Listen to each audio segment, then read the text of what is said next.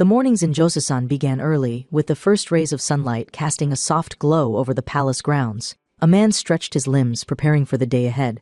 Around him, others were already engaged in rigorous martial arts training, their movements precise and disciplined. Amidst the rhythmic sounds of bodies shifting and feet striking the ground, a subtle noise emerged from within a nearby carriage.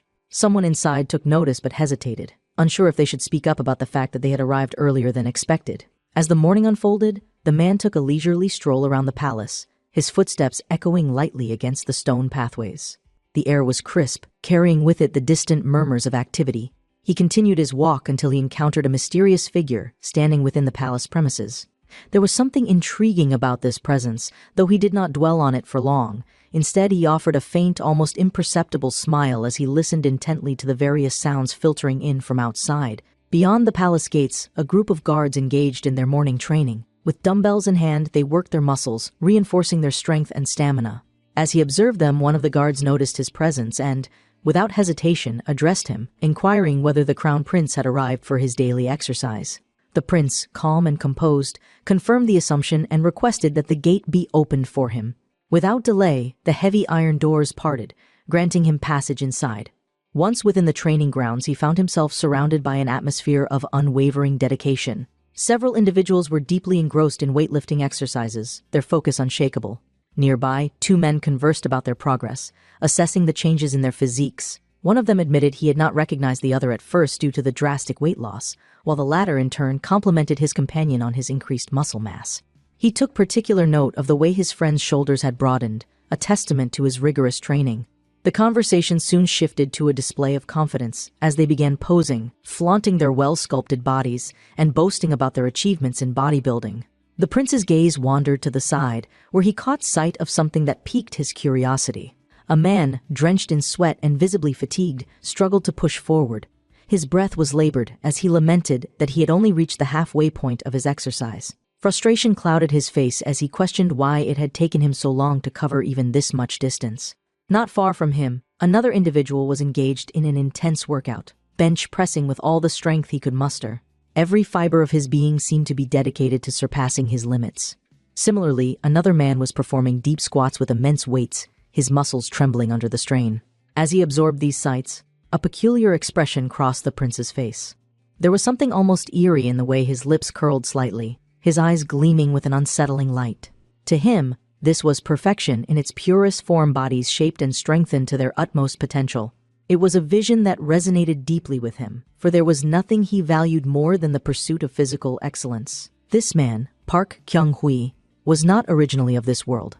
Once a common young man from the Republic of Korea, he had dedicated his college years to studying food and nutrition, all in the pursuit of becoming a well-rounded fitness coach. His passion for weightlifting had first taken root during his time in the military, where he had been stationed in a frontline unit devoid of entertainment or leisure activities. With little else to occupy his time, he had naturally gravitated toward the gym, where he found solace in pushing his body beyond its limits. Even after returning to college, he had refused to abandon his fitness regimen. His dedication had been a source of curiosity among his classmates, who often questioned why a man so deeply immersed in physical training was enrolled in a history course. As the semesters passed, his physique only grew more formidable, earning him comparisons to professional bodybuilders. Thanks to his relentless efforts, he eventually obtained his Class 1 certification, a milestone that had called for celebration with his friends. That night, there had been something slightly different about their gathering. Unlike his usual disciplined self, he had allowed himself to indulge in alcohol, a rare deviation from his strict diet. Seated in his room afterward, he had absent-mindedly munched on snacks, debating whether to watch a video on YouTube before heading to bed. One particular video caught his attention. Its title posed a compelling question: why did the great King Sejong's life end so soon? Even in his inebriated state, Park Kyung-hui found himself intrigued. His immediate thought was simple: perhaps the great king had neglected exercise. His mind, clouded by the haze of alcohol, wandered into a peculiar realm of curiosity. What would life have been like for a bodybuilder in those ancient times? The thought amused him, stirring a drunken fascination that lingered as he drifted into sleep. Then, something changed. A voice pierced through the darkness, urging the crown prince to wake up. The words were distant at first, barely registering in the man's consciousness. He stirred, his head throbbing with discomfort. For a moment, he was disoriented, attempting to recall where he was. The sound of a rooster crowing only added to his confusion. As he groggily opened his eyes, he struggled to make sense of his surroundings. Something was off. Lifting his hand, he inspected it with growing alarm. This was not his hand. The realization sent a wave of panic crashing over him. His breaths quickened as he grasped at the fabric of his clothes, finding them unfamiliar. The space around him was equally strange, nothing like the room he had fallen asleep in. This wasn't a dream, at least. Not the kind he could simply wake up from. A scream tore from his throat, his voice ringing through the chambers and beyond. The servant stationed outside his quarters flinched but quickly regained composure, once again urging the crown prince to rise. Standing in front of his residence, Park Kyung-hui tried to steady himself, but the weight of the situation pressed down on him. His thoughts were frantic, desperately searching for an explanation. How had this happened? Why had he been thrust into this bizarre reality? He wanted to deny it, to shake himself awake, but every sensation around him felt too real. With growing desperation, he yanked open the door. A servant immediately greeted him, bowing with practiced formality. The man's eyes darted around, still struggling to make sense of his predicament. Forcing himself to focus, he asked for his name. The servant hesitated for a brief moment before responding, seemingly puzzled by such an odd question. His personal name was Yu, and his courtesy name, Seojong. The man's pulse quickened. He pressed further, asking about his father's name. The answer he received confirmed his worst fears. His father was none other than King Sejong the Great, the fourth ruler of Joseon. Shock and disbelief flooded through him. If his father was King Sejong and his name was Yu, then in history, he was known as the Great Prince Su. The weight of this revelation was suffocating. He had somehow been transported into the Joseon era, into the very body of the crown prince. His surroundings blurred as his thoughts spiraled. This was real. This was happening. Before he could process it any further, a voice called out, announcing that Prince Jinyang was entering.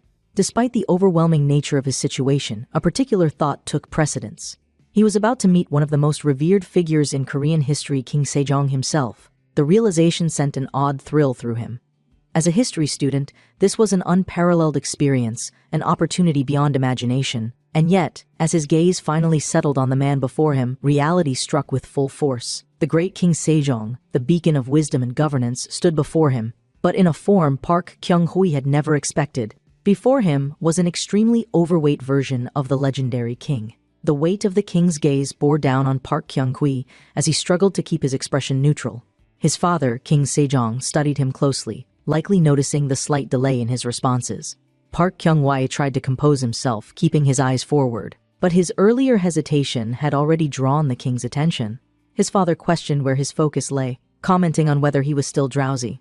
The king's observation left no room for denial. His presence alone demanded attentiveness. Realizing he had no choice but to respond carefully, Park Kyung-hui steadied himself and offered an apology. He explained his reasoning, framing his thoughts in a way that aligned with the expectations of a prince.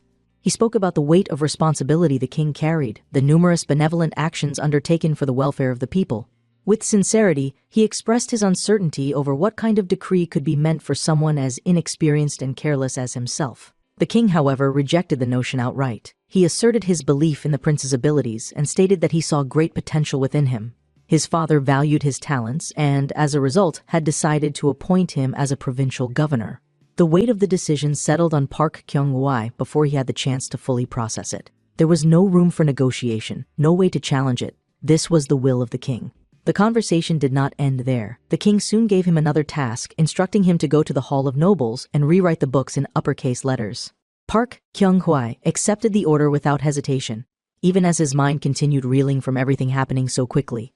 The opportunity to visit such an important historical location piqued his interest. A place he had only read about in the past would now become part of his reality. Arriving at the Hall of Nobles, he was met with a servant who praised him, stating that the books rewritten by his hand would hold even greater value.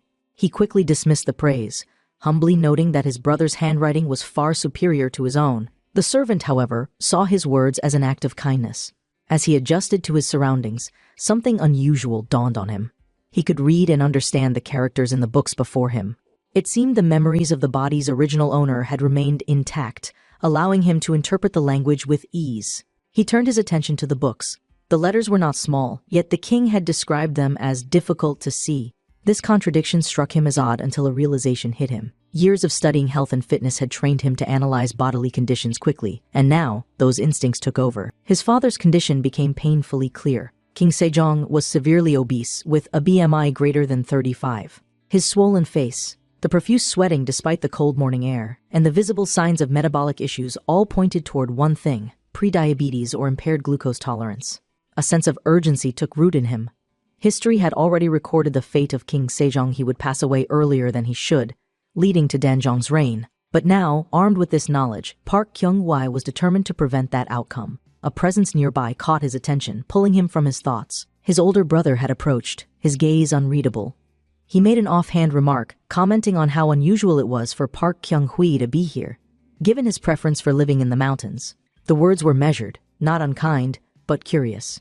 Troy asked what had brought him there, and his brother responded that he had come to inspect the books that their father would soon read. There was no further explanation, only a request not to be interrupted. Seizing the opportunity, Park Kyung-hwa remarked that it had been a long time since he had last read like this. He mentioned the difficulty of deciphering smaller characters, hinting at the reason behind the order to rewrite the books. His brother did not dismiss the observation, but instead recognized an underlying meaning in the man's words. He pressed him further, questioning whether Park Kyung-hwa had also noticed their father's deteriorating eyesight. Troy admitted that he had merely made an educated guess, but his brother remained skeptical. He noted how uncharacteristic it was for Park Kyung-hwa to downplay something, especially considering his usual behavior. His brother then provided more details, explaining that their father's vision had begun deteriorating about a year ago. However, it was not a typical case of presbyopia. No one else was aware of it yet, and so the information needed to remain a secret. As his brother left, Park Kyung-hwa let out a slow breath, attempting to relax. The conversation had left him tense, and he could feel the stiffness at the back of his neck. Instinctively, he began rolling his shoulders, stretching his body to release the tension. A satisfying pop echoed through the hall, drawing the attention of a nearby scholar who observed his movements with confusion. The man questioned what he was doing, suggesting that if his neck hurt, he should simply massage it instead of moving in such an odd way. The man's thoughts quickly shifted. The realization dawned on him they had no knowledge of stretching in this era. Medical treatments in this period were still rudimentary. While doctors could provide moxibustion, their understanding of muscle anatomy was severely limited. It made sense that people would not grasp the connection between muscle flexibility and movement. Troy saw an opportunity to introduce something new and beneficial. Keeping his explanation simple, he attributed his stiff neck to horseback riding, explaining how he had suffered from discomfort for days. However, after trying certain movements, he had discovered relief. He gestured for them to observe carefully and confidently demonstrated his stretches, insisting that they worked. Curiosity spread among the scholars. One by one, they mimicked his movements, following his lead. Slowly but surely, they began experiencing the effects of proper stretching firsthand. The session ended successfully, and soon after, word of the man's techniques spread rapidly. By the next morning, people throughout the palace were already discussing the stretching exercises introduced by Prince Seojong. A scholar remarked how his neck, once as stiff as a rock, now moved freely. Another expressed his relief, noting that he no longer needed to see a doctor for minor muscle pains. Thus, modern stretching techniques found their way into Joseon's scholarly circles, thanks to the unexpected knowledge of the crown prince.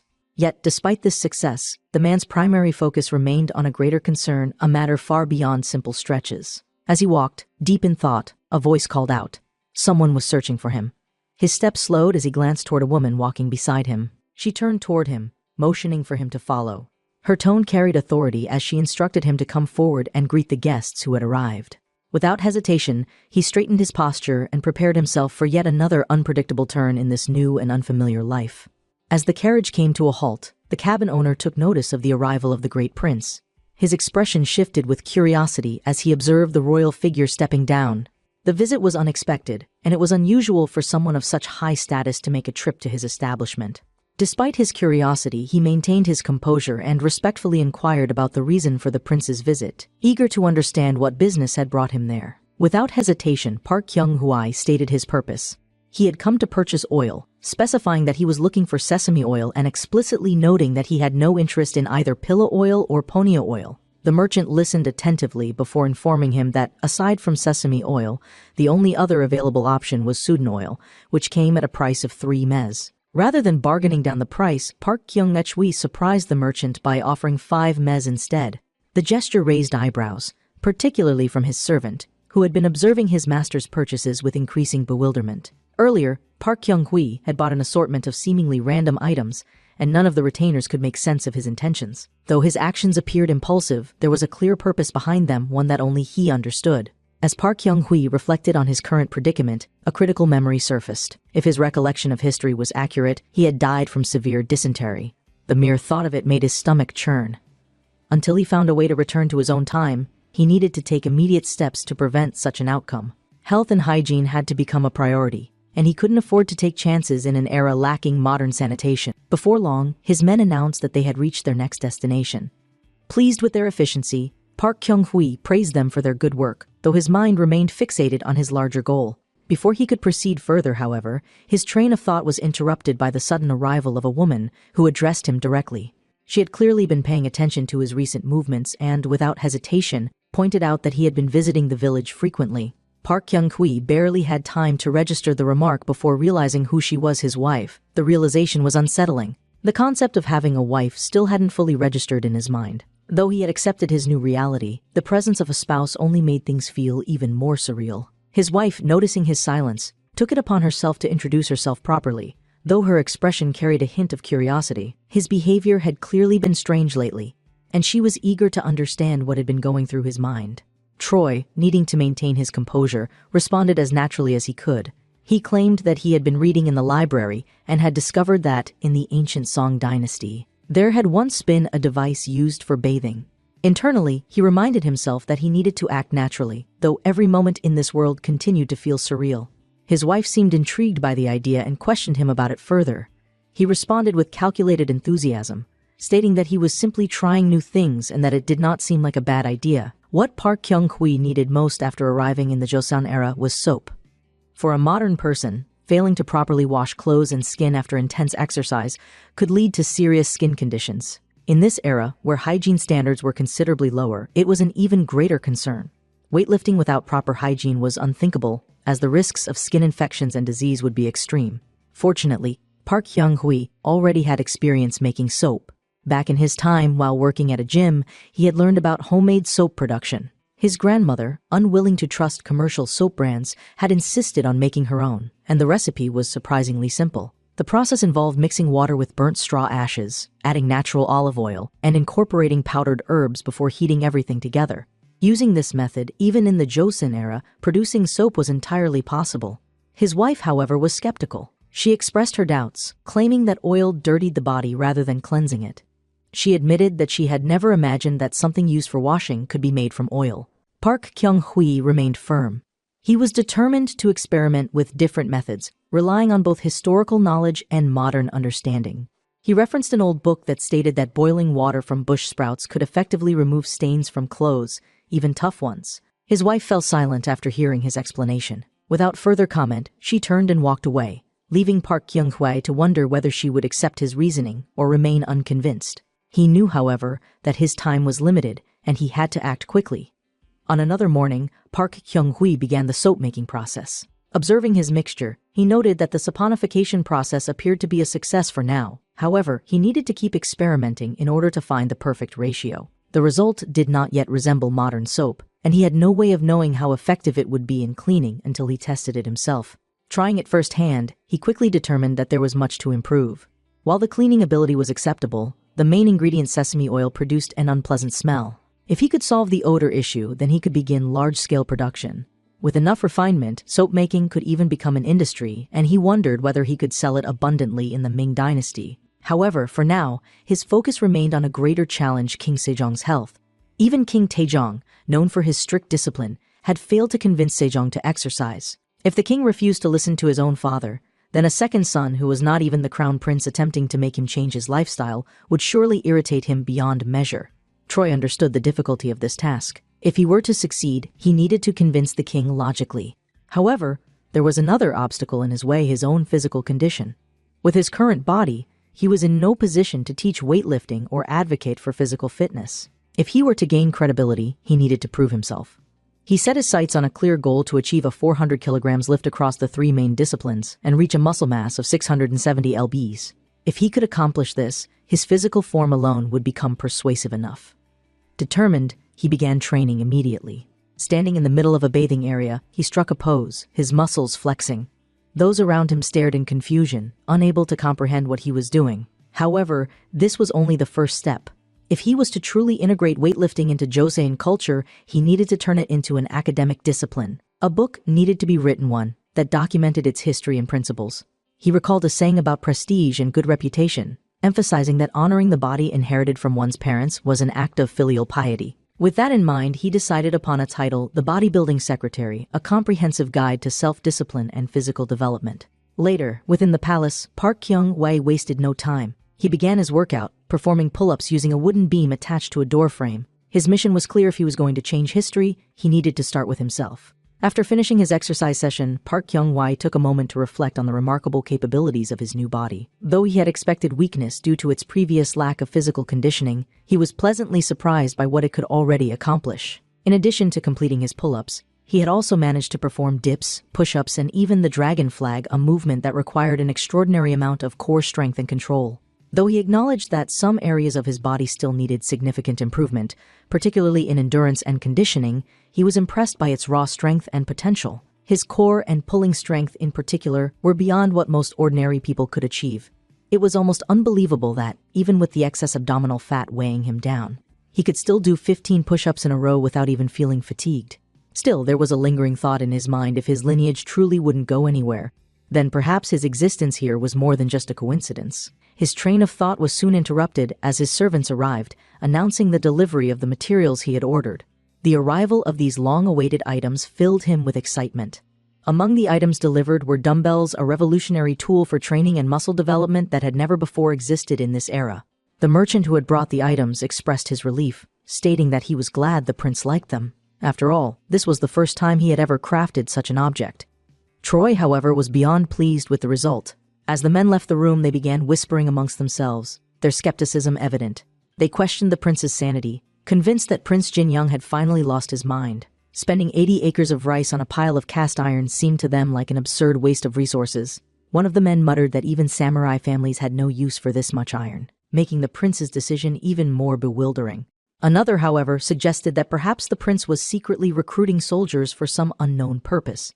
His companion quickly warned him to speak more cautiously, advising that it was dangerous to carelessly speculate about the royal family.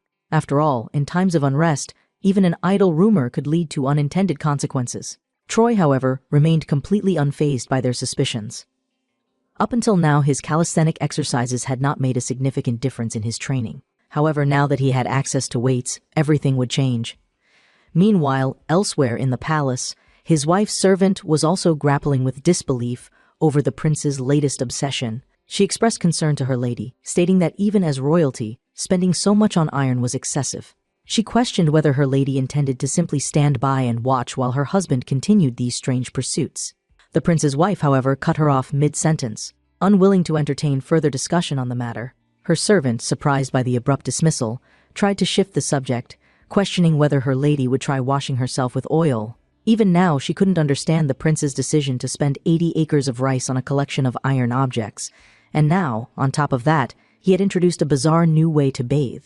The prince's wife, lost in thought, reflected on her husband's recent change in behavior. For the longest time, she had assumed that his greatest obsession was hunting, but lately, his interests had shifted toward things she couldn't quite comprehend. She found herself wondering what she had done wrong, as though she had somehow failed to understand him. Yet, in her memories, she could recall a different time, a time when he had been gentler, more thoughtful. She reminisced about the day when he had handed her a rose, an affectionate gesture that had meant something special back then. But today, things were not the same anymore. Looking at the roses she had once treasured, she reached for one and cut it away, lost in her emotions. That night, she decided to sleep early, feeling a growing sense of detachment. She no longer felt the need for attention from others. As she prepared for her bath, her eyes landed on the soap made by her husband. She hesitated for a moment, wondering whether she should use it. Despite her doubts, curiosity got the better of her, and she finally decided to try it just once. Applying the soap to her skin, she immediately felt the difference. It was unlike anything she had ever used before. Meanwhile, Park Kyung-hwa stepped out of his own bath, feeling unsatisfied. Even after bathing, he felt the urge to lift weights, as though only true exertion could make him feel as though he had exercised properly. Suddenly, he heard a noise and turned toward the source, asking who was there. It was his wife. She approached him, commenting on the soap he had made. She admitted that it was surprisingly effective and lived up to its name as a dirt remover. However, she pointed out one glaring issue: the strong smell of sesame oil. If she continued bathing with it daily, she feared that people might mistake her for an oil vendor's wife. Troy took her words into consideration. He briefly considered the alternative pig oil or beef oil, but quickly dismissed the idea. Such products were too expensive and did not smell much better. Instead of selling his soap to the Ming dynasty, he decided that it would be better suited as an exclusive luxury item for the nobles of the Joseon dynasty. Suddenly, an idea struck him. He proposed mixing camellia oil with the soap to create a more pleasant scent. He confidently affirmed that this would surely improve the product. Thanking his wife for her input, he left her blushing, caught off guard by his unexpected enthusiasm. Meanwhile, in the GCK region, a man greeted Great General Jin Yang with deep respect. Troy, upon seeing the man's face, immediately recognized him. His memories resurfaced. He remembered seeing this man during the hunt last winter, where he had struggled to drive the deer out of the thicket. The man had endured considerable injuries, and many people had suffered throughout the hunt. Now, Park Kyung-hwa had come to compensate him, even if it was long overdue. Initially, Park Kyung-hwa considered simply giving him silver, but something about that felt insincere. Instead, he devised a better solution. He declared that, for this man's household, 2 bags of rice, eggs, chicken meat, and other necessities would be provided every 15 days. He instructed him to use the food wisely, ensuring that his family benefited from it. Overcome with gratitude, the man humbly asked how he could ever repay such kindness. Park Kyung-hwa dismissed the notion of repayment altogether. Instead, he gave him a different request. He asked that every fortnight he record the growth and weight of his children. He had made a promise to provide food for 20 families. But his true goal was something greater. As part of a controlled experiment, he planned to divide the children into 2 groups. One group would be provided with a diet high in protein, while the other would receive a diet rich in carbohydrates and fats. Over time, he would track the physical changes and developmental progress of the children, carefully recording their abilities and growth patterns. In his mind, Park Kyung-hwa had already gained an advantage over his father. By implementing scientific methods into nutrition and fitness, he was laying the groundwork for a revolution in health and physical conditioning. With his plans set into motion, he prepared for the next step in reshaping history itself.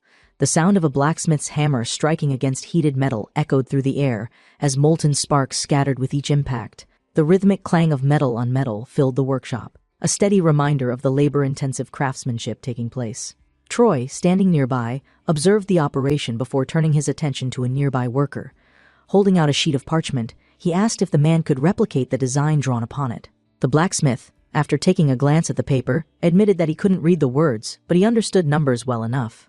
He carefully examined the blueprint and noted that the round piece of iron described in the design would weigh approximately 30 kilograms. To ensure its weight, he used a comparison method, stating that the equivalent weight was approximately 3 lids of a Warsaw-style pot.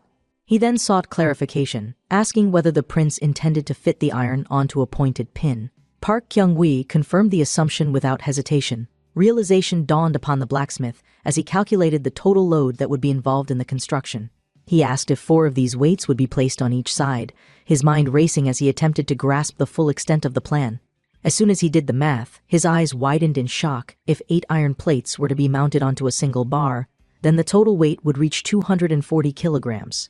Troy, unbothered by the man's astonishment, stated that, in truth, even greater weights would eventually be necessary. He explained that the bar itself needed to be strong enough to support at least 300 kilograms, ensuring that it could accommodate heavier loads in the future. Reaching into his garments, he retrieved another sheet of paper, handing it over while giving further instructions. The iron plates needed to be wrapped around a bar approximately 3 feet long, creating a stable, load-bearing mechanism. As he considered the level of technical capability available in this era, a new thought struck him. If metalworking techniques had already reached this level, then theoretically, it might be possible to develop firearms in the future.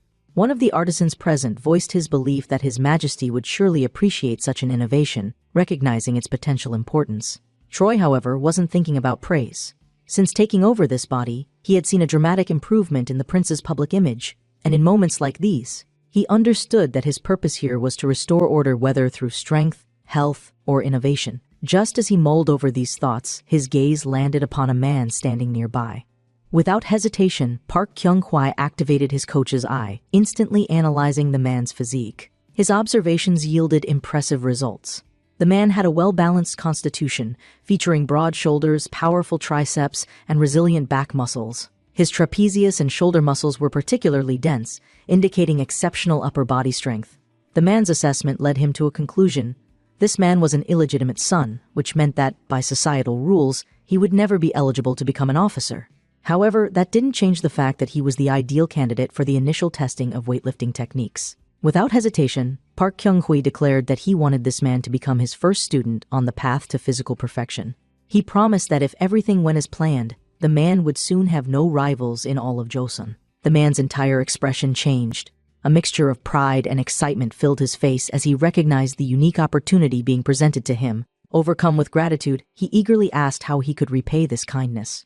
Troy merely waved off the notion of repayment, stating that all he needed was trust. However, as he observed the man's enthusiasm, he inwardly thought to himself that this man had no idea what he was getting into. Later, in the Crown Prince's quarters, the royal heir was summoned by Troy.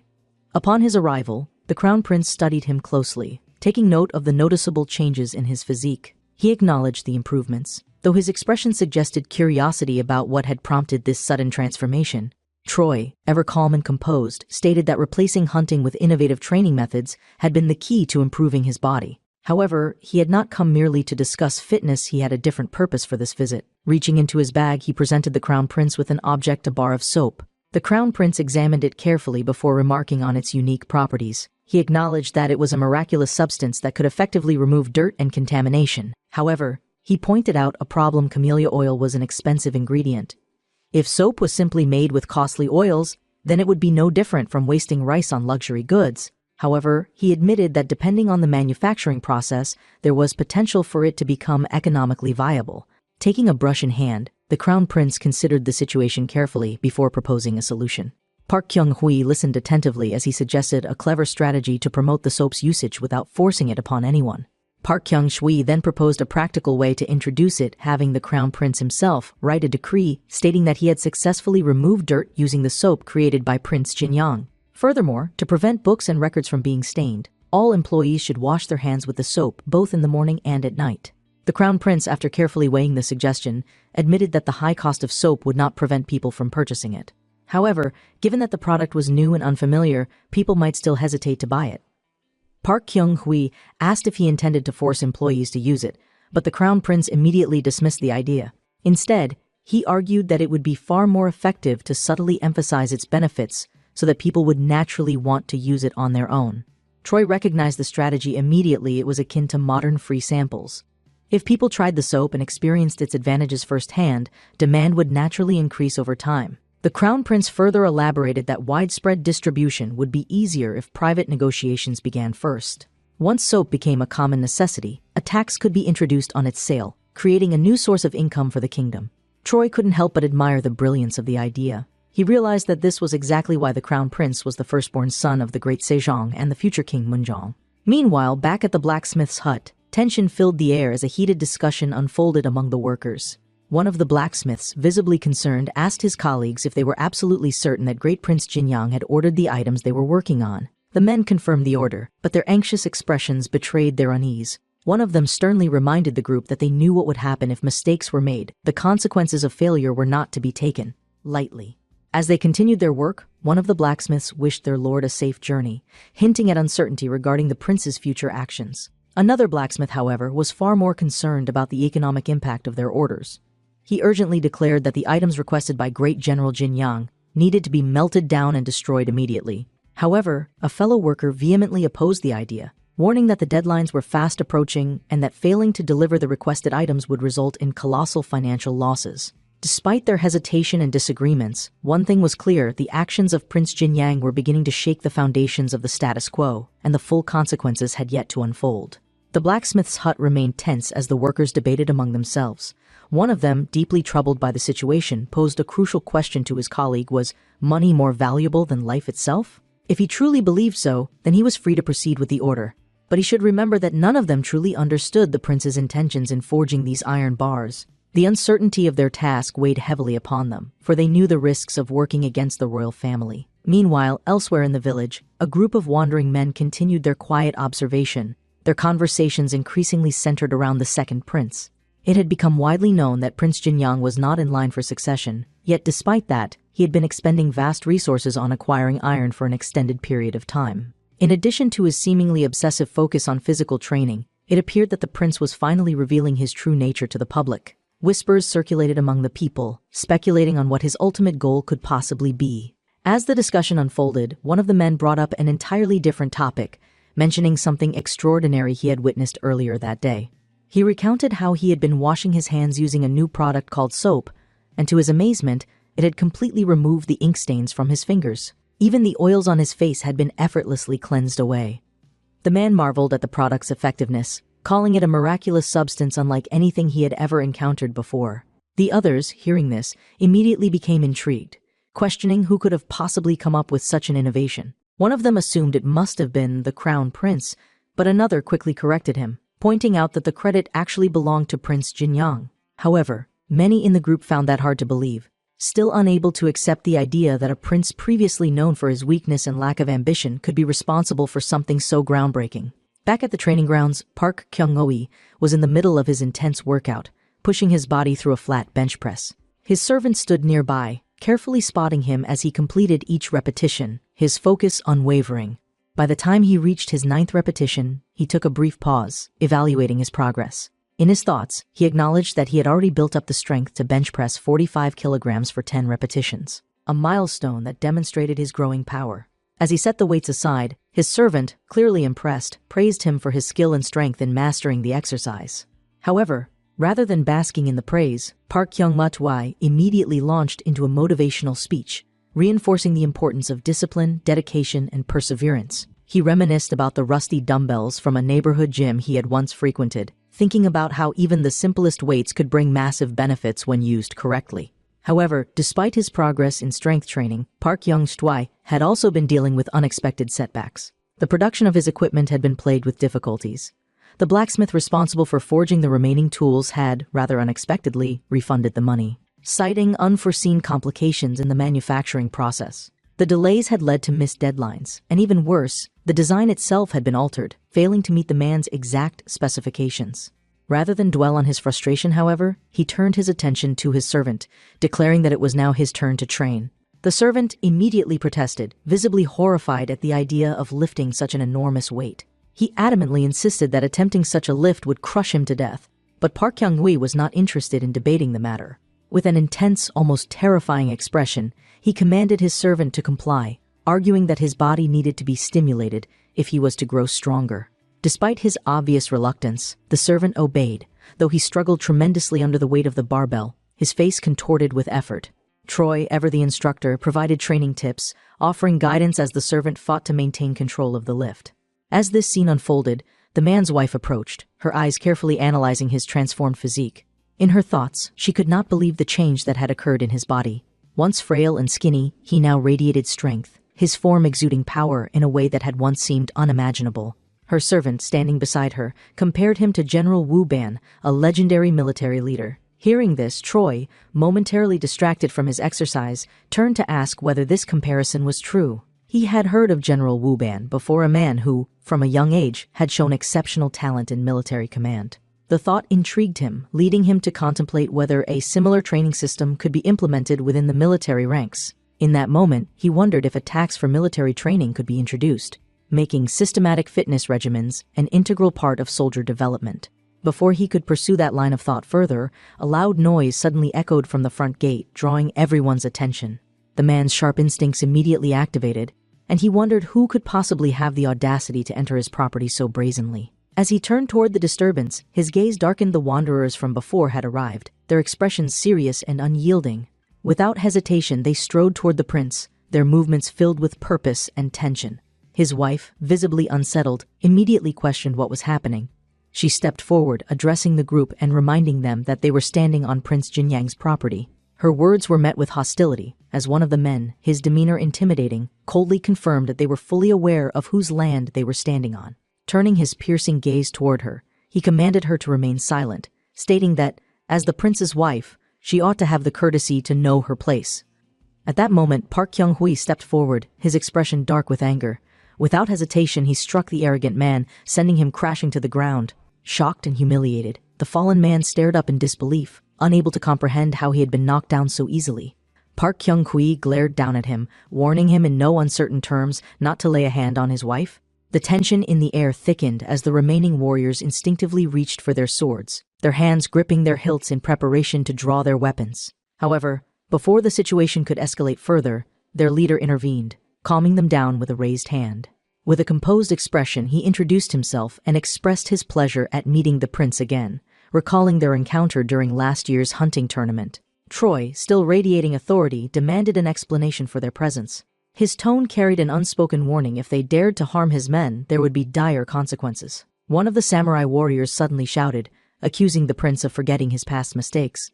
The leader then held up an object, revealing it to be a tool capable of producing 20 swords.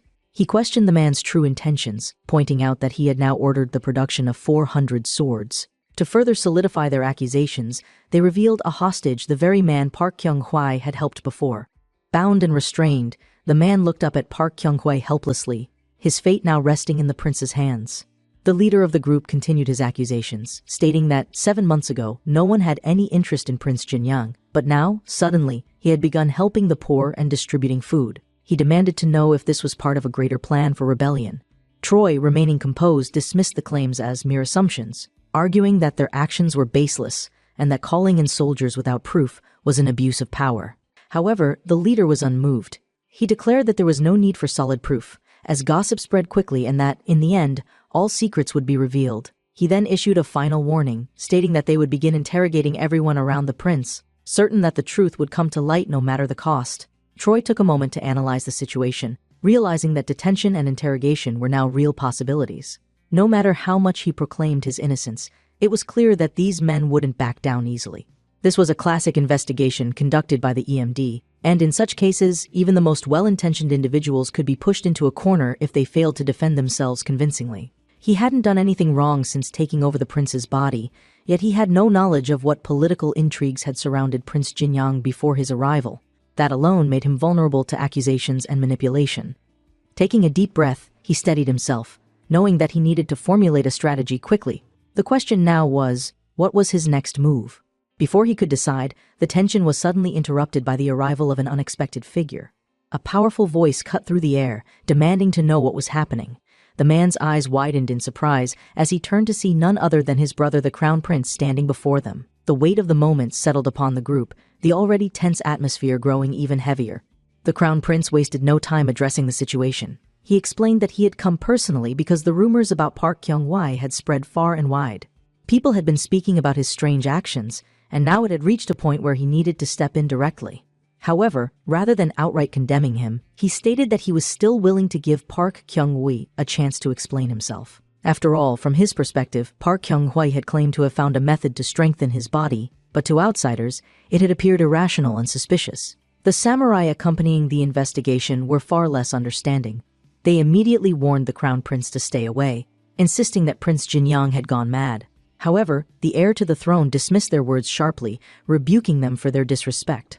He firmly told them to choose their words more carefully, stating that his brother was no madman. Though discontent existed everywhere, and people often opposed those who used wealth for personal purposes, hasty accusations were dangerous. He admitted that getting rid of these rumors wouldn't be easy, but he would at least give his brother a chance to defend himself properly. That being said, he made it clear if the accusations turned out to be false, Park Kyung-hwa would not escape so easily. A claim like this could not be dismissed without strong evidence. The Crown Prince also issued a warning to the samurai chief, stating that if he accused his own brother without proof, there would be serious consequences. The samurai leader, however, remained unshaken, believing that his judgment was correct and that an interrogation was the only right course of action. At that moment, Park Kyung-hwa took action. Gripping a heavy iron bar, he pounded it into the ground, commanding attention. He declared that he needed assistance and ordered his servant to bring a specific book. As soon as the book was retrieved, he presented it to the Crown Prince, stating that the purpose behind all his efforts was written clearly within its pages. His goal was not rebellion, but the development of education on healthy living.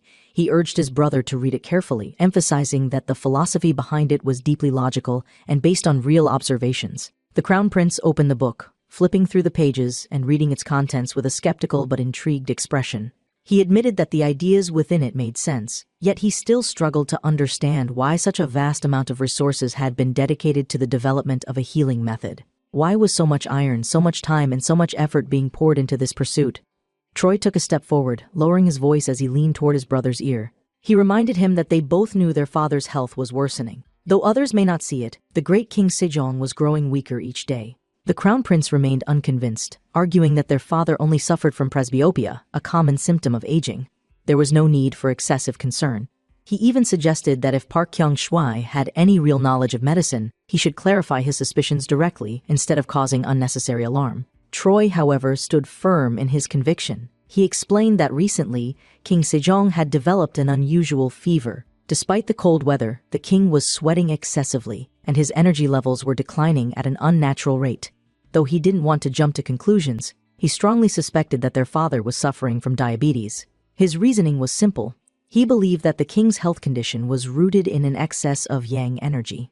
Since His Majesty frequently indulged in large meals yet never engaged in physical activities, his energy balance had become severely disrupted.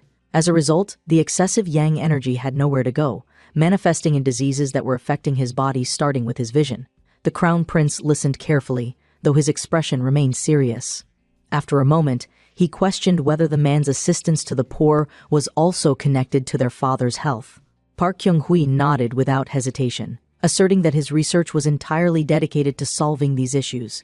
Every detail regarding nutrition, exercise, and bodily health had been recorded within his book, and his ultimate goal was to use that knowledge to convince their father of its validity. At last, the crown prince made his decision. Raising his voice, he declared that from what he had heard, Prince Jinyang was innocent. However, the samurai chief remained unmoved. He stated bluntly that the crown prince's words were not enough to resolve the matter. He argued that investigating and conducting trials was his duty, and that His Majesty would not be pleased if his legal authority was challenged. He pointed out that competent inspectors from various ranks had already been gathered, meaning that this case was no longer a private dispute between brothers. The samurai chief then addressed the crown prince directly, posing a challenge. Was he truly willing to ignore his duty for the sake of family ties? As the future king, he had to demonstrate his fairness and uphold the country's laws. He reminded the prince that covering up for someone just because they were family was not an act of justice, but one of bias and favoritism. The tension reached its peak. Realizing that there was no peaceful way out, the crown prince turned to Troy, commanding him to explain everything about his purchases and activities. Since this had escalated beyond a simple misunderstanding, the only way forward was for Park Kyung-hui to prove himself. Troy took a deep breath, accepting the challenge. He boldly declared that he would demonstrate the truth with his own strength. He explained that in their father's body, yang energy had accumulated, disrupting his health and weakening his vision. However, he firmly believed that by strengthening the body, these diseases could be reversed. He concluded by pointing out something everyone already knew. His Majesty never hesitated to push himself physically when necessary. He was a man of action, and once he understood that exercise and physical conditioning could heal his body, he would embrace it without hesitation. Now, all Park Kyung-hui had to do was prove it. Troy knew that mere explanations wouldn't be enough to convince his father or silence his accusers. The chief samurai and the inspectors were determined to paint him as a rebel, and even his brother, the crown prince, while supportive, needed strong evidence to justify standing by his side. Words alone wouldn't suffice, but demonstrating unprecedented strength might. If they could witness a level of power beyond what they had ever seen, something on par with the legendary feats of Yamu, then perhaps even the most skeptical onlookers would reconsider their doubts. Troy understood that his father was a man of logic, but he was also someone who respected tangible results. If he failed to convince these warriors today, then he had no chance of convincing the king in the future. The crown prince, sensing this, seized control of the conversation. He turned to the assembled samurai and officials, explaining that Prince Jinyang had been developing healing methods for the people, and the equipment and training tools he had created were all part of this effort. He posed a challenge to the inspectors. If they were so certain that this was an act of rebellion, then why not allow the young prince to demonstrate his abilities? If he could prove that his intentions were pure and that his training had merit, then perhaps the accusations against him would no longer hold weight. The chief samurai, however, remained unconvinced. His sharp eyes studied the equipment before him, focusing on a solid piece of iron that was heavier than even a sturdy war pot. He questioned whether it was truly possible that this was being used for physical training rather than for arming an underground militia. The crown prince, realizing that debate alone wouldn't resolve the issue, made a suggestion. Perhaps the best way to settle things was through a test of strength. If the soldiers were so certain that Park Kyung-hui was lying, then why not have someone challenge him to a feat of physical ability? One of the samurai warriors immediately stepped forward, declaring that he would put Park Kyung-hui to the test. He was renowned for his raw strength, and if the prince lost, it would be clear that he had been deceiving them all along. Troy accepted the challenge without hesitation. He stretched, preparing his muscles for the strain ahead, while explaining the fundamentals of the bench press to the assembled warriors. Many of them had never seen such an exercise before, and to them, the concept itself seemed foreign. The challenger, however, was unimpressed. He dismissed it as a mere matter of strength and questioned whether the prince was secretly afraid of losing. Taking his position on the bench, the soldier inhaled deeply, gripping the barbell with both hands. As he lifted, he immediately realized that it was heavier than expected. He had assumed that this would be an easy test of brute force, but the level of controlled movement required made it far more difficult than he had anticipated. Determined not to embarrass himself, he summoned all his strength, managing to complete one full repetition. His spotter watched intently, waiting to see what would happen next. All eyes turned to Troy, who was still in the middle of his movement. A moment later, the challenger smirked, assuming that the prince was struggling to lift the weight. He took the opportunity to mock Troy, claiming that he had only pretended to be strong, but was now shedding tears under the pressure. Then, the room fell silent. One by one, everyone's expressions shifted as they realized that something incredible was happening. Park Kyung-hwa wasn't struggling at all. He was performing repetitions with ease, not just 1 or 2, but 10. As he finished his set flawlessly, his servant gasped in amazement, declaring that the display of strength was beyond belief. The samurai challenger, still trying to process what had happened, struggled to accept that he had lost a competition of raw power. Troy, meanwhile, took a moment to educate his audience, explaining that in physical fitness training, the number of repetitions depended on the training goal. He confidently stated that he could bench press up to 105 kilograms at once, a claim that left everyone in stunned disbelief. The chief inspector, realizing that they had no grounds to detain the prince, announced their withdrawal for the day. However, he was quick to clarify that this did not mean the prince was completely free of suspicion. The investigation would continue, and his role as an inspector demanded that he pursue the truth with all his effort. Troy, maintaining a composed and confident expression, stated that he would do the same. Regardless of what the inspectors believed, he had managed to escape immediate danger and, more importantly, his older brother was now aware of their father's deteriorating health. The crown prince, satisfied with the resolution of the confrontation, declared his departure, advising Park Kyung-hwa to take care. As he turned to leave, Park Kyung-hwa recalled that his brother had promised to assist with the writing of his book, and in the end, everything had worked out favorably. With the situation settled, Park Kyung-hwa turned his attention to his wife, offering an apology for the ordeal she had just witnessed. However, to his surprise, she expressed embarrassment, admitting that she had failed to recognize his good intentions earlier. As a show of reassurance, Park Kyung-hwa embraced her, a gesture that left her completely flustered. In front of the assembled warriors, servants, and bystanders, she quickly objected, stating that such intimate gestures should be reserved for their private chambers, making Park Kyung-hwa blush in embarrassment as well. Meanwhile, among the inspection group, one of the officers apologized for their misunderstanding and interference. However, the chief samurai remained skeptical. He pointed out that, while they had failed to expose any immediate evidence of wrongdoing, they had still gathered valuable information. Among the many iron devices Prince Jinyoung had commissioned, one item in particular stood out: an unusually thin and hollow object resembling a chongtong, an early form of a cannon. His suspicions deepened as he voiced his thoughts aloud. Was Prince Jinyoung attempting to improve upon the chongtong, developing a new kind of firearm? He recalled the previous year's hunting contest, where he had witnessed the prince's cunning firsthand, and he could not ignore the possibility that a greater scheme was at play. The idea that Prince Jinyoung's supposed Secretary of Corporal Constitution was merely a front for something more sinister was, to him, laughable. He found it ridiculous to think that this was all simply an act of pity. The truth, he believed, had yet to be fully uncovered, and so, with narrowed eyes, he vowed to continue watching the man's every move. For Prince Jinyoung, however, life carried on as usual. Days passed, and soon after, news arrived that the forge had resumed the production of his requested equipment. Then, 3 months later, a momentous announcement came. His wife approached him, her expression both nervous and excited. She had visited the doctor and she was pregnant. Park Kyung-hwa stood in utter shock, barely able to process the news. She confessed that she believed she had conceived on that day, referring to a particular intimate moment from the past. A memory from his previous life surfaced: a conversation with a friend at the bar, a man who had dismissed the importance of exercise, claiming that he simply didn't have the time to work out. Park Kyung-hwa had tried to convince him otherwise, arguing that his life would change if he exercised. His friend had scoffed, calling it nonsense, dismissing the man's words because he was single and had never even been married by the age of 40. But now, Park Kyung-hwi wasn't just a husband, he had 2 wives and a child on the way. His mind drifted momentarily to the barbell and dumbbells that had shaped his life, and for the first time in both of his lives, he found himself laughing, realizing just how unexpected and strange his journey had become. A few days ago, Park Kyung-hwi had been nothing more than an outsider in this world, a man thrown into the Joseon era by circumstances beyond his understanding. But now, standing in front of his wife, his hands firmly gripping her waist, he was about to become a father.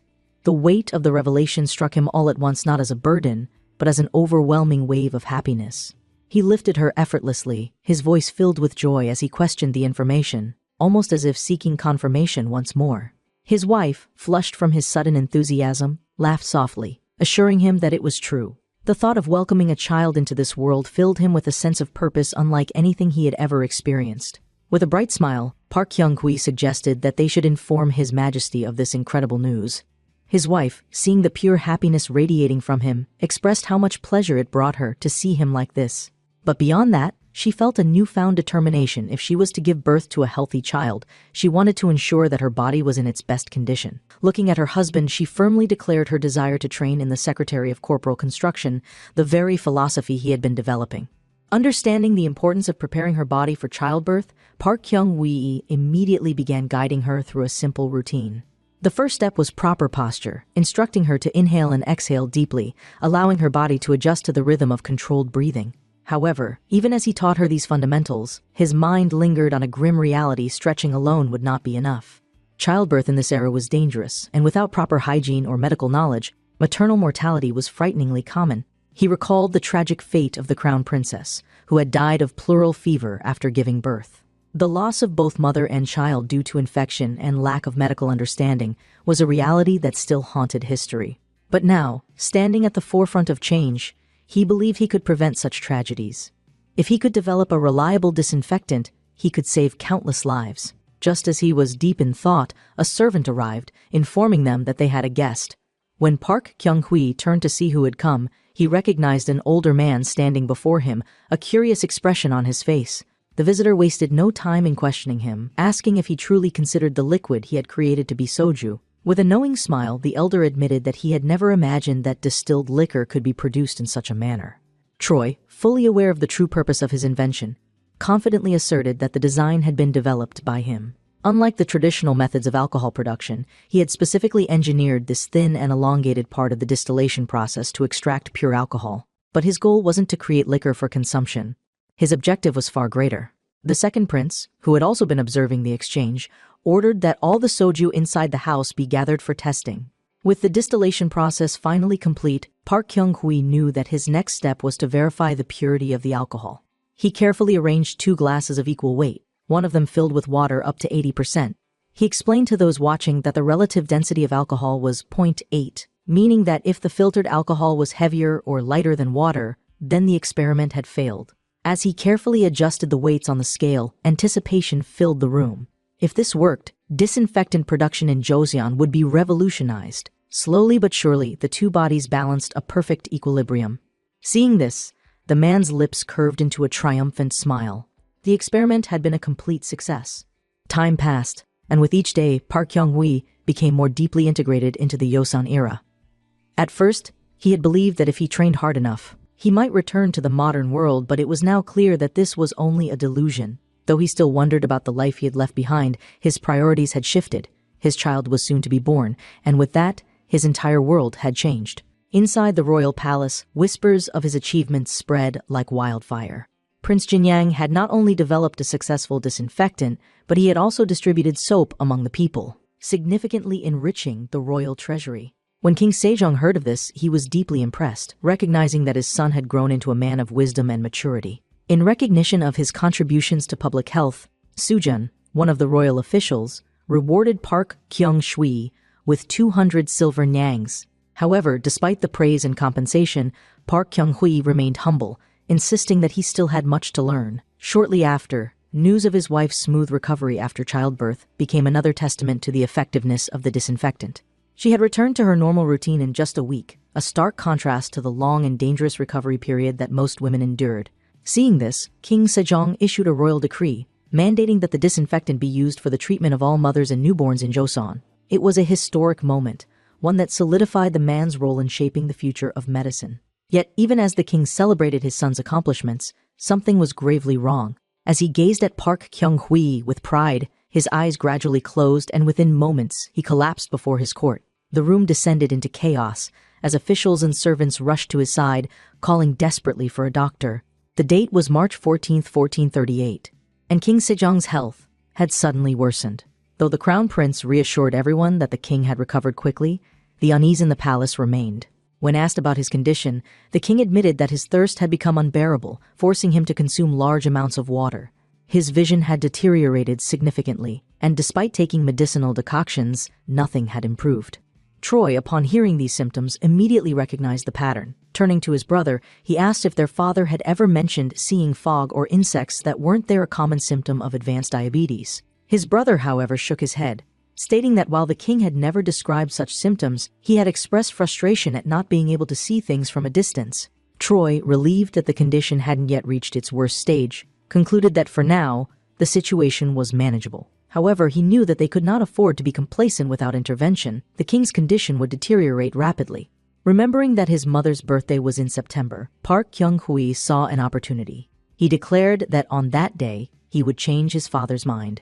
His brother, growing increasingly suspicious, questioned what exactly he was planning to do at a royal banquet. Troy, ever the strategist, calmly explained that within the Secretary of Corporal Construction, there were 3 primary exercises that utilized heavy weights: the squat, the bench press, and the deadlift. These exercises were known as the Big Three, forming the foundation of strength training, and at the royal banquet, Park Kyung-hui planned to use them to make history. Troy had set an ambitious goal, a total of 375 kilograms across 3 exercises at the royal banquet. This wasn't just about proving his strength. It was about convincing his father, King Sejong, to take his health seriously and embrace the philosophy of physical training. However, his brother, the crown prince, was skeptical. He pointed out that the palace guards, who had undergone years of rigorous military training, had been ordered to attempt 225 kilograms, and none of them had succeeded. If trained warriors couldn't achieve such a feat, how could Park Kyung-hui possibly expect to surpass them? Troy, however, remained determined. He admitted that at this moment he was not yet strong enough to achieve 375 kilograms, but he was certain that he would reach that level. This wasn't just about physical strength, it was about his will. He vowed that he would succeed not for his own glory, but for the sake of their father. Hearing this unshakable resolve, the crown prince nodded. If his brother's will was this strong, then he would do everything in his power to support him. Troy, in turn, shared another goal. He wanted to create a book that their father would take pride in. His brother, however, had one condition. If Park Kyung-hui truly intended to write a book, then he had to incorporate the contents of all 13 Confucian classics into it. Park Kyung-hui tried to maintain his composure, but internally he was panicking. The 13 classics were the backbone of Confucian philosophy, an essential part of royal education. Writing a book that included their teachings was a monumental task, one that scholars spent years mastering. But this was for the sake of King Sejong, and failure was not an option. So, gritting his teeth, he declared that his brother could count on him. They made a deal. Once Park Kyung-hui reached 375 kilograms in the Big Three, they would present the book to their father, ensuring that he not only read it, but followed its teachings. As they argued for the well-being of the king, Park Kyung-hui came to a terrifying realization: he was about to take on something completely insane. Increasing weightlifting strength by a few kilograms over 6 months was difficult enough, but pushing his limit by this much bordered on the impossible. Even if he succeeded, his current physique loaded with excess fat wouldn't be convincing enough. If he wanted to showcase his muscles in their full glory, he needed to cut down at least 3 kilograms of fat. The best and most accessible way to burn calories in this era? Walking. He hoped that his body's unlimited potential would prove useful as he embarked on one of the most intense training regimens of his life. At home, he sat among stacks of books, diligently reading the Confucian texts his brother had assigned him, all while pondering the exhausting routine he had set for himself. The combination of weight training, running, climbing, and now scholarly studies was draining him faster than he had anticipated. At times, he found himself contemplating giving up, but then in his mind he imagined his brother's disappointed face. That alone was enough to push him forward. He couldn't complain, not now.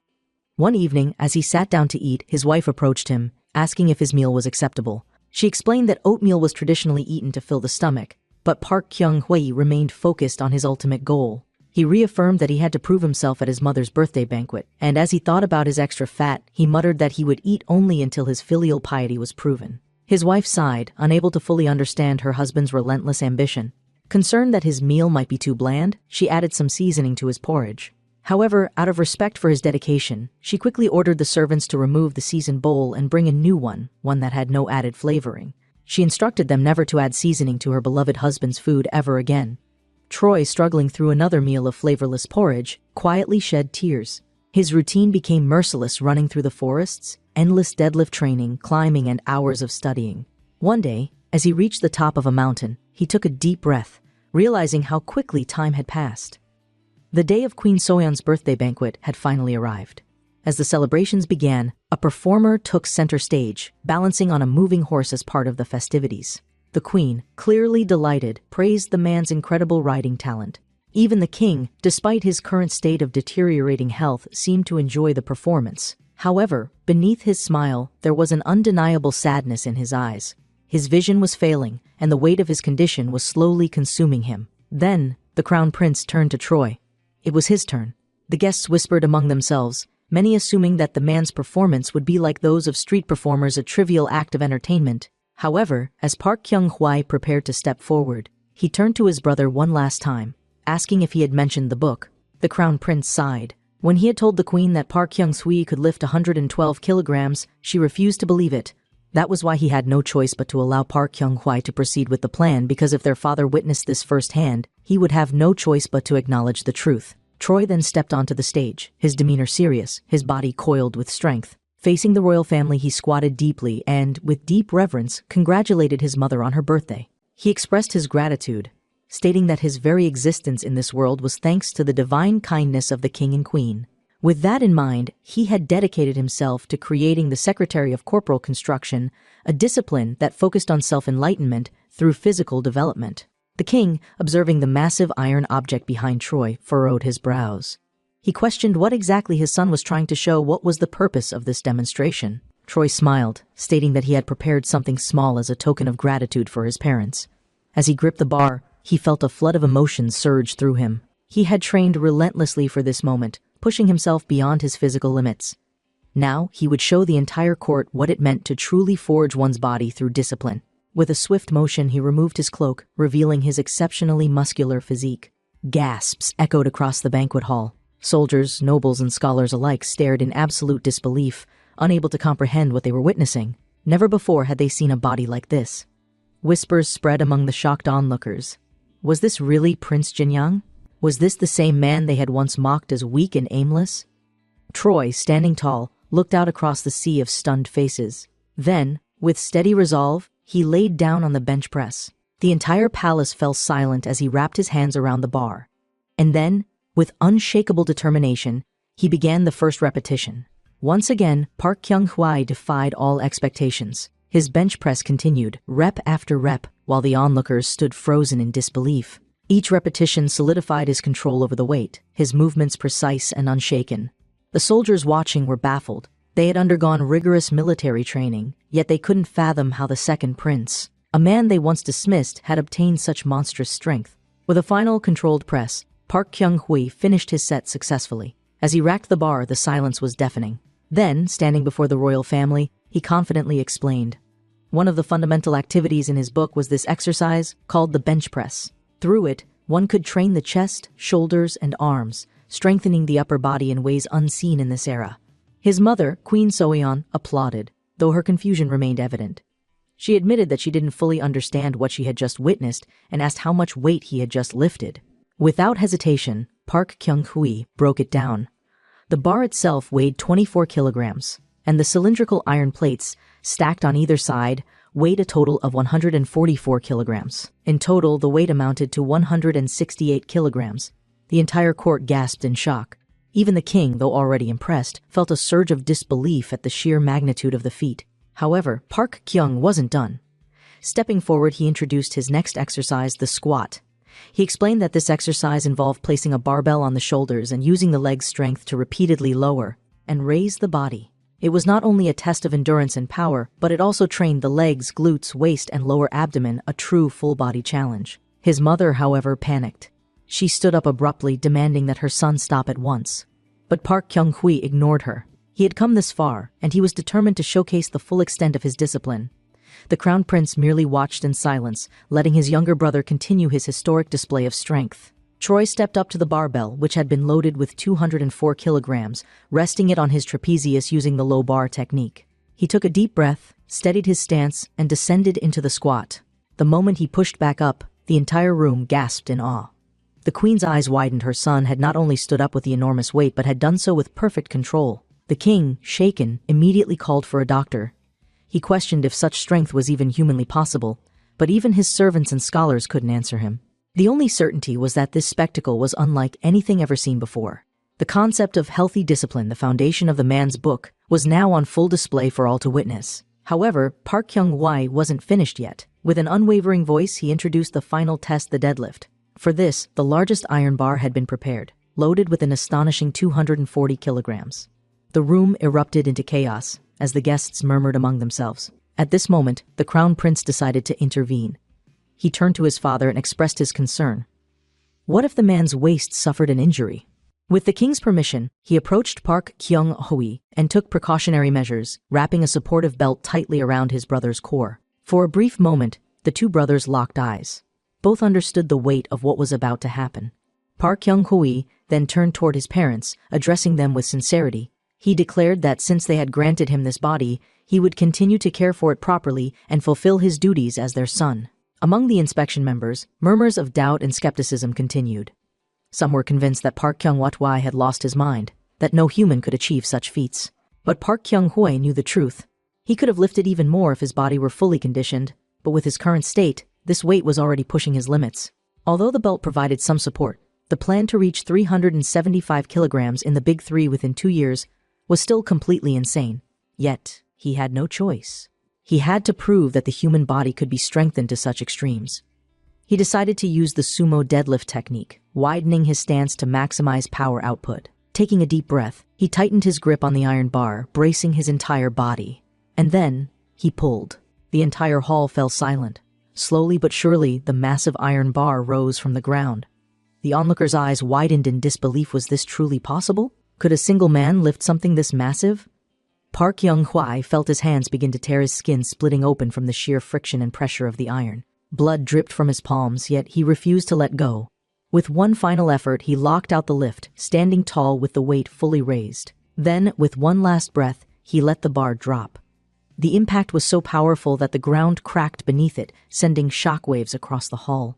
Gasps and shouts erupted, as the nobles, warriors, and scholars struggled to process what they had just witnessed. The queen, unable to handle the stress, felt her blood pressure drop, her face turning pale. Meanwhile, the king sat speechless, his mind racing. Then, to everyone's surprise, the queen stood up. With a serious expression, she approached her son, her footsteps slow yet filled with emotion. Even the king was confused by her actions. When she reached Troy, she gently took his hands, examining the deep cuts left behind from the deadlift. Tears streamed down her face. She spoke softly yet firmly, asking what he meant by this so-called filial piety. She had watched him for 2 years, seen the way he trained his body relentlessly, and witnessed the toll it had taken on him. Now, standing before him, she could no longer hold back her emotions. The women in the court, upon seeing the queen's tears, began to cry as well. One of the martial arts experts in attendance murmured to himself he had seen many warriors before, but never had he seen someone with such well-defined musculature. The sheer structure of the man's abdomen, the way his entire physique stood out, was beyond anything he had imagined possible. Then the king spoke. He acknowledged that Park Kyung-hwa had shown great discipline and resilience. He even admitted that he himself had tested the training regimen from the book and found it to be legitimate and beneficial. However, he had one final question. What exactly was the ultimate purpose of this healthy discipline Park Kyung-hwa had presented before them? Troy, still breathing heavily, stood before his parents with unwavering conviction. He bowed deeply, then raised his bloodied hands in front of them.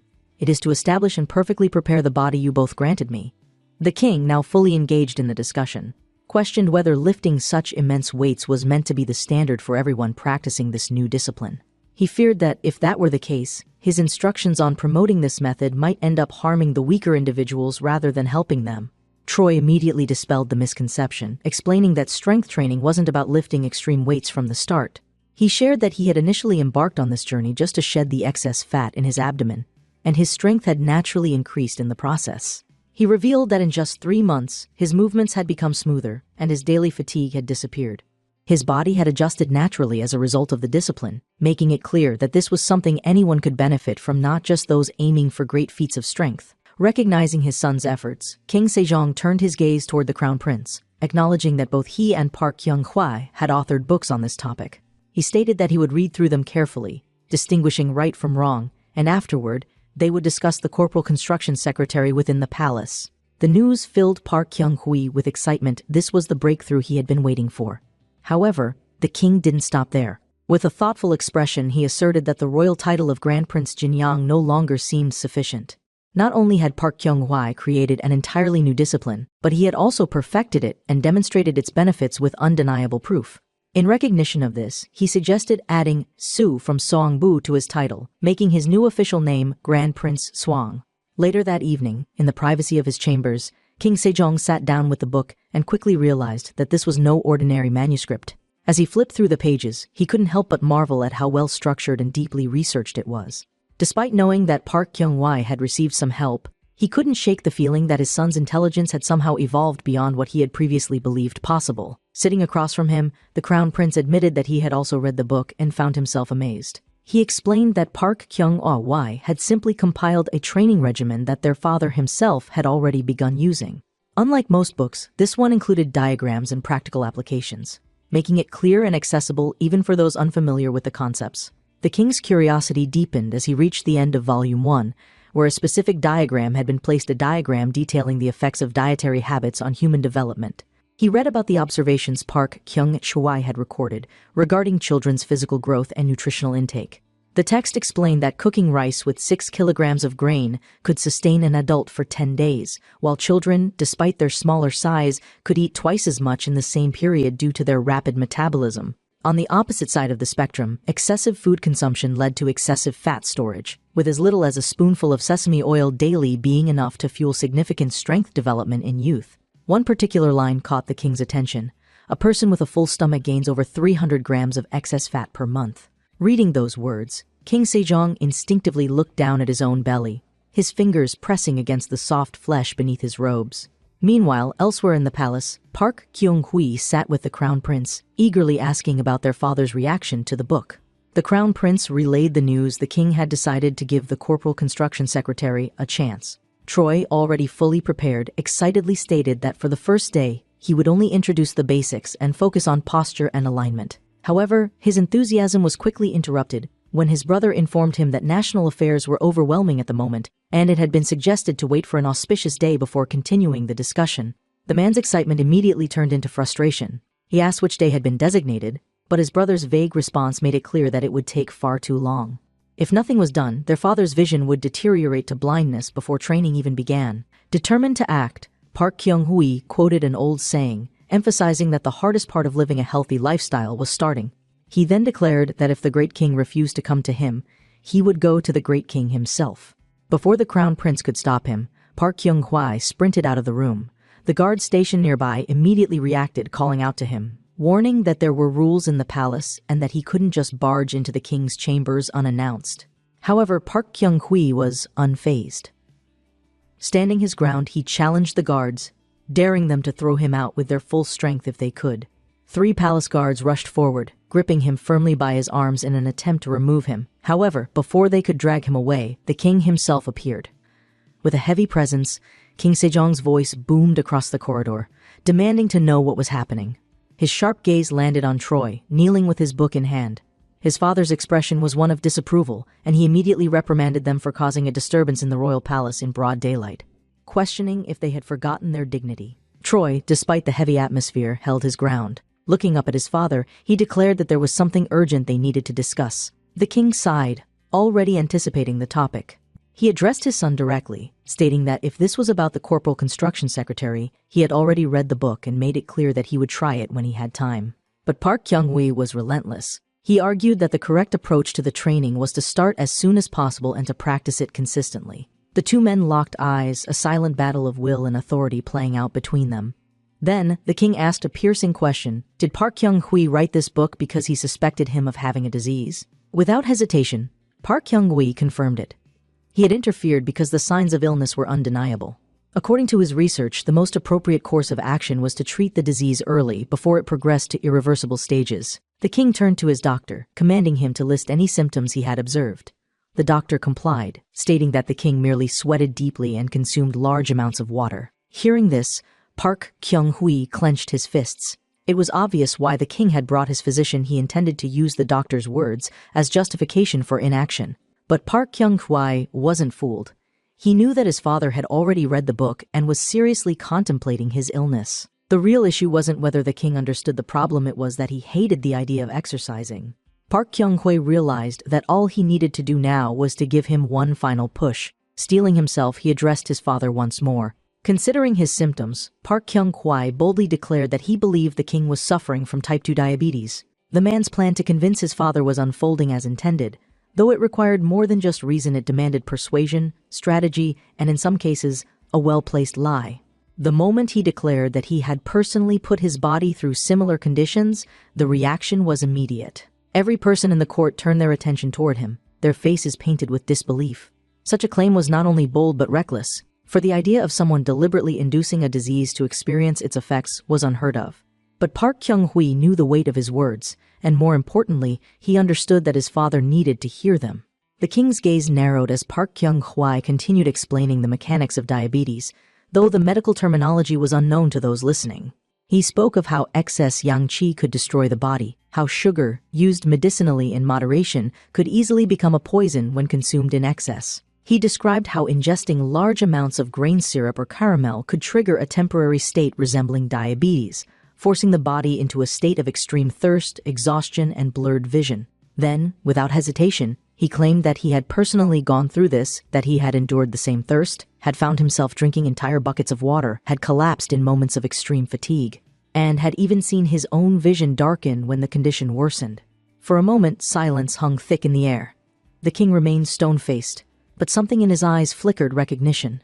Park Kyung-hui had given him the exact description of what he had been experiencing, down to the last detail. Deep down, Park Kyung-hui knew he had never actually subjected himself to such suffering.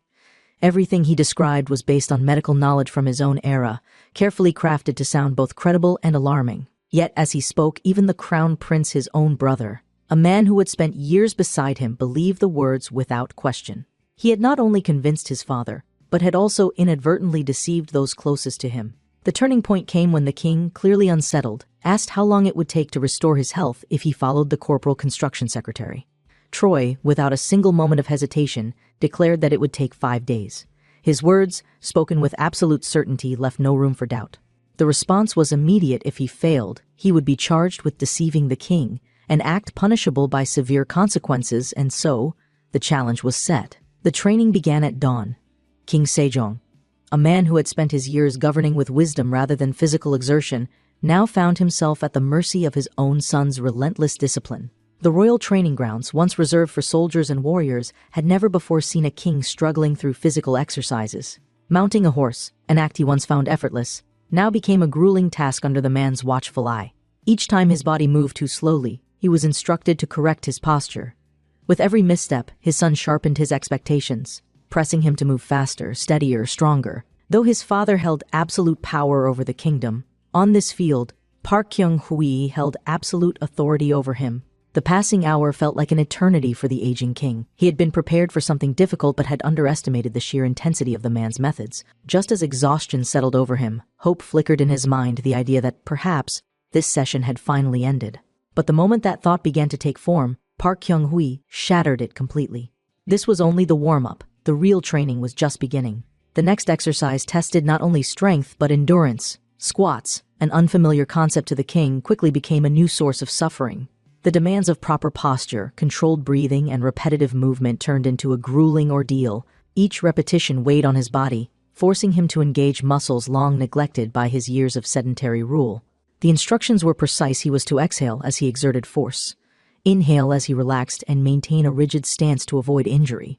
The repetition count was set, not too extreme, but enough to push his limits without breaking his body completely. Park Kyung-hui observed carefully, offering silent corrections, ensuring that his father remained in proper form, knowing that any lapse could result in failure. By the time the session neared its first break, a royal servant arrived, announcing that it was time for the king's meal. At first, King Sejong felt relief. The idea of food, of rest, was something he had begun to crave within the first minutes of training. He expected the comfort of a warm, satisfying meal, something that would soothe the strain in his limbs. But when the food was brought to him, he quickly realized his mistake. The meal was small, plain, and lacked any of the richness he was accustomed to. His frustration was immediate. The coarse texture of the rice, the blandness of the ingredients, the absence of the usual meats and flavors, everything about this dish felt like an insult to his status. His patience, already worn thin from training, snapped entirely. He demanded an explanation, called for the royal chef, and, in his irritation, even declared that the food was unfit for his table. But before his anger could escalate further, Park Kyung-hui entered the hall. There was no warmth in his expression, no amusement at his father's complaints. Instead, his gaze was cold, his stance unyielding. The meal, Park Kyung-hui explained, had been prepared specifically for his father's health. He had removed grain syrup and honey to control sugar levels, had chosen germinated brown rice to maintain satiety, and had replaced excessive meat with tofu, ensuring that his father's diet would support his recovery rather than worsen his condition. The king's temper flared. This was not food fit for a king, it was a punishment. But Park Kyung-hui stood his ground, unwavering. His father had made a promise, and he would hold him to it. Faced with no alternative, King Sejong picked up his chopsticks, his movements slow, reluctant. Each bite was taken in silence, his frustration evident in every chew. Even as he forced the meal down, a thought pressed into his mind: where had his son inherited such stubbornness? Late into the night, King Sejong sat in his chambers, brush in hand, attempting to write on a scroll. His fingers trembled, his grip weaker than before. Frustration mounted as he realized how much his strength had diminished.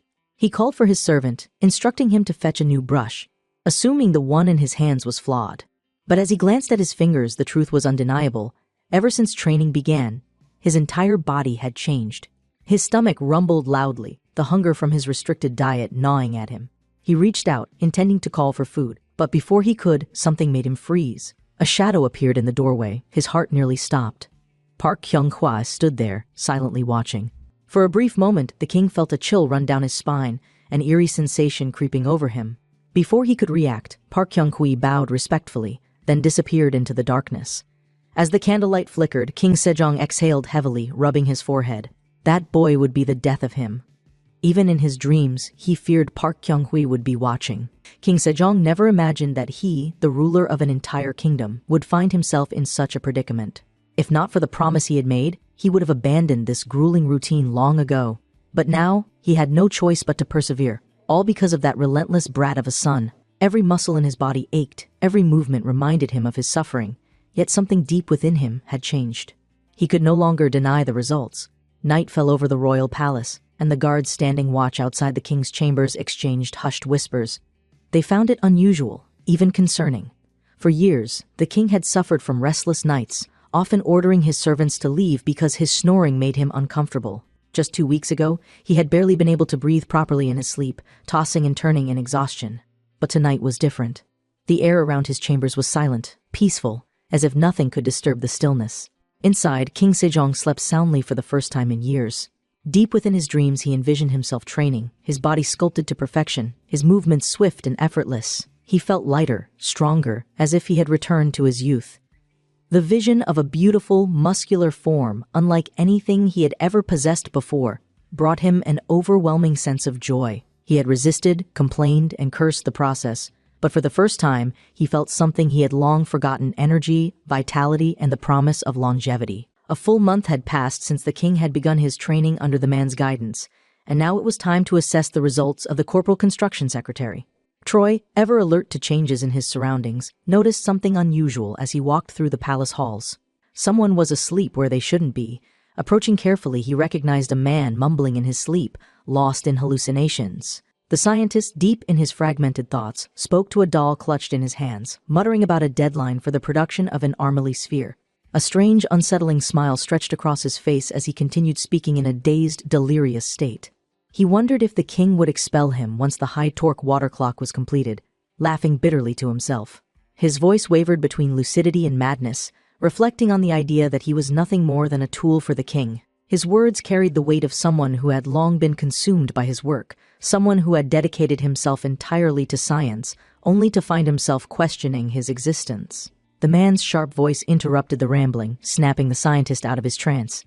Startled, the man jerked upright, immediately apologizing for his disheveled state. His intellect and talent were undeniable, but at this moment, he resembled anything but the celebrated genius of the Joseon era. The man before him, second commander and deputy Jang, had once been a slave, rising rapidly through the ranks to become a third-ranking official and a royal engineer. His brilliance had shaped advancements in science and engineering, earning him a place in history books centuries later. However, looking at him now, Park Kyung-hui couldn't help but feel that something was off. The man before him seemed entirely different from the figure he had imagined, his mind scattered, his exhaustion evident, and his perception of reality questionable at best. After gathering himself, Jang inquired about the reason for the man's visit. The moment Park Kyung-hui handed over a royal order from the king, the scientist's demeanor shifted completely. His already fatigued expression turned to despair, his mind racing at the implications of being tasked with another royal project. Before he could spiral further, Park Kyung-hui calmly reassured him, explaining that he hadn't even stated his request yet. Once Jang composed himself, Park Kyung-hui brought up the problem at hand. The king was progressing in his training, but with the cold weather approaching, he wouldn't be able to exercise outdoors. Therefore, a solution was needed, something that could allow him to feel as if he were running in a field, even while inside a room. Jang, upon hearing the request, immediately stated that he had never built such a device before.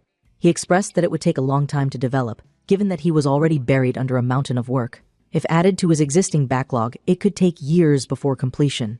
Park Kyung-hui quickly realized that constructing a treadmill in this time period was not going to be easy. The materials alone would be a challenge, wood would be too weak, and metal would be far too heavy. He needed an alternative method, one that would ensure the king could continue his training without being physically overwhelmed.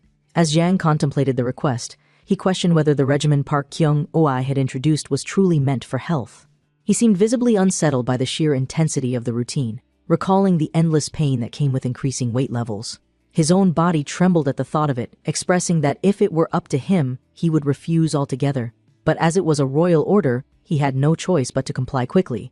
Taking a deep breath, Jang agreed to draft the design immediately, asking Park Kyung-hui to accompany him. However, Park Kyung-hui had one pressing concern: if this was going to take years, it would be useless for the king's current needs. Jang, surprisingly, provided a solution. While wood alone wouldn't last, constructing a steel-plated version would increase durability. He sketched something resembling a hamster wheel, explaining that it would mimic the sensation of running without requiring actual movement across a field. Troy analyzed the design, finding the logic sound. He asked how long the construction would take, hoping for something manageable. Jang, after some thought, estimated that if there were no extravagant decorations, the device could be completed in 10 days. Park Kyung-hui was impressed by the speed, knowing that for an entirely new invention, 10 days was an incredible achievement. Asking if Jang could manage such a workload, the scientist simply replied that a royal order required absolute effort. He had no choice in the matter. Troy, though aware that this wasn't Jang's original intention, found himself satisfied with the result. 10 days later, the device was completed. Park Kyung-hui stood beside the crown prince, presenting the newly developed step device. The machine, an impressive structure for its time, was now ready for use within the palace walls. The crown prince expressed a sense of relief, knowing that exercise could now continue indoors.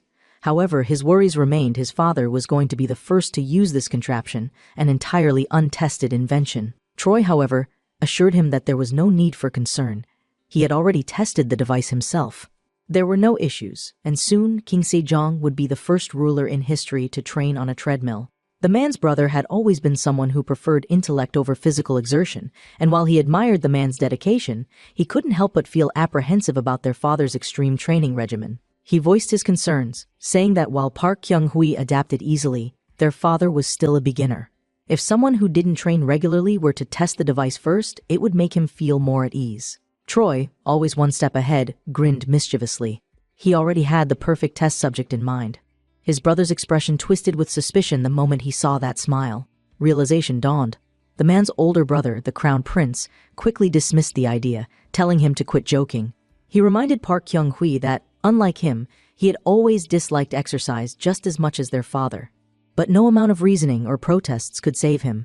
Moments later, he found himself running on the wooden wheel, sweat dripping from his brow, his breath growing heavy. Meanwhile, Park Kyung-hui stood calmly beside him, watching with mild amusement as his brother's resentment grew with each passing second. 15 minutes passed, and the crown prince was ready to collapse, but Park Kyung-hui remained unmoved.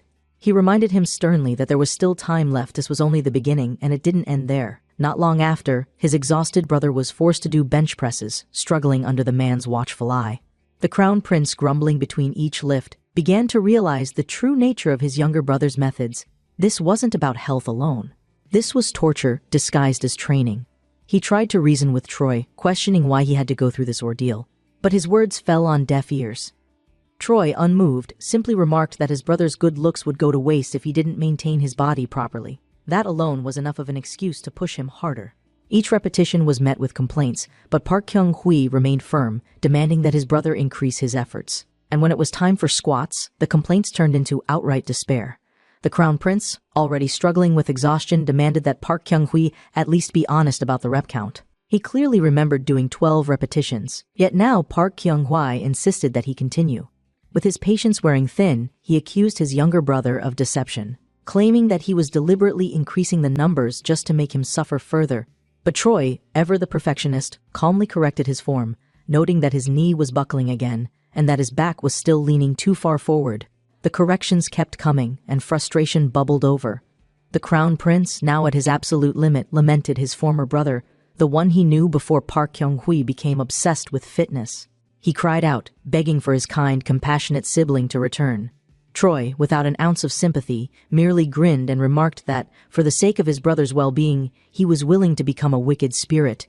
If that meant ensuring his physical fitness, then so be it. At that moment, a piercing scream echoed through the palace, cutting through the air like a blade. It wasn't from the crown prince. Instead, it came from the king himself, whose voice boomed across the courtyard. The king, who had once struggled to run for even 15 minutes, had now adapted to his new regimen so well that he was effortlessly running for an hour. His progress was undeniable. Even the crown prince, who had once barely managed a dozen bench press repetitions, was now surpassing his original limits. Their natural talent, their bloodline, had begun to show. There was no doubt now this family, for all its politics and intellect, possessed an unparalleled physical capability when trained properly. Even Zhang, the scientist who had engineered the step device, had played a significant role in this transformation. The fact that he had created such an advanced machine using only the technology of this era was nothing short of astonishing. But more than that, he had taken it upon himself to conduct further research, seeking ways to improve its efficiency. Troy, watching from a distance, found himself pondering a thought. Why did Zhang's image seem so different from how history had portrayed him? Had he always been like this? Or had something changed because of the man's interference in history? Regardless, his achievements could not be denied. The greatest scientist in Joseon had proven his worth, demonstrating an extraordinary sense of responsibility. Meanwhile, whispers began spreading across the palace. People had begun to notice the king's physical changes, and concerns arose. Some were worried, whispering that he had lost too much weight too quickly. They feared that he had fallen ill, his body weakening rather than strengthening. One court official, in hushed tones, remarked that the king had grown so exhausted from training with the great Prince Swang that he had even begun neglecting political affairs. It was true, King Sejong was a man of immense intellect, one who devoted himself completely to any field of study he pursued. And Park Kyung-hwa had managed to harness that very trait, using it to push his father toward physical transformation. The crown prince's servant, having overheard these conversations, hesitated to inform his master. But when he finally did, the crown prince simply waved it off, stating that his father's condition was no different from his own. He too had lost unnecessary fat since beginning the training program, and his father was merely going through the same experience. But just then, a court physician hesitantly raised a concern. He pointed out that rapid fat loss was also a symptom of diabetes, and suddenly, the air grew heavy with doubt. The discussion escalated quickly, with multiple officials questioning whether the very regimen designed for health was actually detrimental. They even proposed filing a petition, urging the king to pause the training for at least one day to ensure his safety. But before the petition could be prepared, the king himself entered the hall. The moment they laid eyes on him, the entire room fell silent. For the first time in years, King Sejong stood before them not as an aging ruler burdened by ailments, but as a man radiating strength, vitality, and an aura of authority unlike ever before. His body had changed drastically, his posture more upright, his movements fluid, and his gaze sharp with renewed energy.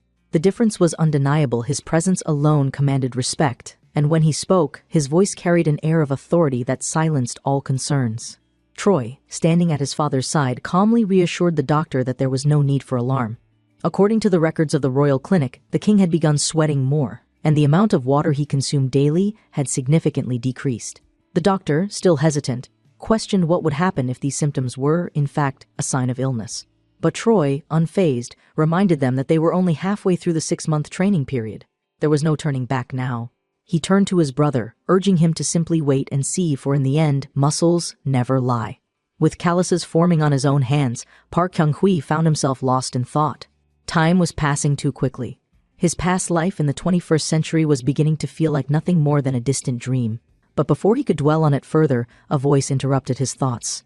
He turned to see the chief of inspection, the very man who had once tried to incriminate him. Without hesitation, the chief remarked that the prince had entered the office before sunrise that morning. Troy, raising an eyebrow, found himself questioning why an inspector general would be so early in the palace. Then, with a knowing look, the chief revealed the truth. King Sejong had begun complaining of fatigue once more, and his political duties were beginning to fall behind. The transformation of King Sejong had reached its peak, and it was now evident to all who witnessed him. No longer the ailing ruler who struggled with fatigue, he now commanded attention not just with his wisdom and authority, but also with his renewed physical prowess. Even the inspector general, a man who had once been skeptical, now stood before him, not to oppose him directly, but to relieve some of his burdens in governance. Troy, standing beside his father, watched the exchange with a knowing smile. It was clear that both he and the inspector general had the same underlying concern: the king's well-being. However, Troy, ever persistent, turned the conversation toward the inspector general himself, subtly implying that if he was so concerned about health, he should also start preparing his own body. The inspector general, unfazed by the man's remark, dismissed the idea immediately. His responsibilities, he claimed, were far too great for him to spend time on such things. Unlike Troy, he could not afford to prioritize personal health over official duties. Troy, however, was not one to back down. He countered by stating that 2 hours of training would leave 22 remaining hours for governance, making the argument that a stronger body would only enhance efficiency. But the inspector general, ever the bureaucrat, saw it differently. He feared that those 2 hours of exertion would ruin the remaining 22, making governance more difficult rather than more effective. And yet, despite his doubts, he maintained his formal stance, declaring that his concerns were rooted in the king's best interests. As he walked through the snow, he reminded Park Kyung-hui that the 6 months he had promised were nearing their end. The time was approaching when the kingdom would judge whether or not this so-called discipline had truly benefited the king. As the days passed, murmurs spread within the inspector general's organization. The inspection bureau had always been feared, their role being to scrutinize and investigate high-ranking officials for misconduct and incompetence. Unlike other courts, they did not require evidence to impeach someone. Their accusations alone were enough to bring someone down.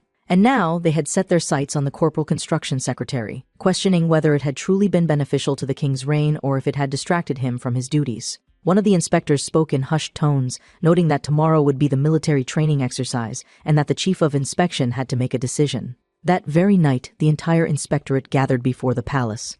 As one unified body, they knelt before King Sejong, presenting their petition. The king, arriving with his usual composure, inquired about the reason for their urgent assembly.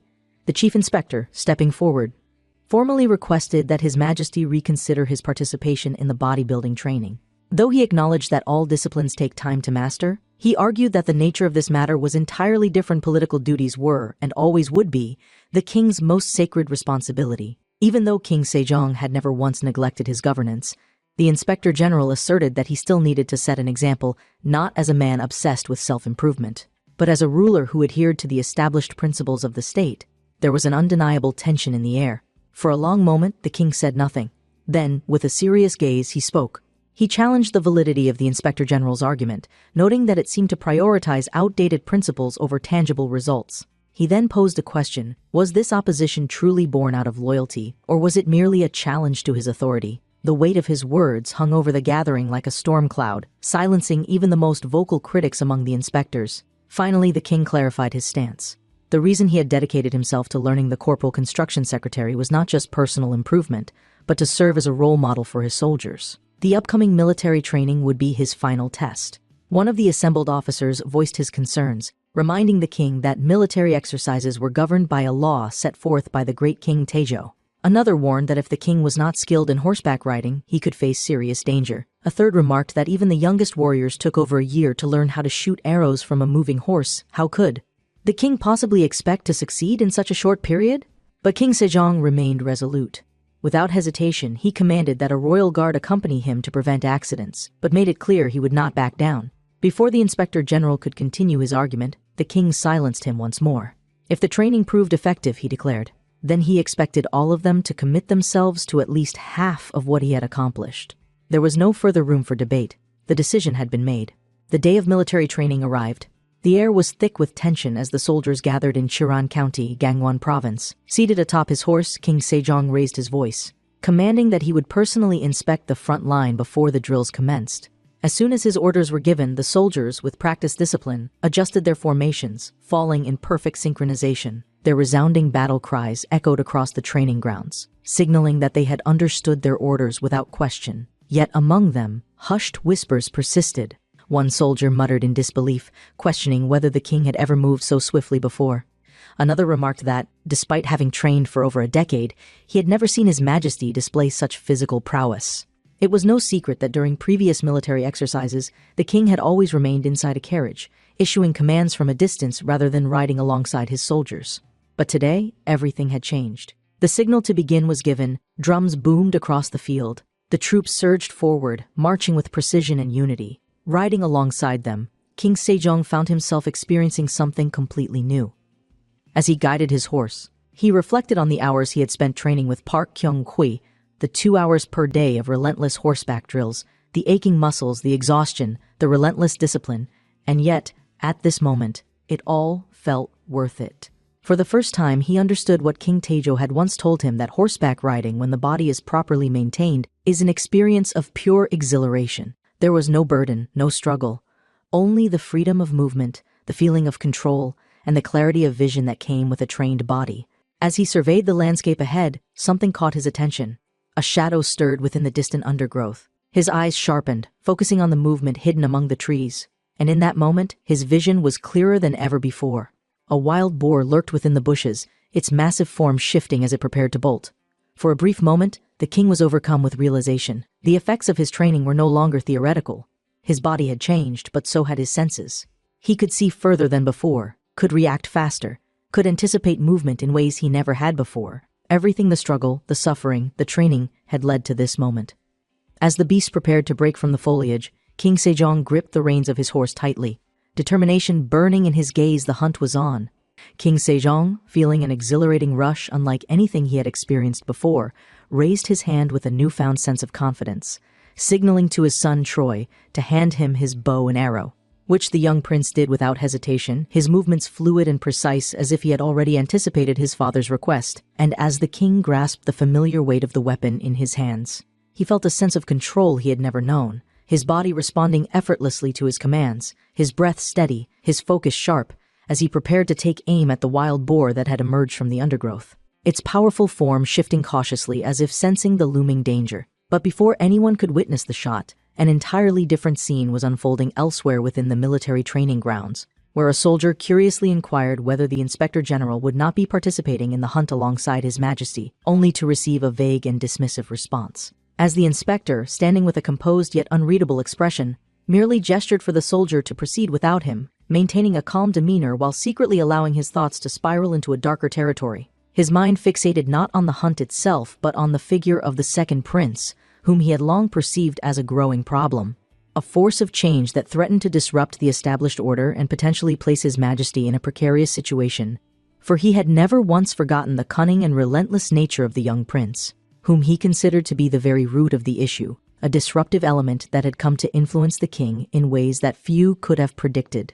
And though many viewed the man's contributions to His Majesty's well-being as a remarkable achievement, the Inspector General remained skeptical, convinced that the training regimen, no matter how beneficial it appeared on the surface, had the potential to cloud the king's judgment. For in his eyes, military training was not simply a means of self-improvement or an exercise in discipline, but rather a preparation for war. And in war, anything could happen, including unforeseen accidents and unexpected tragedies, which made the young prince a wild card that could not be ignored, prompting the inspector to tighten his grip on his weapon, his mind racing through the possibilities of what might unfold if he were to intervene at this very moment, allowing himself to contemplate the unthinkable, his eyes narrowing as he observed Park Kyung-hui with a quiet intensity that hinted at an unspoken resolve. as though he were weighing the risks of taking decisive action before the prince's influence could grow even stronger. But just as he began to consider the moment that might alter everything, a sudden and powerful voice echoed across the training grounds, breaking his concentration and forcing him to abandon his thoughts. For at that very moment, a soldier excitedly proclaimed that His Majesty had successfully taken down the wild boar, a feat that immediately shifted the atmosphere, sending waves of astonishment through the gathered warriors, who erupted into loud cheers and congratulatory shouts, their admiration evident as they marveled at the sight of the king achieving something so extraordinary. One of them even going so far as to compare the moment to witnessing the legendary military training of the great King Taejo himself, a statement that solidified the undeniable impact of what had just transpired. And as the joyous commotion spread throughout the field, the Inspector General found himself frozen, his plans slipping through his fingers as the weight of the moment overtook him, rendering any notion of immediate action completely impossible, leaving him with no choice but to withdraw his intentions, realizing that, for now at least, he could not move against the prince, as the undeniable proof of the king's revitalized strength and skill had turned the tide in the man's favor, solidifying his influence even further and making it all the more difficult for any opposition to be raised against him in the future. As the soldiers gathered around His Majesty, offering their praises and congratulations, King Sejong, still basking in the afterglow of his triumphant hunt, slowly dismounted his horse with the assistance of his attendants. But as soon as his feet touched the ground, he momentarily stumbled, his balance faltering just enough to draw alarm from those closest to him, particularly Troy, whose sharp eyes immediately scanned his father for any signs of distress or injury, his mind racing with the worst possible scenarios, fearing that after all their efforts, all the painstaking training, and all the progress that had been made, something might suddenly unravel before his eyes, threatening to undo everything they had fought for. Yet before panic could fully take root, the king, instead of showing any sign of weakness, simply let out a hearty laugh, the deep and genuine sound cutting through the air and confusing those around him, particularly the crown prince, who had expected something far more concerning, yet instead found himself staring at his father with bewilderment as the older man chuckled with unrestrained amusement, shaking his head as though reveling in his newfound vigor, his voice booming as he confessed that for most of his life he had never been able to hit a moving target with his bow. But now, even in what was considered his old age, he was finally starting to understand the true essence of hunting and horseback riding, the joy of skillfully controlling his body and engaging with nature in a way he had never done before, a realization that filled him with an infectious excitement, much to the relief of those who had momentarily worried about his well-being, while one of his aides, still wary of the king's overexertion, cautiously reminded him to take care of his body and not be too reckless, prompting Sejong, now in the best of moods, to acknowledge the concern with a light-hearted assurance, his tone carrying none of the former exhaustion that had once plagued him, making it abundantly clear to those watching that this was a man who had truly changed, no longer bound by the physical limitations that had once defined his rule, but rather standing tall and full of energy, a renewed monarch who could both command and lead by example, embodying the very principles that Park Kyung-hui had been striving to instill in him. And as this transformation unfolded before the eyes of all present, the Inspector General, still watching from a distance, slowly began to accept the inevitable, for the proof of the king's physical renewal was undeniable. And with this undeniable evidence before him, he realized that any further opposition to the prince's training methods would be futile, thus begrudgingly relinquishing his initial intentions, silently lowering his weapon, and deciding to retreat, no longer able to justify his previous doubts in the face of such overwhelming success, as the world around him now recognized the young prince's contribution. His once questioned regimen now validated through the very strength and confidence of the king himself. Troy, upon observing the increasingly erratic behavior of the royal inventor Jang, began to suspect that the man was overworked and struggling, and in his growing concern, he resolved to speak with His Majesty to request that the inventor be granted a well-deserved vacation to recuperate. However, before he could even finish voicing his suggestion, Jang adamantly refused, cutting him off with a sharp and immediate rejection, as if the very thought of stepping away from his work was an offense to his honor. His refusal, however, was not rooted in pride or arrogance, but rather in an unshakable sense of loyalty, for he considered himself deeply indebted to His Majesty's kindness, never forgetting that he had once been a mere slave who had been granted the unprecedented opportunity to hold a governmental position, something that had been completely unthinkable under normal circumstances. To him, the privilege of serving the king was far greater than the luxury of rest, and in his mind, to accept a vacation would be an act of ingratitude, an indulgence he felt unworthy of. Instead, he found fulfillment in simply witnessing His Majesty's progress, believing that the sight of the king regaining his health and vitality was already reward enough for his efforts. Yet, despite his stoic devotion, Jiang could not entirely conceal his peculiar fascination with the suffering of others, for as he explained the construction of the leg curl machine, he could not suppress his unsettling enthusiasm, revealing that the design of the device bore a resemblance to a drummer's chair, an observation that seemed to spark a dark amusement within him. His usual, eerily wide grin returned, his expression once again slipping into that familiar psychotic edge, as he muttered with thinly veiled excitement that he was eager to see how His Majesty would react when he finally had the opportunity to test the new piece of equipment for himself. Though Park Kyung-hwa had begun to accustom himself to the inventor's peculiar mannerisms, he could not help but wonder if Jiang's determination to build these devices stemmed solely from duty, or if there was something more sinister at play, a twisted sense of pleasure derived from watching those of high status endure physical hardship under the guise of training. However, before he could dwell too deeply on this thought, a separate matter demanded his attention, as questions began to arise within the palace regarding how much longer the great prince intended to make the king exercise, given that His Majesty had already committed to an hour of rigorous training every single day.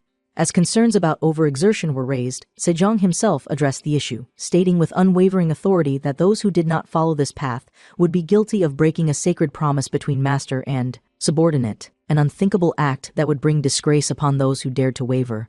Thus, the soldiers, despite their exhaustion and wavering resolve, found themselves with no choice but to persevere, pushing their bodies forward even as fatigue threatened to overwhelm them, their breaths ragged, their limbs aching, their determination tested with every passing second. Amidst their suffering, some among them, desperate for relief, turned toward Troy, their expressions pleading as they silently begged him to intervene on their behalf, hoping that he might persuade the king to ease their torment.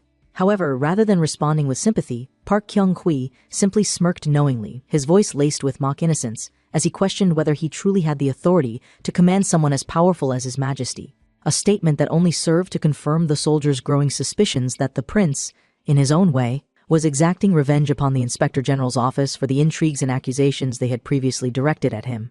As these thoughts spread among the ranks, one particularly exhausted warrior, too drained to remain upright, stumbled and tripped over a dumbbell, his body collapsing face first onto the ground with a loud and graceless thud, prompting the surrounding soldiers to rush to his aid, concern evident in their voices as they asked if he was still conscious. Through his muffled sobs of frustration, the fallen soldier lamented that at the very least, the others should have kept running, leaving him behind so they could complete the training without him.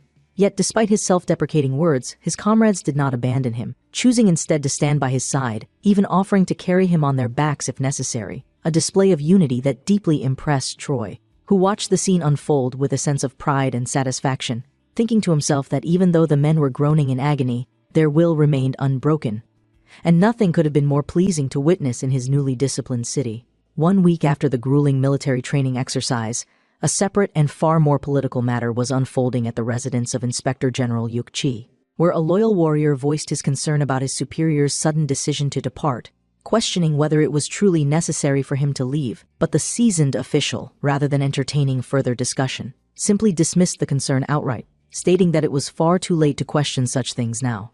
The warrior, however, persisted, expressing his frustration at how outsiders who had no understanding of the situation were already spreading talks of dismissal and exile, their baseless rumors poisoning the air with misinformed speculation. And yet, despite this apparent injustice, the Inspector General remained unshaken, his mind already set on the path ahead. Now nearing the age of 50, he admitted that he found it increasingly difficult to accept change, acknowledging that while he could not deny the effectiveness of the bodybuilding secretary's techniques, and even openly admitting that His Majesty's health had improved remarkably under its influence, there was something else that concerned him far more: the unexpected transformation of the great Prince Jin Swang, who had, within a remarkably short period, evolved into a completely different person from the one he had once known, a shift that unsettled him in ways he could not fully articulate. In addition to this, he voiced another, entirely separate concern, stating that while it was not yet a widely discussed issue within the main government, the movements of the Jurchen people had been growing increasingly unusual, an ominous development that required careful observation.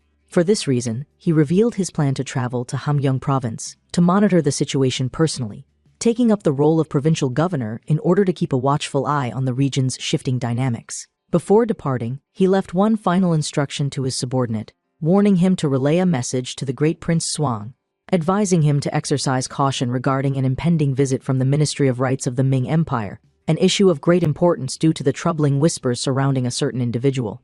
It had been reported that during the last diplomatic visit, a Ming eunuch had taken an interest in the soap produced under the prince's guidance, purchasing over 100 bars and bringing them back with him.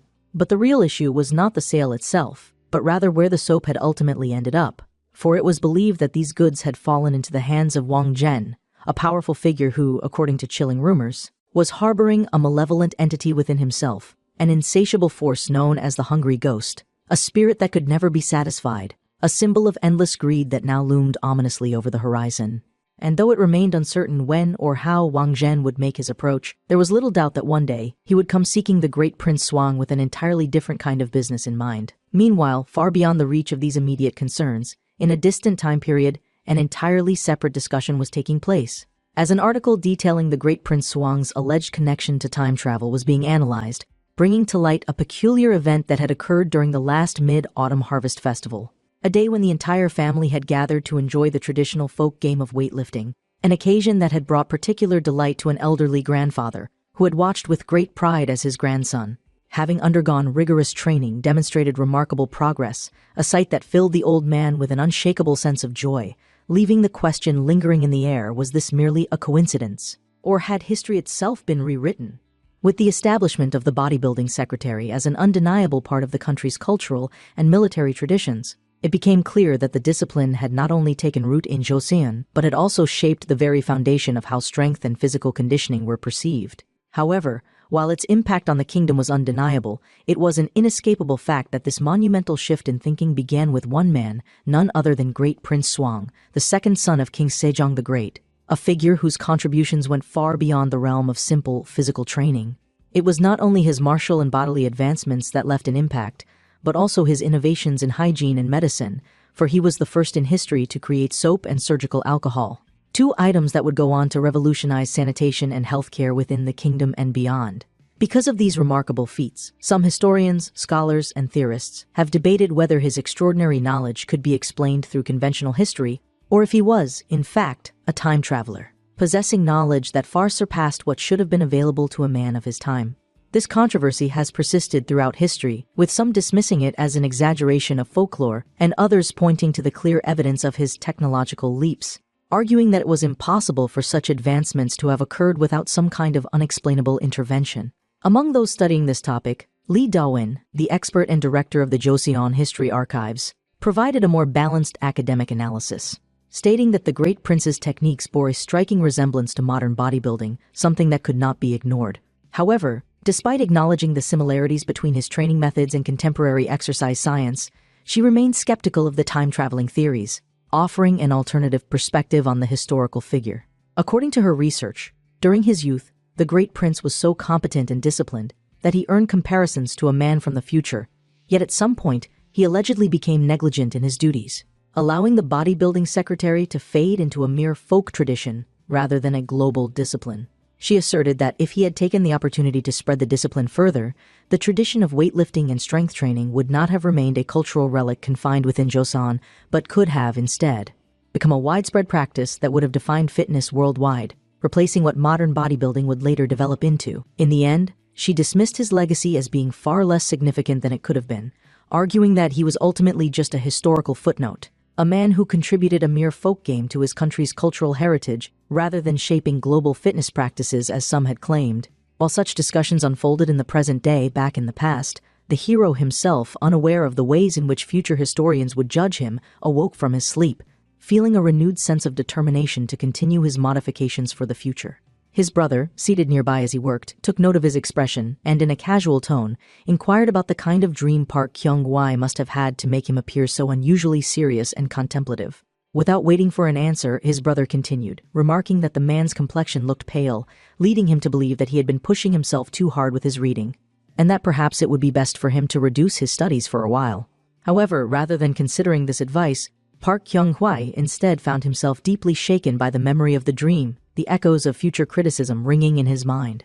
The realization that his legacy might one day be dismissed as insignificant, that all of his work could be reduced to nothing more than a traditional game rather than a serious discipline, filled him with a renewed sense of urgency, making him more determined than ever to cement the bodybuilding secretary's place in history.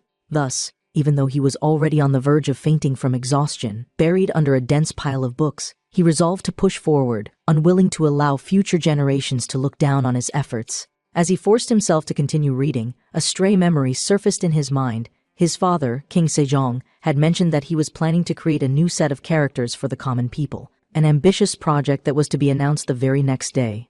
Though Park Kyung-hwa could hardly claim to be an academic scholar, his passion for leadership and physical preparation had already proven that when the mind and body worked in harmony, nothing was impossible.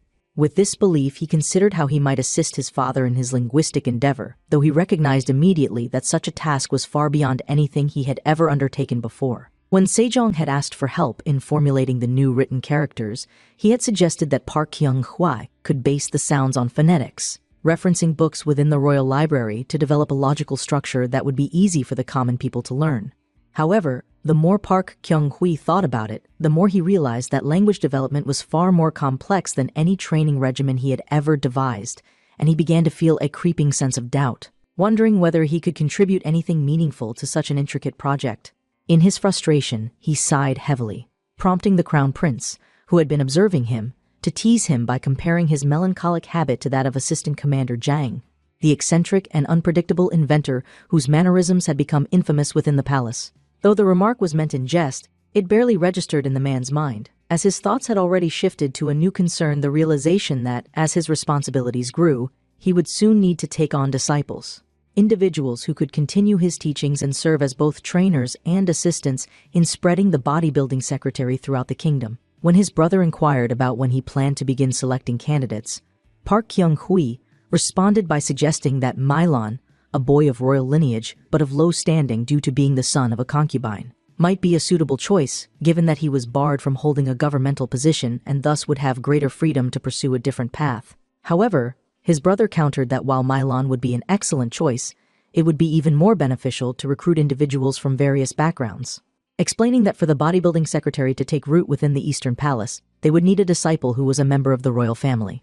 With this, Park Kyung-hwa was left in deep contemplation, realizing that there was only one person who could fulfill this role. Though he remained uncertain whether the individual in question would even enjoy practicing the bodybuilding secretary's technique, the potential disciple was none other than Prince So-san, the third son of the deposed Crown Prince Yeong, a man who had once been the designated heir to the throne during King Taejong's reign but had ultimately been stripped of his title due to his rampant corruption, infidelity, and exploitation of the royal family's power. In the aftermath of his father's disgrace, Prince So-san had grown up with a notorious reputation, widely known for his delinquent behavior and acts of vagabondage, leading many to assume that he would follow his father's path of ruin.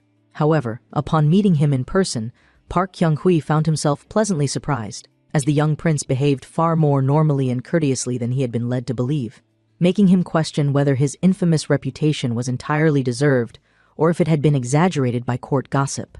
In his mind, Park Kyung-hwa understood that the reason the boy had turned to delinquency in the original history was due to the humiliation his father had suffered, but since that moment had not yet come to pass, the situation remained fluid, leaving open the possibility for change. Without hesitation, he posed a question to Prince So-san, asking whether he had ever heard of the bodybuilding secretary, to which the young prince responded without hesitation, stating that he was well aware of it, as it had already become a widely recognized and respected discipline. Troy, sensing the opportunity to bring a new disciple into the ranks of the bodybuilding secretary, posed the question directly to Prince So-san, asking if he was willing to learn the discipline and inherit the knowledge necessary for body preparation and self-mastery. The young prince, much to the man's surprise, responded with unwavering politeness and immediate acceptance, his tone composed and seemingly sincere, giving the impression that this arrangement would proceed smoothly without any resistance. Encouraged by this apparent enthusiasm, Park Kyung-hwa wasted no time in calling upon his trusted subordinate, Ma, instructing him to begin the prince's warm-up routine, ensuring that he followed the proper steps to prepare his body for what was to come. However, the moment Ma, a commoner, addressed the young noble, the prince's entire demeanor shifted drastically, his formerly courteous expression twisting into one of irritation and disdain, his tone dripping with arrogance and condescension as he dismissed Ma outright, claiming that the mere scent of sweat from a lowly commoner was enough to give him a headache. This abrupt change in attitude left both Park Kyung-hwa and Ma momentarily stunned, as they had not expected such blatant elitism from someone who had just moments ago expressed such eagerness to learn. So-sun, noticing their bewilderment, clarified his position, explaining that while he greatly desired to master the technique, As a member of the royal family, he could not, in good conscience, accept instruction from someone beneath his station. Troy, observing Ma's reaction, quickly realized that his subordinate, though visibly frustrated, remained composed, unwilling to let the prince's words affect him deeply. This, however, gave the two of them an idea. If arrogance was the boy's greatest weakness, then the best cure would be humility. Without hesitation, they decided on the most effective method of correcting his attitude. They would make him experience the full weight of the training firsthand. Soon enough, the once haughty prince found himself struggling under the unforgiving load of a squat bar, forced to endure the same discipline that he had so condescendingly dismissed, his body quickly reaching its breaking point as his muscles screamed in protest. With each agonizing repetition, his pride and arrogance were systematically stripped away, his earlier boastful demeanor reduced to exhausted, breathless desperation as he struggled just to remain upright. At the same time, Ma, now lifting an even heavier weight with remarkable ease, maintained a smug, amused expression, watching with obvious enjoyment as the once self-important prince crumbled under the physical toll of his own arrogance, forcing Sozin to come to the humbling realization that strength was not granted by birthright, but earned through effort and discipline. Eventually, when his legs could no longer hold him, the prince, now gasping for breath, pleaded for mercy, admitting that he had been wrong to act so condescendingly. Apologizing profusely while begging for the weight to be reduced, all of his earlier pride and arrogance completely shattered under the relentless weight of his own weakness. As Park Kyung-hwa watched the young prince collapse onto the ground in exhaustion, his body reduced to a trembling, breathless heap, a thought surfaced in his mind, a realization that, despite his earlier behavior, Sosin's life had been shaped by injustice, much like his own. Born into the shadow of disgrace, the boy had been mistreated and ostracized his entire life, forced to endure the scorn and judgment of others simply because he carried the blood of the deposed crown prince, a mark that had permanently stained his existence and left him desperate to assert his worth in whatever ways he could. Now, as he lay defeated before him, Park Kyung-hwa questioned whether it was truly right to subject Ma to the same type of unfair treatment that So-son had suffered, knowing full well that Ma himself, being the son of a concubine, had faced similar injustices throughout his life.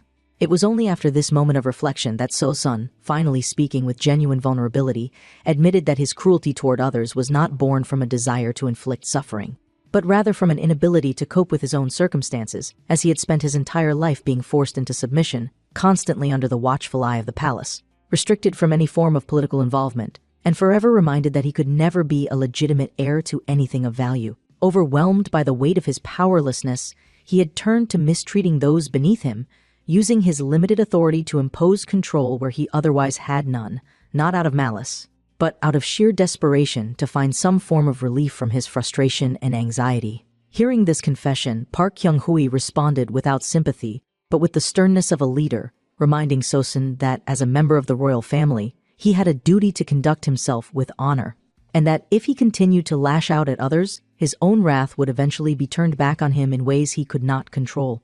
In that moment, the prince, realizing the futility of his past behavior, lowered his head and, for the first time in his life, set aside his pride, offering a genuine apology and promising to change his ways, his tone carrying the weight of sincerity that Park Kyung-hwa had not heard before. With this, Park Kyung-hwa and Ma were satisfied, knowing that true discipline had finally begun to take root in the boy's heart. From that moment forward, Park Kyung-hwa set forth a new challenge for Sosin, declaring that he would only consider granting him authority within the bodybuilding secretary once he had achieved a combined weight of 400 kilograms. Across the three core exercises, bench press, squat, and deadlift. Sosin, somewhat perplexed by the challenge, hesitated, prompting Park Kyung-hwa to explain that his training had to serve a purpose, and that if he wished to prove the method's effectiveness, he needed to demonstrate mastery over his own body, for anyone who moved within the palace had to exemplify discipline in both physical preparation and scholarly knowledge, mastering not only their bodies but also the 4 books and 5 classics, the foundation of Confucian learning. He further clarified that the position he would eventually hold would be that of a trainer, a role of great importance, as it would allow him to share this knowledge with others, ensuring that the bodybuilding secretary continued to thrive beyond just one generation. He then presented a greater vision, one that resonated deeply within the prince's heart. If he were to truly dedicate himself, he could one day become the king's personal trainer, and in doing so, he would rise above the judgment of others, for no one would dare to challenge him once he held such a crucial role in the palace. For the first time in his life, Sosin felt hope. Tears welled up in the prince's eyes as he asked, his voice filled with disbelief, whether such a future was truly possible, confessing that for years, He had felt so burdened by shame that he had never even bothered to learn the three classics, believing that knowledge itself was meaningless for someone like him. In response, Park Kyung-wai reassured him that such things could be remedied, promising that both he and Ma would personally assist him in catching up, ensuring that he did not fall behind. Furthermore, he informed So-san of a monumental development, revealing that His Majesty King Sejong was currently creating a new set of characters, ones that would change the way people learned and eliminate the barriers of literacy that had long plagued the common people. Unlike the current written language, which was difficult to master and largely influenced by the Middle Kingdom, this new system would be designed for the Korean people, consisting of 28 new characters, carefully crafted so that even those who had never held a brush before could quickly learn to read and express themselves. This was not just a reform, this was a transformation of how knowledge was passed down, an act of compassion by a ruler who wished to ensure that all people, regardless of status, would have the ability to learn. With this newfound knowledge, So-san, once burdened by despair, now saw a future worth striving for, a path that had once seemed impossible, now within his reach. Troy reflected on the monumental undertaking his father, King Sejong, had embarked upon a set of characters that would not only allow the people to accurately record their voices and thoughts, but also grant access to knowledge that had long been limited to scholars and the nobility, creating an opportunity for literacy to flourish among commoners who had previously struggled to express themselves in writing. The weight of such an innovation was staggering, and the hero, for all his efforts in body preparation and strength training, could not help but recognize the significance of his father's work. Knowing that true progress came not only through physical discipline, but through intellectual advancement as well. With this in mind, he continued his own mission, balancing the responsibilities of his personal training regimen, mentoring his disciples, and tending to his family, whose lives had now become deeply intertwined with the principles of the bodybuilding secretary. One morning, his young son ran up to him, his tiny arms outstretched, greeting him with an innocent, joyful smile, eager to be lifted into his father's strong embrace. Without hesitation, Park Kyung-hui scooped the child into his arms, cradling both his son and their pet kitten, the warmth of his family grounding him in a way that even the most intense of training sessions could not. The child, ever curious, suddenly tilted his head and asked his father an unexpected question. He wanted to know why his uncle, Prince So-san, was always lying down whenever he saw him, even mentioning that just the other day he had witnessed his uncle begging for his life to be spared, a statement that immediately caught the man's attention. In response, the boy was given a simplified explanation that in training there is no gain without pain, and that muscles must first suffer soreness before they can grow stronger. A concept so fundamental to the man's discipline that he barely thought twice before imparting it to his young son. Hearing this, the child turned to his uncle So-san and praised him enthusiastically, stating that he must be amazing, because while everyone else collapsed after training, he could still sit up and talk. However, the prince, rather than accepting the compliment, dismissed it with self-deprecating honesty, explaining that his ability to remain seated was not a testament to strength, but rather a consequence of starting later than the others, meaning he didn't yet have the luxury of resting, even if he desperately wanted to collapse like the rest. Changing the subject, So-san remarked that it might be good for the boy to start learning some form of discipline, even though he was still too young to read. Unexpectedly, the child responded by proudly holding up a book, showing that he had already begun learning on his own, a revelation that took So-san by surprise. He immediately asked how long the child had been able to read, but rather than answering, the boy simply ignored the question and instead offered the book to his uncle, asking if he wanted to take a look. Troy, watching this interaction unfold, found himself reflecting on how drastically his life had changed not long ago. His world had been nothing more than bars, dumbbells, and strict training regimens, but now he had a 5-year-old child to care for, a family whose lives had become intrinsically tied to his pursuit of strength and discipline, and a responsibility far greater than any weight he had ever lifted. The modern world he once knew felt like a distant dream, an existence that barely seemed real compared to the life he now led.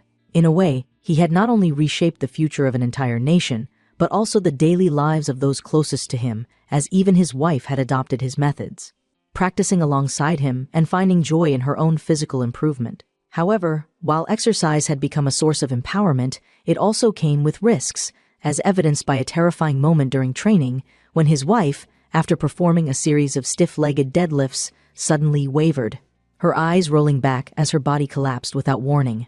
In an instant, Park Kyung-wee rushed to her side, his arms catching her before she could hit the ground, his voice thick with concern as he asked if she was all right. Though she weakly reassured him, explaining that a sudden dizziness had overcome her, she also confessed that a wave of nausea had followed. causing those observing the scene to speculate about the cause of her symptoms. Understanding their concern, Park Kyung-hwa quickly assessed the situation, explaining that it was likely a temporary reaction caused by a lack of oxygen, which in turn had reduced blood flow to her brain, causing momentary faintness. Had he not been by her side, she might have suffered a serious injury, reinforcing his belief that while training was crucial, ensuring the safety and well-being of those involved was just as important.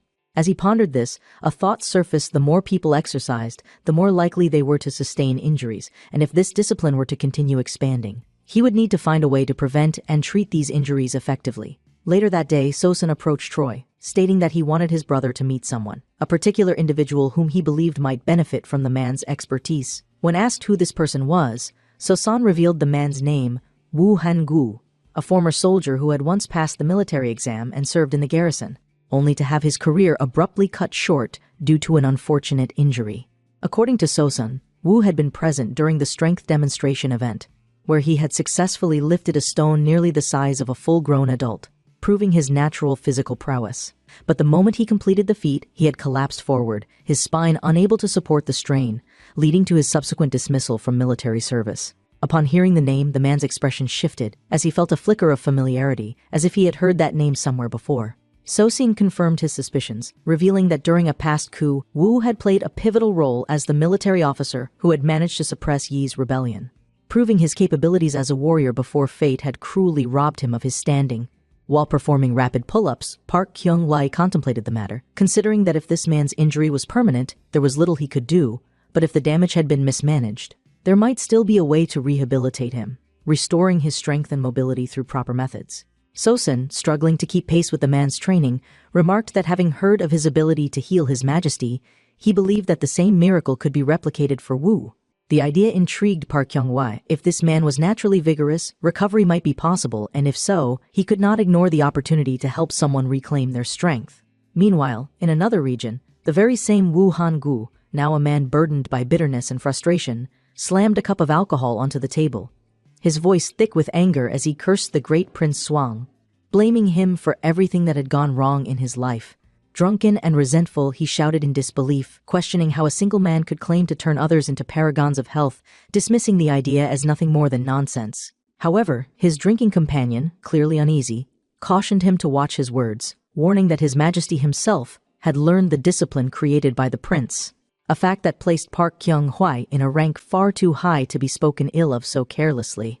Undeterred, Wu scoffed, clenching his fists in frustration, before violently shattering the cup in his hand, his anger boiling over as he declared that if he ever met the great prince in person, he would demand to know whether the rumors of his extraordinary strength were true, insisting that he did not believe the stories, that the weightlifting feats attributed to the prince were impossible, and that he would slander his name openly until proven otherwise. Unfortunately for him, he did not have to wait long for an answer. Without warning, a shadow fell over him, and as he turned his head, he found himself face to face with none other than Park Kyung-wha himself. Standing directly behind him, his expression grim and unyielding, his presence alone exuding an air of quiet dominance. Before Wu could even react, Park Kyung-wha spoke in a cold, measured voice, stating that the weight he had lifted overhead had actually been half of what had been rumored.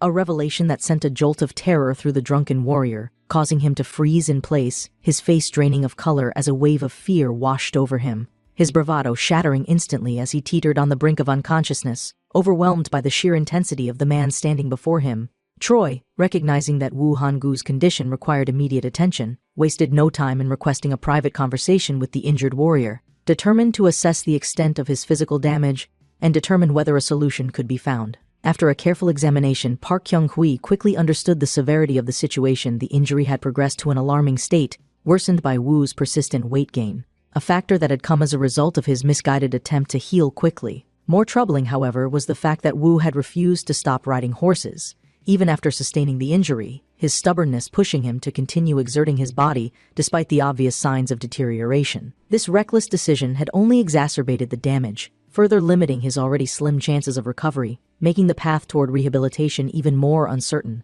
Given the worsening prognosis, Park Kyung-wha felt compelled to explain the situation bluntly, informing Wu that his condition had deteriorated significantly because of his failure to seek help in time, his insistence on training while injured accelerating the damage, rather than promoting healing.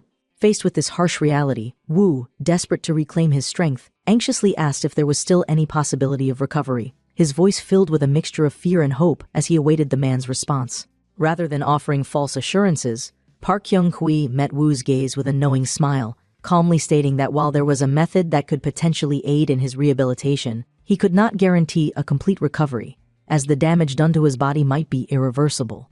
With no other options left, Wu, clutching onto the faintest glimmer of hope, made the firm decision to follow the man's proposed method, committing himself fully to the training regimen, no matter how grueling or uncertain the results might be. They began immediately, starting with kneeling push-ups, a controlled and modified movement that would allow Wu to reintroduce strength into his weakened frame without overexerting himself. Afterward, the two engaged in back-stretching exercises, carefully and diligently focusing on realigning his posture and gradually rebuilding his mobility, ensuring that every motion was executed with calm precision rather than reckless force. As the session ended, Wu, still struggling with doubt, questioned whether these light exercises could actually lead to any significant improvement, his skepticism evident as he glanced down at his still frail and burdened body. In response, Park Kyung-hui calmly explained that he could not teach Wu his exact method, as heavy weightlifting would no longer be an option for someone with such an unstable condition. While his recovery would allow him to regain a level of strength, it was highly unlikely that he would ever return to his former physical peak, a fact that Wu was forced to accept no matter how difficult it was to hear. Faced with this cruel fate, Wu, struggling to contain his emotions, pleaded for another alternative, his voice thick with desperation and despair. Stating that he could not bear the thought of living without the ability to act like a warrior, his very identity threatened by his inability to fight or perform his duties. Furthermore, he expressed concern that his condition would bring shame to his wife, that his inability to return to his former strength would make him a disgrace in her eyes, causing Park Kyung-hui to suddenly remember the terrifying moment when his own wife had collapsed from exhaustion, her body failing her without warning. This memory led him to a new realization, one that he voiced aloud: if rehabilitation alone could not fully restore a body, then perhaps a deeper understanding of human physiology could provide a more effective path to recovery. With this in mind, Park Kyung-hui proposed a radical idea, suggesting that they develop new healing techniques based on the principles of his training methods, drawing from his knowledge of muscle and skeletal structure to find ways to aid the injured more effectively. At first, Wu hesitated, as the suggestion sounded too similar to the path of a physician, a profession he had never once considered nor studied for, having never read a single medical text in his life. However, Park Kyung-hui countered by explaining that even the most experienced doctors lacked an in-depth understanding of the human musculature, often misdiagnosing injuries and prescribing ineffective treatments due to their lack of knowledge regarding physical movement and rehabilitation. A true physician, Park Kyung-hui insisted, needed to understand the relationship between muscles and bones, the way each part of the body interacted, and how movement itself could serve as a form of healing. Hearing this, Wu's perception of Park Kyung-hui changed completely, realizing that the prince was not merely a man obsessed with strength, but someone who possessed an extraordinary intellect, capable of foreseeing innovations that others had never even considered. Accepting this newfound understanding, Wu resolved to follow the man's guidance, beginning his rehabilitation with renewed determination, while Troy, watching his efforts, felt a growing sense of accomplishment, recognizing that he was slowly gathering disciples, individuals who would carry his teachings forward, ensuring that his knowledge would not be forgotten or overlooked. As he contemplated the future, another thought struck him: if exercise were to become widespread, people would inevitably begin training outdoors, and given the customary lack of proper attire, he imagined a disturbing possibility: a world where men would train naked, an outcome that he could not allow. Thus, he realized that he would need to create suitable clothing, garments that would allow for ease of movement while remaining affordable enough for anyone to wear.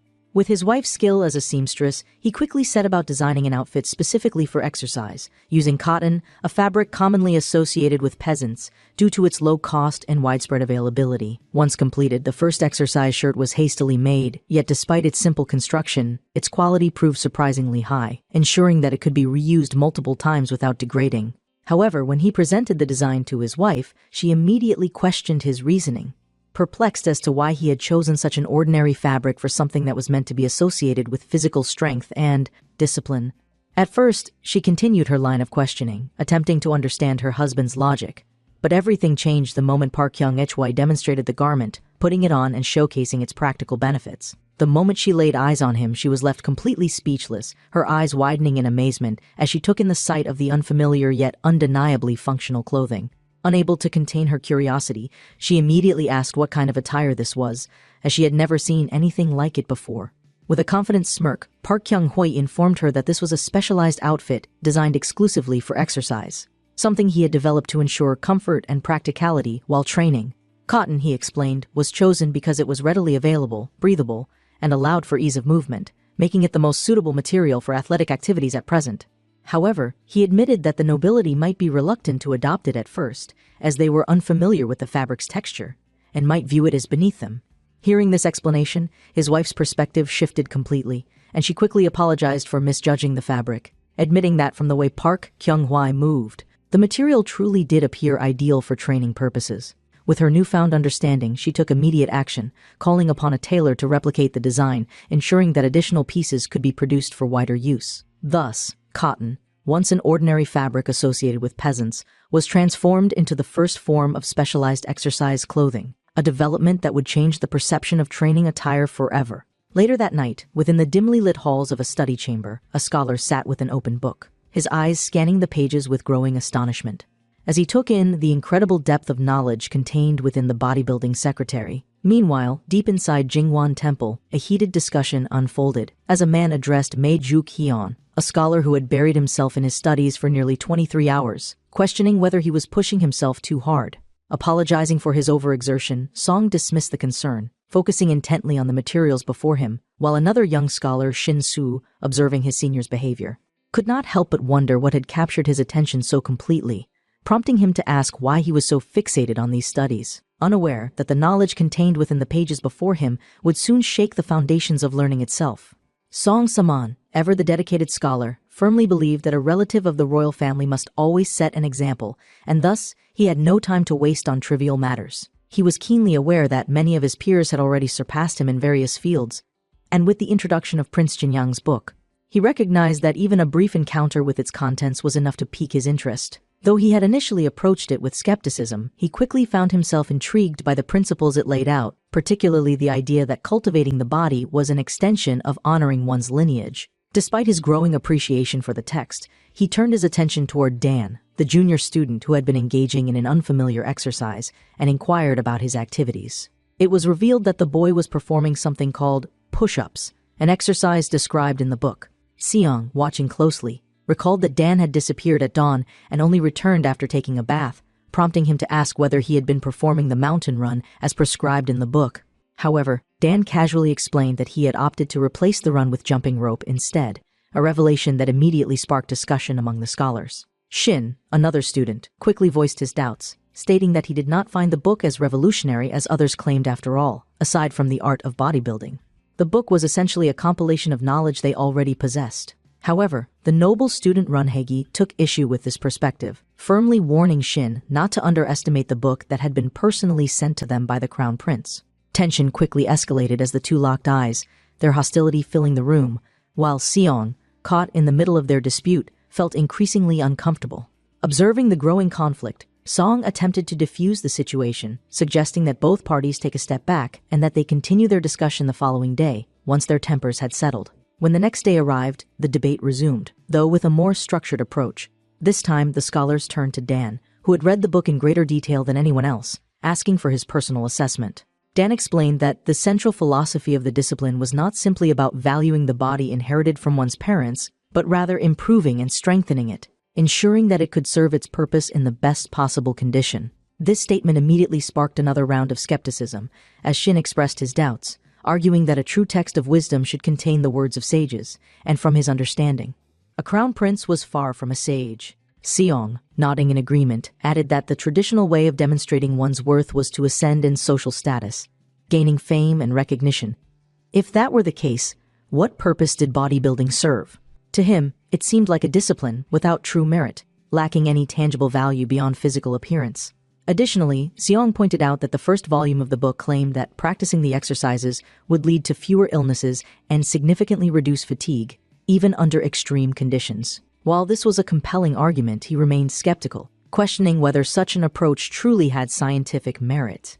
While he was not opposed to the idea of cause and effect, what troubled him most was the fact that the discipline required expensive equipment to be properly practiced, making it inaccessible to most people. In response, Shin agreed, stating that even if the methodology could transform the body, they had yet to see real proof of these claims. At this point, Dan, having heard enough, realized that his colleagues were completely ignorant of what was happening beyond the walls of their academic circle. With a knowing smirk, he decided to illustrate the book's effectiveness in the clearest way possible.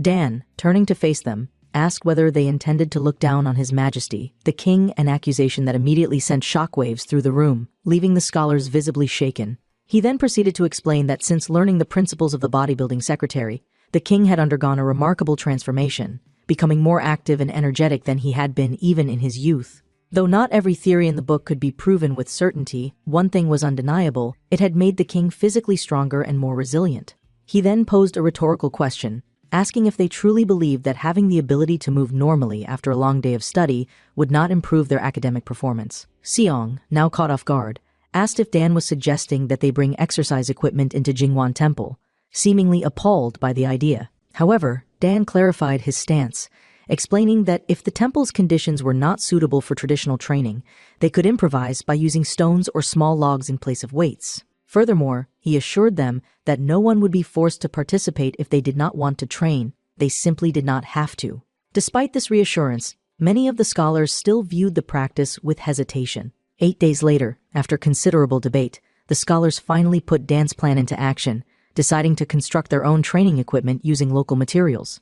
However, their enthusiasm quickly faded, as one of the students, Sancta, became the first to collapse from exhaustion, panting heavily as he complained bitterly about the difficulty of the exercises. With an exasperated shout, he declared that he couldn't take it anymore, causing the rest of the scholars to quickly abandon their training, retreating into the temple, where they immediately resumed their studies instead. Standing outside, wiping sweat from his brow, Dan watched as his fellow scholars gave up one by one, understanding that, in the end, they lacked the willpower to push through their discomfort. Even so, he remained steadfast in his commitment, having personally witnessed the power of the bodybuilding secretary through the transformation of those who followed it diligently.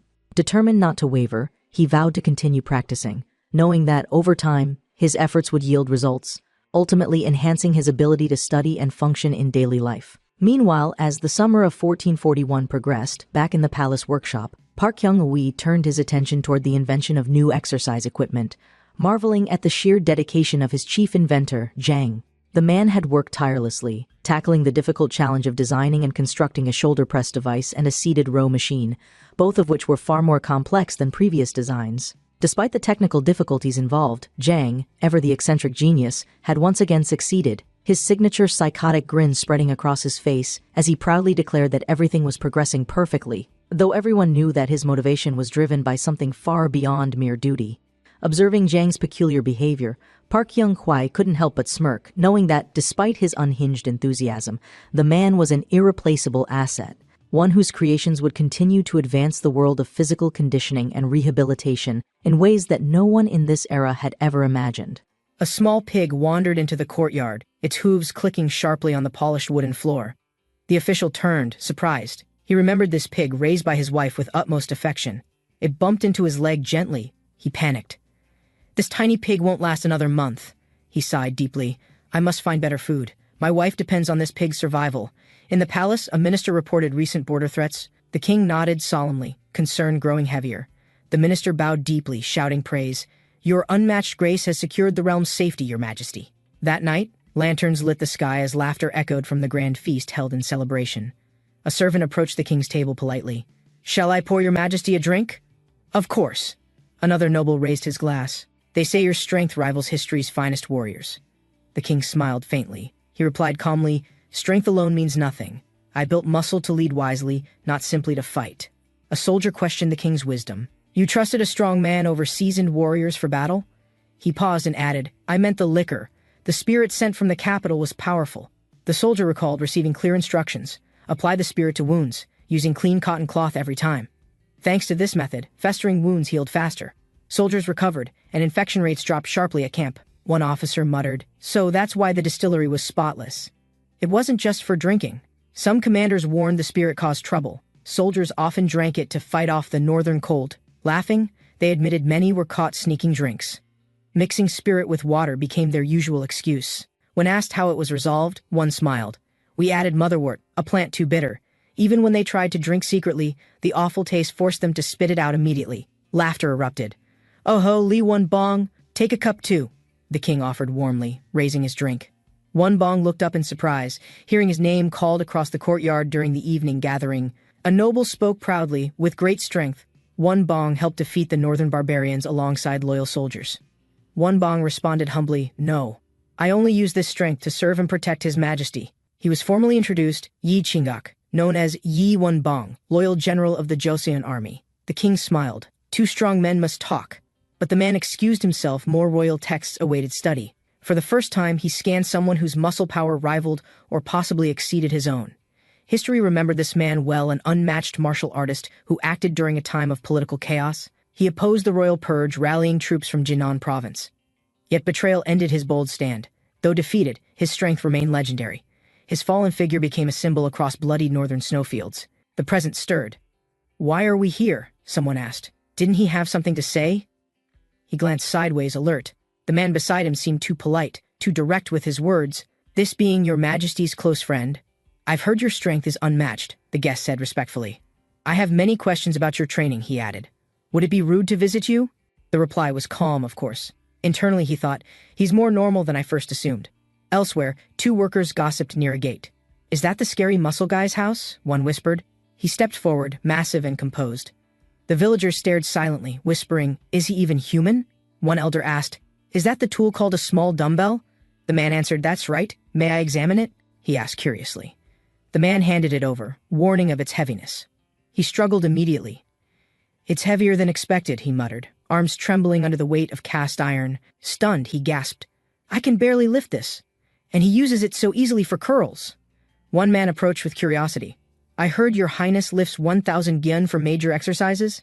He looked down thoughtfully. "If I tried the 3 major lifts, how much could I handle?" A sudden shout drew attention. A woman gasped as a heavy weight slammed down in the yard. The man groaned, barely holding it. "Arr!" His body shook under the pressure of the loaded barbell. Nearby, the muscular figure watched calmly. "I've trained for years. Even I feel pain during these lifts." The barbell struck the ground with force. Everyone stepped back, startled by the sheer impact and weight. One observer stepped forward. "You are incredible. Lifting 600 gyun as a beginner is beyond impressive." He nodded. "Today, such strength might even be seen as a form of divine power." "Is something bothering you?" he asked. "Is there a problem with training or body preparation methods?" The lifter smiled. "No, I've learned so much, but my solo methods may have some flaws." The king spoke. Grand Prince Suyang developed a training method to perfect the body for combat. He added, "It was meant to enhance one's strength and aid in military techniques efficiently." The listener asked, "So this training wasn't just for strength, but also practical weapon use?" The strong man replied, "Yes. Training the body isn't only about looks, it's about effective, functional combat movement." Another nodded. "I've heard that too. Muscle should be useful, not just built to impress." He stepped forward confidently. Conducting oneself and preparing the body should also apply to daily life. Another interjected skeptically, "That's not practical." The crowd behind him murmured, some doubtful, others curious and unsure. He growled internally, "These skeptics don't know anything. I wasn't always this body. I'm Choi Young-jik, former soldier." He recalled his past life, proudly posing. "I first learned about bodybuilding while serving in the military." He clenched his fist. "In 3 years, people will beg to follow my training methods." Morning sunlight bathed the palace rooftops as important news quietly made its way to the throne. The king opened a scroll, expression unreadable. His grip tightened slightly as he read its contents. His son asked gently, "Is something wrong, father?" Noticing the shift in his father's calm demeanor. "It's from the Ming Empire," the king replied. "They wish to buy 100 bars of soap. They also want to meet the soap's creator, Grand Prince Suyang," he added, face filled with concern. News spread quickly. A eunuch from the Ministry of Rites delivered the Ming Empire's request. The young prince smiled. "This outcome is promising. Yi is more open-minded than most royals." Another suggested, "Send Yi as envoy." Meanwhile, Yi trained hard, lifting iron, unaware of his next mission.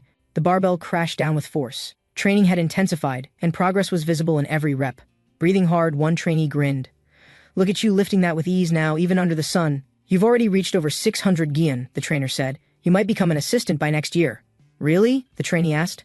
"I thought I'd never match his performance, much less teach beside him." He hesitated. "Hey, remember when I failed trying to impress a concubine?" "Yeah, I remember," came softly. "I figured having one now would be great," the younger man said with a hopeful grin. The older man sighed. "I see, you know, Many royal concubines bear children before 20. In fact, he added, it's a tradition. Late births are frowned upon in most noble houses. A pause. Is there a fixed age? The younger one asked. About that, he mumbled nervously. He exploded. You base your life plan on the royal childbearing schedule? Are you even serious? He asked curiously. A man-made disaster? The idea sounded strange in such a peaceful courtyard setting. Not a natural one, the other clarified, but something caused by humans through neglect, anger, or violence. To prevent that, he said, flexing slightly, you rely on physical strength, naturally your body's trained power. The younger one nodded slowly. I see, like stopping someone dangerous before damage is done, he added, but for women to develop strength, that method is still unclear and unexplored today. She strained with effort, lifting a barbell. There's one, he shouted, pointing toward her in excitement. He grinned. Look carefully. This is the martial art I'll teach your concubine for protection. Try grabbing my collar, he said. Fighting often starts that way, most people go straight for it. His brother chuckled nervously. It's true, I've grabbed collars a lot. Let's get this over with. As the grip tightened, he laughed. You're about to witness the martial art I personally created. With a sudden motion, he gripped tightly and twisted. Something like this, he declared with confidence. Her eyes widened, and she murmured, unable to process what had just happened so fast. The body hit the ground with force. A loud thud echoed across the courtyard. Cook! He stood tall. You just experienced my technique disabling joints to bring opponents straight to submission. Pointing casually, he added, both arms disabled. Now they can't even reach for a spoon, right? Ji-un pushed Hye-ran forward, laughing loudly. Your turn now. Don't pretend you're suddenly weak. Hye-ran sighed, steadied her stance, gripping Ji-un tightly. Okay, I'll show proper technique this time. With determined eyes, Hye-ran attempted the move. Ji-un winced. You need balance, not just blind strength, Hye-ran. Confused, Hye-ran asked, balance for what purpose? Ji-un smiled knowingly. You'll understand someday when trouble unexpectedly arrives. Far ahead, royal guards approached swiftly. Ji-un whispered, the world isn't safe. Your training begins now. Palace guards rushed frantically. Eunuch Du entered Prince Seryang's quarters. Something terrible happened to His Highness. Prince Seryang placed his book aside, standing quickly. Explain immediately. What disaster has struck the court? Eunuch Du stammered. Rumors claim His Highness's strength vanished overnight. Movement and recovery seem utterly impossible. Eyes wide with confusion, Prince Seryang muttered, vanished strength? What madness is this? Could this be poison? Inside the chamber, Prince Seosam lay exhausted, unable to rise. To think, this happened, what a curse. Prince Seosam gasped painfully, clutching his chest. Bring the tea, quickly! His voice echoed through trembling halls. Hurried footsteps followed. Lady Mayong appeared, carefully holding the tray. Father, your tea is finally here. Enraged, Prince Seosam yelled, You wench! His hand hurled the porcelain cup violently toward her trembling figure. The cup shattered near Lady Mayong's feet. You care only for your husband now, neglecting me completely. Furious, Prince Seosam stood, his face twisted. How dare you delay, you mannerless wen, his voice cracked. Lady Mayong sat nervously, heart pounding. She sensed her father's unsettling eyes examining her every movement. Prince Seosam chuckled darkly. Seosan has brought in a beautiful child. His taste in women resembles mine. Without warning, Prince Seosam lunged forward, grabbing Lady Mayong's wrist tightly. She gasped in shock and fear. Tears welled as Lady Mayong cried out, No, don't do it! Please, this isn't right, father! Prince Seosam ignored her plea, yanking her violently. The room echoed with despair as she struggled helplessly. Prince Seosam screamed in fury, veins bulging. Useless girl, how dare you resist my direct commands? He tightened his grip mercilessly. Didn't I warn you? Why return here knowing the consequences, foolish child? Suddenly, flames burst nearby. Prince Seosam's eyes widened in panic. His expression changed instantly to genuine fear. Terrified, he cried out, Save me! His trembling legs stumbled backward toward the dangerously growing flames. The brazier tipped over, embers spilling. Fire spread quickly across the delicate wooden floor without hesitation. The king sat silently, observing prisoners kneeling below. Tension filled the air as everyone awaited judgment. Finally, the king spoke. Chief Inquisitor, report. What findings has the Royal Investigation Bureau uncovered? Bowing respectfully, the Chief Inquisitor answered, Your Majesty, Grand Prince Yangyong suffered severe injuries during this incident. The king's eyes narrowed. How could concubine Yun overpower a prince trained extensively in martial arts? Master Wu stepped forward. Your Majesty, concubine Yun learned deadly techniques. Their methods target weaknesses without hesitation. Lady Mayong knelt silently, her thoughts heavy. Even though I survived, my dignity remains forever shattered. With trembling lips, she pleaded, Please punish me, not others. This disgrace is entirely my responsibility, Majesty. The king sighed, recalling forgotten promises. He once called me his favorite nephew. Now, I'm a stranger. A minister stepped forward. Your Majesty, Grand Prince Suyang fought bravely. Shall I explain the entire incident? Beneath the moonlit sky, silence lingered. The minister finally confessed. First, he wasn't targeting lives, only aiming for escape. The king's voice thundered through the chamber. Who is truly at fault for this disgraceful incident? Chief Inquisitor hesitated, then admitted. Your Majesty, based on facts, Grand Prince Yang Yang likely provoked this outcome. Minister of Justice added. Considering Yang Yang's history, he probably attempted assault. Concubine Yun merely defended herself successfully. Lowering his head, the minister continued, however, despite her reasons, Concubine Yun still harmed her father-in-law. The king leaned back, sighing heavily. How troublesome. Even royal blood cannot prevent disgraceful scandals. Tisk. Lady Mayong clenched her trembling fists. Her heart pounded. She knew her fate was now sealed. The king stood tall, his voice echoed coldly. In other words, it's capital punishment. Execution is final. The king exhaled deeply. Concubine Yun shall be punished with 80 flogging strikes. Implemented immediately. Under the night sky, the royal guards confirmed the order. Yes, Your Majesty. Preparations are complete. The enforcer approached silently, gripping his cane tightly. His expression revealed no mercy for Lady Mayong. Lady Mayong's heart raced. Fear consumed her as she felt the cold floor beneath her hands. She gasped, "Ah!" as the executioner raised his arm high, the cane ready to strike mercilessly. Night fell over the palace. A distant drum echoed as punishment proceedings began under royal order. Lady Mayong flinched, her breath caught. She felt the wooden frame beneath her and gritted her teeth. The enforcer bound her hands tightly. She struggled briefly, then froze, unsure of what was coming next. He raised the cane above his head. Ahem! He warned. Lady Mayong's eyes widened in panic. The first strike landed. She screamed. Pain tore through her body with unbearable force and fear. The executioner hesitated. Suddenly a voice roared. You bastard! What are you doing? Hit her harder. Chief Guard stormed forward. Can't you hit her properly? That disgraceful woman deserves nothing but shattered legs. Sneering, he shouted. A wretch like her mustn't ever dare stand before her father-in-law again. Pushing the executioner aside, he growled, Out of my way, useless fool! I'll handle this personally. Eyes wild with anger, he raised the cane himself, preparing to deliver a merciless, punishing strike. A commanding voice interrupted, That's enough, brother. The cane stopped midair, tension freezing the entire courtyard instantly. Confused whispers spread. The king narrowed his eyes. What's happening? Who dares interrupt my final judgment? The chief guard trembled. Your Majesty, what's the meaning of this? Why delay rightful punishment? The king's eyes darkened.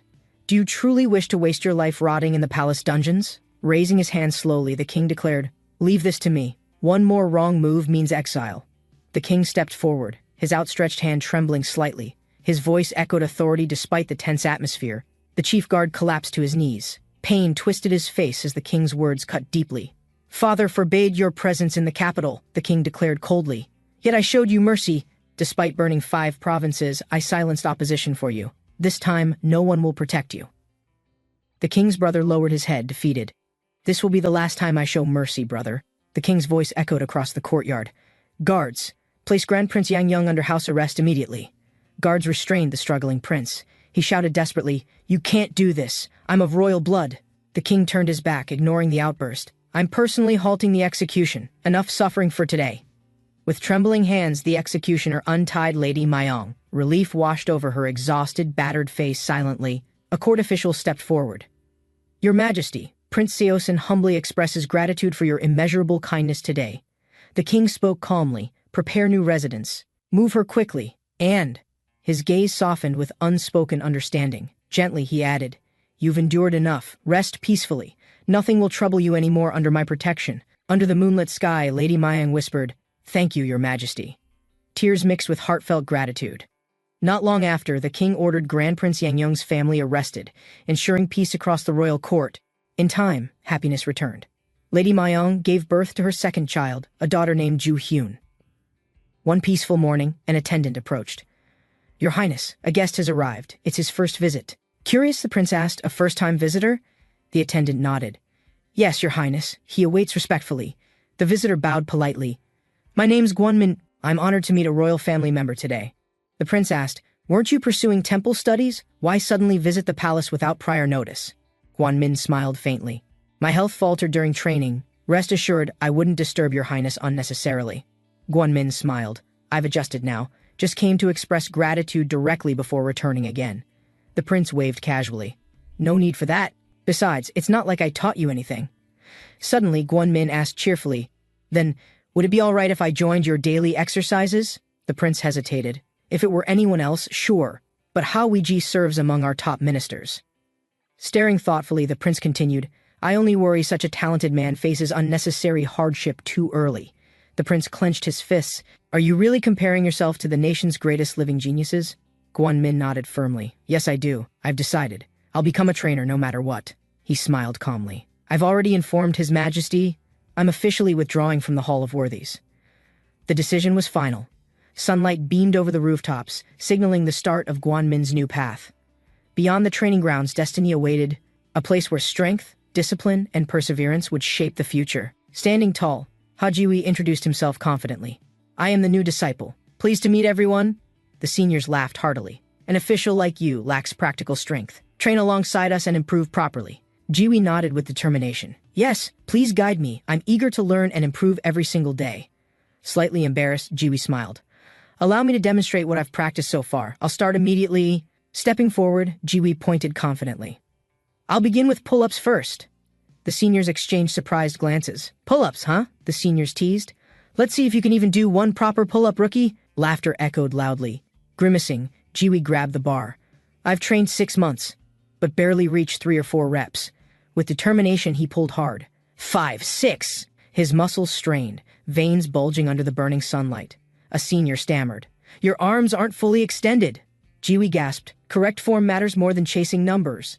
Finishing confidently, Jiwi smiled. 10, 11. Nearby seniors laughed. This new disciple really sparked everyone's training spirit again. Standing atop the overlook, Jiwi admired the endless horizon. How spectacular. Such vast, untamed beauty remains untouched. His companion chuckled. "If we harvest those Aludia trees, we'll easily produce 20,000 seen of valuable oil." Jiwi smiled knowingly. "Silver's value is fleeting. I plan to gain something more precious on this journey." With curiosity, his companion asked, "Something more precious?" Jiwi nodded confidently. "Yes, it is far more valuable." The king summoned his ministers urgently, declaring a dangerous disease had spread throughout the capital's borders. Minister Hong stepped forward cautiously, explaining their scouts discovered sick villagers near the southern trade route entrance. The king frowned deeply, commanding immediate quarantine. He ordered soldiers to investigate, ensure no merchants secretly entered. Outside the palace, a guard stood vigilant. His orders were clear: nobody passes without royal health inspection. Meanwhile, at the southern gate, panicked farmers gathered. One shouted desperately, "Hurry! Someone bring the royal doctors!" Old physician Ma collapsed suddenly, apologizing weakly. His journey was long, and his health had already worsened severely. Struggling to sit upright, physician Ma declared loyalty, offering his remaining strength to serve the suffering king. Coughing heavily, he admitted his back pain hindered treatment. His legs weakened, forcing him to abandon difficult cases. Physician Han watched silently, uncertain. Though assigned by the king, he doubted how much help remained possible. Finally, Han decided firmly. A royal order required results. Together, they would attempt treatment one final time. Huang Qi-sin, eldest son of Huang Huij, smirked confidently, suggesting the patient directly embrace warming energy. The old man, surprised, gasped. Unexpectedly, his stiff hands sensed warmth returning through the cold stone bench. His mind raced quickly. This wasn't ordinary warmth. Someone nearby was sharing life energy without direct touch. Struggling to sit up, the old man admitted honestly. Restoring complete body strength surpassed his current abilities. Qi-sin leaned forward, offering secret knowledge. He explained a unique healing art focusing on energy flow manipulation. Outside, the weather brightened. The old man chuckled faintly, grateful for their sincere efforts helping his condition. Despite lingering weakness, he respectfully admitted failure to fully recover but maintained his body using learned techniques. Minister Han expressed cautious optimism, wondering if continued warm therapy might help restore the official's fading strength. Suddenly, Huang Qi-sin snapped his fingers, realizing something important about balancing warmth without causing harmful excess. Turning back confidently, Qi-sin advised carefully regulating warmth. Excessive heat could easily disturb internal balance and recovery. Attendant Nam stood silently, wondering how warmth reached his chest despite standing under cold stone walls. He glanced down, startled. His own hand felt an unfamiliar warmth, as if touched by invisible energy. Outside, Huang Qi-sin prepared to leave, satisfied his guidance offered the elder a fighting chance. In the garden, officials discussed quietly. Even without medicines, internal strength methods seemed to show hopeful results.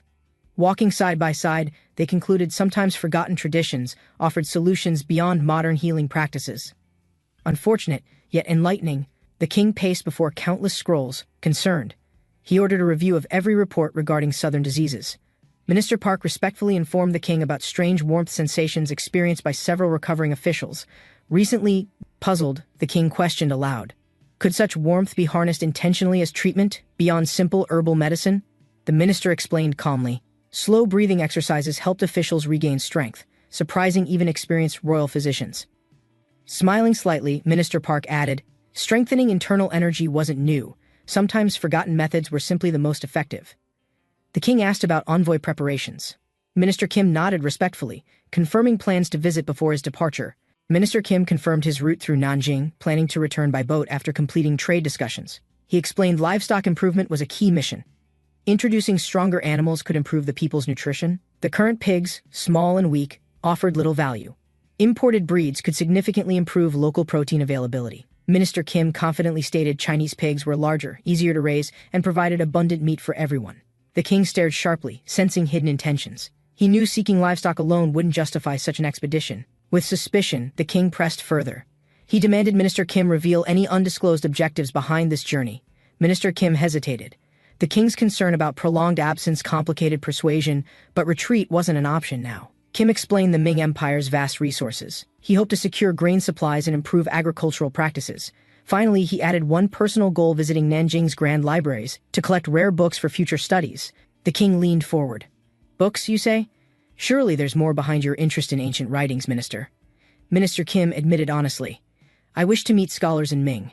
Their knowledge may strengthen our nation's future. The king pondered deeply. He knew the Ming harbored brilliant minds, but such encounters could change political balance. He warned Minister Kim to stay vigilant. Ming politics were dangerous, yet the journey might yield great wisdom. Finally, with a solemn expression, the king ordered, return safely. Bring knowledge but never compromise Joseon's dignity. Waves splashed against the pier. The ship prepared to depart, sails fluttering beneath the bright morning sun. Minister Kim turned back briefly. With a steady voice he promised, I'll return safely, my wife. His son ran forward, calling out. His small hands reached helplessly as the ship began moving away. His wife approached quietly, smiling despite worry. Why must you leave during such harsh times? She asked softly. Kim reassured her gently. His Majesty's orders demand it. Our people's future depends on what I bring back. As the ship prepared to sail, Minister Kim faced his comrades and offered them his heartfelt gratitude. Smiling warmly, he promised to return safely. I look forward to reuniting with you all, he said. One commander teased him lightly, accusing him of planning to skip responsibilities upon his safe return home. Minister Kim laughed, denying the accusation humorously. Joking aside, their bonds remained strong despite the looming separation. Another friend mentioned his rare vacation. Kim chuckled, crediting His Majesty's generosity for granting long-awaited personal rest. His son ran excitedly, proudly showing strength. Father, look, this sword feels light now, he shouted happily. Minister Kim laughed heartily, ruffling his son's hair. You've grown stronger, my boy, just wait for my return.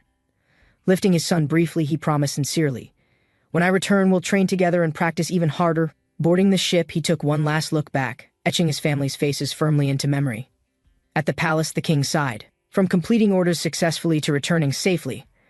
I trust he'll manage both, Minister Kim spoke calmly, voice steady. I only have a small wish, nothing beyond this nation's prosperity. Gazing over the calm waters, he continued. I want Joseon strong and thriving, a homeland our people cherish. With conviction, he declared firmly, so that no one can ever look down upon us or our people. The ship sailed steadily along the open sea, nearing the foreign coast under strong and chilly winds.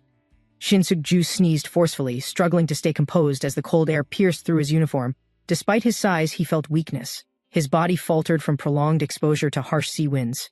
Embarrassed, he bowed his head, knowing his illness risked disrupting communication duties crucial for the mission. The officer beside him watched silently, disappointed.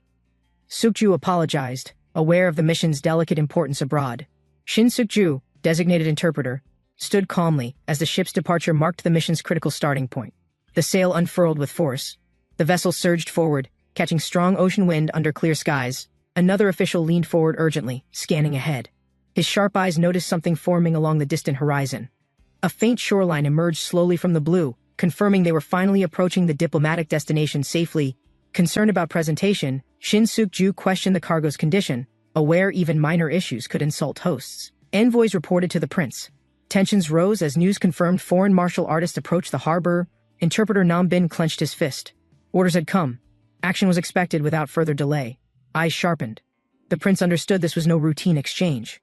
The kingdom's pride was on trial. He declared they'd compete directly, using their own strength to prove Joseon's worth without retreat.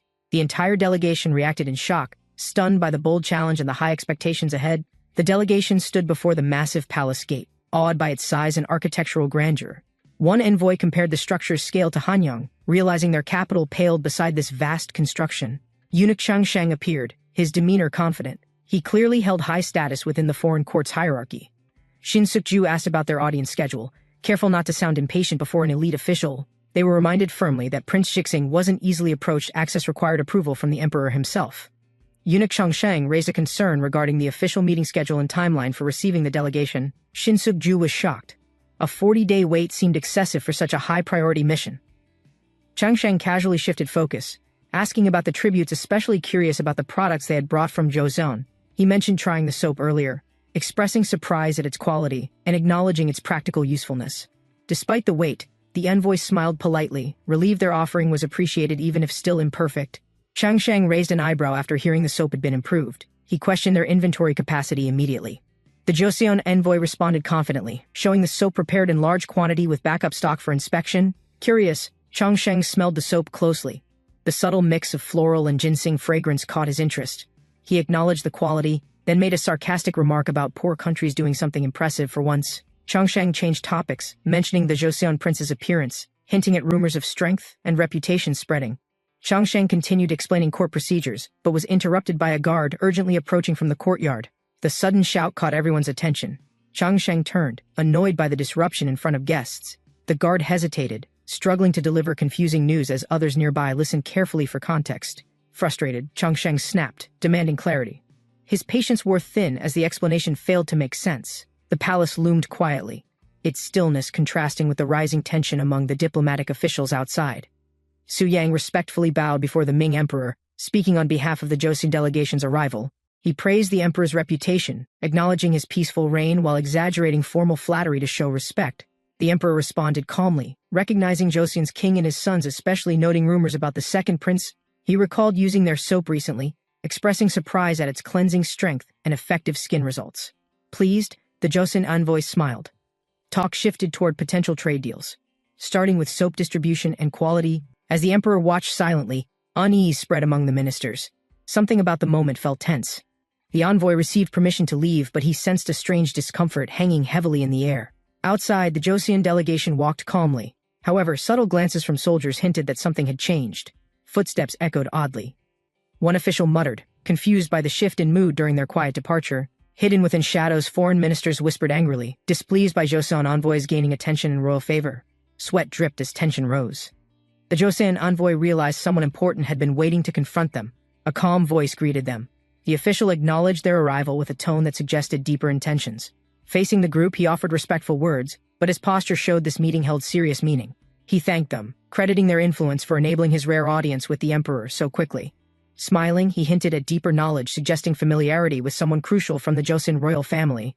The official continued speaking, sharing rumors of the prince's strength and how subjects respected him deeply. He noted the prince's reputation included not just strength, but intelligence, further elevating Joseon's image. Impressed, he complimented the soap's effect, expressing daily use made him feel cleansed and revitalized. Curious, he asked about pricing. The envoy explained it varied by ingredients used in each soap. The ginseng soap cost 10 rice bags, while scented variants were priced at 6 per bar. The official calculated soap value, equating it to silver currency. The economic implications were becoming very clear. Hearing the numbers, another envoy considered future trade. The price seemed reasonable for quality and scale. However, one Joseon official grew alarmed. The foreigner was asking about production methods, not just cost. To deflect, the Joseon envoy revealed only a harmless detail mentioning kelp as a key ingredient base. The foreign official chuckled knowingly, realizing the answer was intentional. The real formula was still protected. Despite curiosity, the foreign official admitted sea bans made kelp harvesting nearly impossible under current trade policies. The Joseon envoy remained polite, requesting continued production of soap in secret to avoid diplomatic restrictions. Still interested, the official asked if they could increase supply, especially of the widely favored scented soap. With confidence, the envoy responded by asking how much was needed to fulfill the foreign demand. The reply came quickly, 10,000 gyun, a staggering amount signaling the seriousness of their growing trade interest. Murmurs spread through the court as the foreign official hinted there was more to his identity. He revealed the envoy's true status. Su Yang, second son of the Joseon king, now confirmed. Calmly, he introduced himself as Wang Zhen, powerful eunuch and head of the Ministry of Rites. Wang Zhen stood firm, reminding them of his authority as the chief eunuch of the rites. He asked if there was anything else they desired. Now that the trade deal was successful, Su Yang politely requested permission to travel and observe markets across the empire before returning home. Wang Zhen hinted at deeper intentions. He was willing to pay well if Su Yang wanted money. The Joseon officials were stunned. Wang Zhen casually offered 70,000 silver as if it meant nothing. Su Yang thought carefully, believing that grain seeds and livestock were ultimately more valuable than silver alone. He thanked Wang Zhen sincerely, assuring that Joseon would send more soap in future shipments. Wang Zhen agreed thoughtfully, finding the barter idea reasonable and showing rare approval through his expression. He promised the Joseon envoys their journey in the Ming Empire would be smooth and respectful. One envoy commented quietly. Now understanding why the Ming court had been so drawn to the soap, Su Yang was shocked by the Ming court's outrageous idea of using cucumbers for skincare purposes. He questioned the logic behind it. Unsure if this practice was meant as medicine or mockery, the Joseon officials sat silently, confused by Ming's obsession with strange, non-scientific skincare methods and beliefs.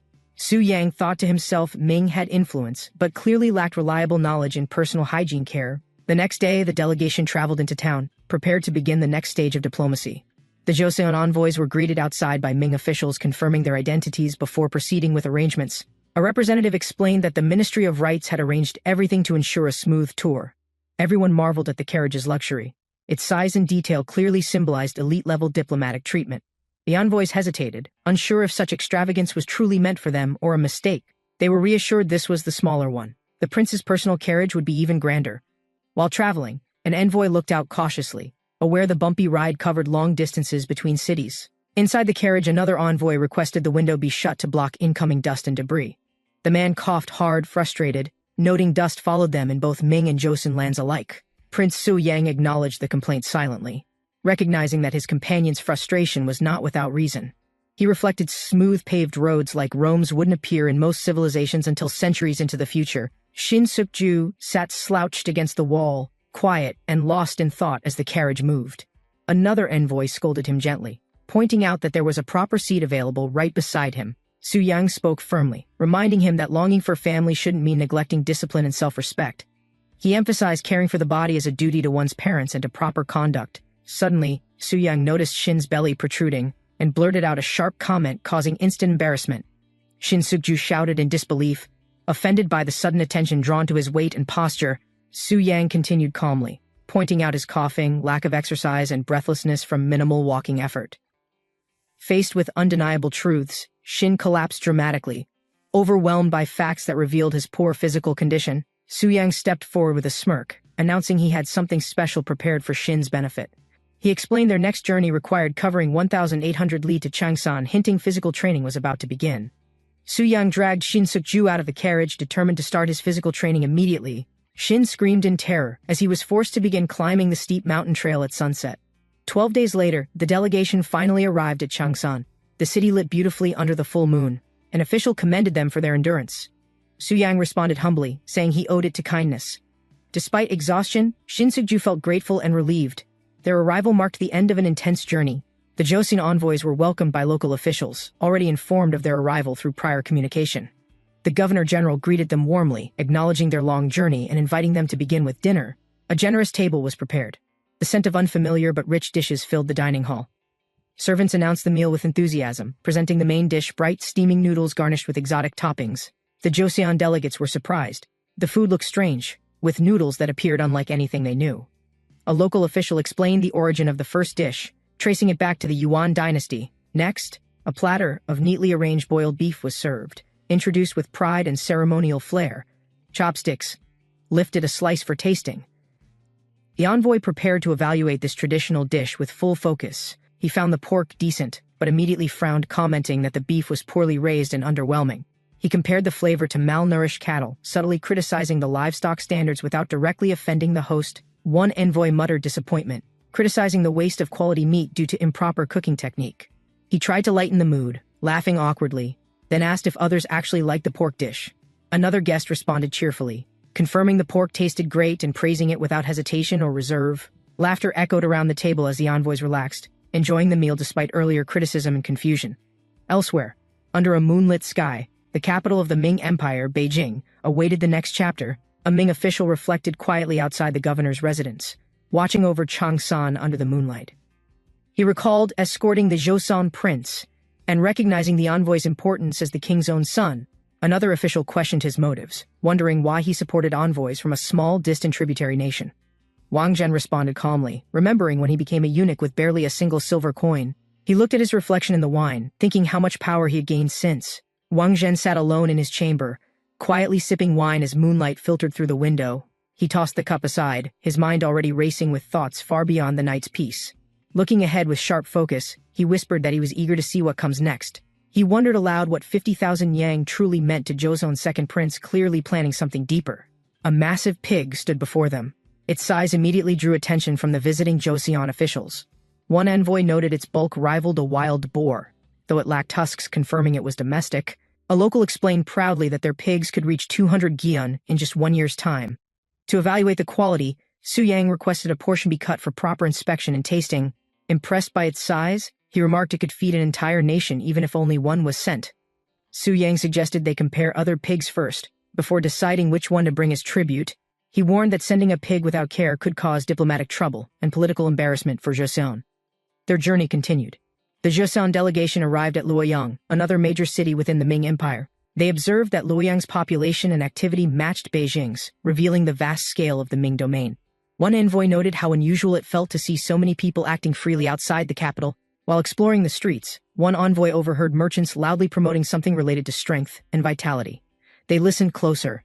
A local shouted about a soap that builds muscle using the Joseon prince's name. Alarmed, one envoy realized the vendors were illegally using Prince Su Yang's identity to promote the product. Su Yang watched calmly. Recognizing the rapid spread of their influence since arriving in the Ming Empire, he smiled, flexing confidently, and warned they'd face him directly if any more problems were caused. Su Yang flexed his muscles confidently, asserting he didn't need gimmicks, he had real physical strength. One of his retainers panicked, trying to stop him before things escalated further in public. Nearby, a vendor exaggerated claims saying their pills, using Joseon ginseng, could grant unmatched physical power. He pointed to a muscular man, claiming he ate 100 pills and gained massive strength instantly. Crowds stared at Su Yang in awe, shocked by his build and wondering if it was real. Su Yang boldly declared he needed no enhancement pills, challenging the muscular man with his natural strength. The vendor was stunned by Su Yang's confidence. Realizing a public strength contest was about to begin, he nervously admitted that someone with such physique clearly didn't require the advertised ginseng pills at all. Su Yang stepped forward, questioning the vendor's false claim about receiving ginseng directly from the Joseon prince. Flustered, the vendor shouted defensively, denying familiarity and questioning who Su Yang even was in return. Su Yang clenched his fists, fully prepared to respond to the vendor's disrespect with direct strength.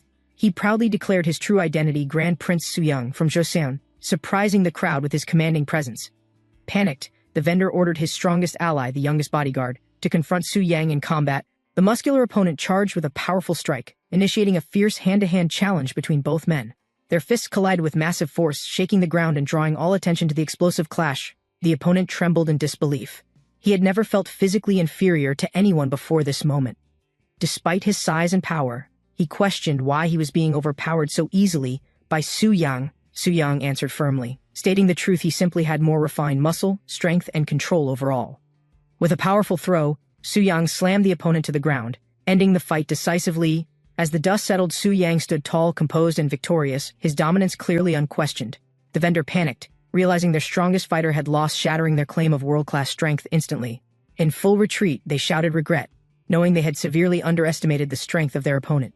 Su Yang grinned quietly, unaffected, his confidence undisturbed. As the crowd began whispering and turning toward him, he revealed his powerful physique again, a clear statement to those watching and doubting his strength. Surrounded by stunned onlookers, Su Yang flexed proudly, declaring himself the true embodiment of Joseon's strength. Spectators were so impressed by Su Yang's physique that an artist suggested sculpting it into stone. The artist explained he planned to carve a new Buddha, and Su Yang's body inspired him. Meanwhile, Su Yang's retainers found him again, asking if he had secured anything meaningful during their trip. He admitted it was too early to finalize a pig breed and asked about their progress. They reported finding old books in poor condition and planned to ship them back to Joseon first. The envoy secured a large batch of seeds but worried about their adaptability back in Joseon. Su Yang praised everyone's effort, then discovered a document believed to be from ancient Baekje script. Excited, he recognized it contained the inscription of Chu Suiliang, a famed calligrapher from the Tang dynasty. Another scholar confirmed its authenticity and expressed strong interest in examining the historically important writing up close. A second onlooker identified a biography of Duke Dan, eagerly asking to see the text as well. On March 11, 1443, the Joseon delegation approached the massive Jinghang waterway near Hongzhi Lake. Stunned by its scale, one envoy asked if the enormous vessel before them was truly a ship. They compared it to Joseon's turtle ship but admitted this Ming vessel dwarfed it in size. Su Yang explained it was from Emperor Yonggle's naval expeditions, once led by the great Admiral Zheng He. He added they should visit the shipyard in Nanjing, reflecting on how 3 months had already passed. Back in Joseon, officials met with the crown prince inside the palace to discuss military advancements. The king inquired about the research on Huapo, a small handheld cannon recently developed by court engineers. He expressed doubt, unsure if such a small weapon could be useful beyond frightening the enemy. The crown prince clarified that its compact design allowed it to be mobile and fired while moving. He concluded that if every soldier had a Huapo, they could attack freely during combat maneuvers. The official explained a report about a soldier surviving an ambush due to wearing only light leather. Because the arrow was weak and the man had no armor, the wound wasn't immediately fatal. Had the arrow been stronger, it would have pierced clean through his body and killed him instantly. A young engineer stepped forward, saying he had been testing new designs using counterweight sticks for breakthroughs. He began demonstrating a prototype with a spinning motion, eager to prove his improved firing concept. The young engineer aimed his new device steadily, preparing to test its precision and counterweight mechanics publicly. Zhang carefully sipped his drink, savoring the silence that accompanied his long-awaited break from duty. A cool breeze passed by as he exhaled deeply, settling into the peaceful rural tavern seat. Despite the calm, Zhang's thoughts drifted to the palace and the emperor's stern, expectant gaze. He leaned forward, asking aloud what would please his majesty: training, loyalty, or unwavering personal strength. Suddenly, the wooden training dummy laughed mockingly, breaking his thought. "Your jokes are going too far." Zhang enjoyed his drink, amused by the wooden dummy. Unaware someone was approaching from behind unexpectedly, a soldier entered the tavern, recognizing Zhang immediately. His presence hinted at official business interrupting Zhang's break. Zhang, dropping formalities, made a simple request for food, choosing to stay grounded despite his known status. The tavern host quickly prepared the fish. Smoke rose as the herring grilled over open fire. Zhang took a bite, but his face twisted. The fish tasted spoiled, and something felt wrong. Zhang's face tightened as a strange realization hit. This wasn't just spoiled fish, something was wrong. A bystander explained the fish was cleaned with alcohol, effective but risky, depending on how it's handled. The vendor admitted the herring sat too long before grilling. Zhang's suspicions about poor storage deepened quickly. Someone mentioned a special liver method. If mastered, it could preserve herring freshness for over half a month. Elsewhere, a large ship surfaced. A crew prepared a haul of fish, signaling a major operation. A massive net of fish was hauled onto the ship, marking the start of urgent processing. Zhang issued instructions, rapidly gutting, salting, and rotating the workers to maintain efficiency and preserve fish quality. A crew member proudly revealed a pulley system he built, improving speed thanks to gym training knowledge. Salted fish piled up quickly in baskets, glistening under the sun, ready for long-term storage and transport. One worker questioned the method's effectiveness, wondering if quick salting could really preserve freshness for half a month. The processed fish piled high. Their numbers exceeded expectations, demanding swift decisions about storage and future plans. A worker noted they had more than 10 times the usual load, over 1,000 fresh fish. Zhang explained how expanded storage now allowed fish to be enjoyed raw, not just salted or dried. His thoughts shifted toward scaling operations. A stronger boat could push into distant waters for larger hauls. Looking toward the horizon, Zhang decided firmly he must report everything to His Highness immediately, without delay. A royal decree was announced loudly. Its urgency echoed through the village, gathering everyone's attention immediately. The order named Ma Il-yong, a disciple of Grand Prince Su Yang, as its key executor. He declared a new initiative, building a hall for discipline, training, and preparation of the physical body. The goal was clear: recruit 20 sons from defeated noble families to begin strict re-education under his guidance. These chosen youths would be trained to rebuild honor, control their actions, and strengthen their physical discipline. A month later, training continued at the estate. Discipline halls stood quiet under the clear blue sky. Ma Il-yong reflected on old days with His Highness, wondering if his current efforts truly worked. Despite his encouragement, the disciples only responded when Prince Seogin taught, ignoring Ma's own lessons completely. Standing shirtless and frustrated, Ma noticed the disciples showed no interest when he spoke or demonstrated directly. He sighed, recalling a warning. Those who fail the annual exam will be exiled to Hamgyal province. One disciple overheard the exile news and froze, realizing the exam was more serious than expected. Suddenly, a massive figure appeared. It was His Highness, returning with unmatched muscles and fierce presence. The disciple stuttered, stunned to see the prince in person. His presence brought immediate pressure and tension. With intense energy, His Highness declared warm-ups. The disciple screamed in dread, knowing what was about to happen. Another instructor watched silently, sweat forming, fully aware that serious training was now beginning without compromise. Prince Seogan questioned the disciple's performance, waiting for an answer to the ongoing problem he had posed. He pointed towards stacked weights, suggesting physical strength training as the best method for those lacking discipline. Outside, students groaned under the sun, straining with effort. Their struggle proved the training was extremely difficult. One disciple gasped for air as Seogan scolded him, still unable to solve the core challenge given. Observing quietly, another trainer frowned. The results were lacking, and it was clear a new approach was needed. The trainer stood firm, arms crossed, watching the disciple struggle closely with a serious, judging expression. Desperate, the disciple shouted he understood the lesson, straining hard to lift the weight once more. The trainer smirked. The disciple's answers matched perfectly, so more weight would be added to test him further. A heavy plate slammed down. The disciple groaned loudly, muscles shaking under the growing physical and mental pressure. His partner yelled with urgency. Losing in a strength contest now would ruin their team's entire momentum. The disciple gritted his teeth, vowing not to be the only one enduring this harsh training. Fueled by pain, he promised to pass the burden down. Others would face weightlifting trials too. That mindset spread. Weightlifting as the answer became a growing principle across all corners of Joseon. Far away in Ming Empire's capital, Nanjing, new voices reflected on the state of the provinces. Two men observed the city's pace, surprised by how advanced local reforms were, especially in calendar systems. Fresh vegetables filled the market. One man observed that non-rice farming seemed far more profitable recently. He explained that rice remained central in Joseon, as food security was always the highest survival priority. Historically, Joseon faced constant threats, raiders, and invasions, forcing the nation to emphasize stable, state-managed food production systems. Still, the scene of a muscular farmer in vegetable fields proved it was time to evolve forward.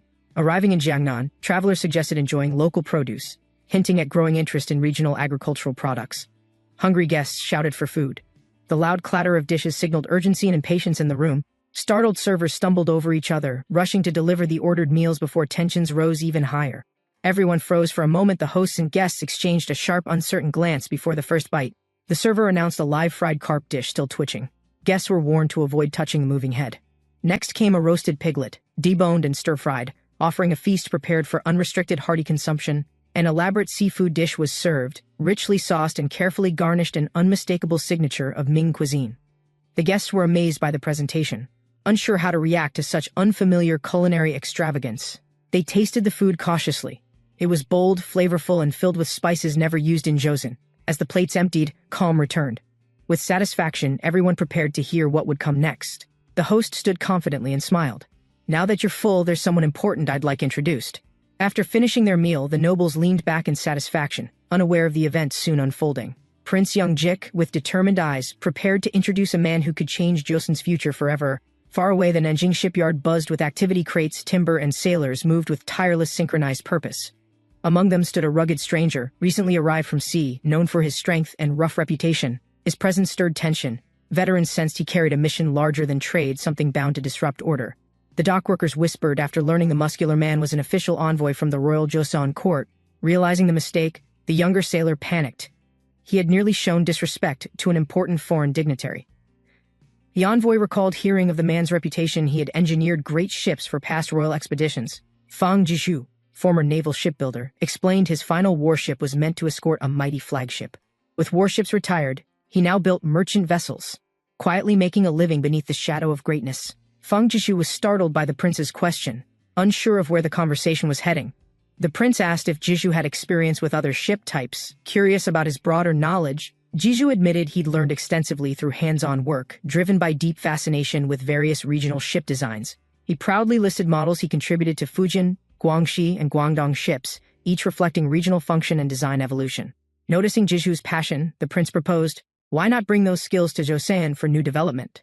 Fang Jishu passionately declared his dream, constructing massive ships capable of mastering the harsh, open ocean. He refused the idea of downsizing. Smaller ships, he believed, couldn't match his ambitions or skills. The prince remained calm, noting how engineers shared one trait: unyielding pride regardless of nation or environment. He quietly revealed a new sketch, a compact boat designed for rowing and sailing in shallows. Jishu was surprised to learn the small craft could outperform large ships in daily fishing efficiency. The sketch revealed a single-mast vessel slicing cleanly through waves, compact, yet powerful in performance. The prince acknowledged Jisu's pride, but challenged him to redefine greatness through strategic, efficient engineering instead. He argued that building a better small boat was no less noble than creating a giant warship. Before parting, the prince invited him to visit Joseon's port within 10 days to begin collaboration. Meanwhile, in a quiet riverside area outside Nanjing, the prince's team prepared for what came next. In the fields, workers examined lettuce, closely checking root length and selecting only those absorbing enough water. The prince explained the importance of long roots, ensuring vegetables thrive even when buried deep in soil. He emphasized selecting only strong seeds, believing better harvest began with careful observation and strict standards. Nearby, a farmer was asked about a pig's growth, how long it took to reach full size. He proudly said it took over a year to raise one weighing more than 240 gin. The farmer admitted raising such pigs was hard work, but he took pride in the results. The prince challenged him confidently, stating even this prized black pig wouldn't be enough to impress Joseon. He promised delivery of a whole pig, properly raised and measured, by tomorrow without any delay. As sunset painted the sky, the prince reflected the real challenge was finally beginning with unknown variables. Though profits from soap trade could repay the borrowed silver, he remained cautious of uncertain allies' motives. As the sun set, the prince pondered quietly whether his confidence would truly be enough tomorrow. From above, he noticed preparations in motion workshops were active, and livestock had already been weighed and tagged. He smiled faintly, realizing that despite delays, Joseon's team had begun preparing with remarkable quiet discipline. Advisors and workers gathered below, assuring him they had followed every royal instruction down to the letter. Materials were lined up along the shore, ready for shipment at dawn. Tonight was for final checks. As the group sailed toward Joseon, one envoy expressed concern about how Hanyang might react.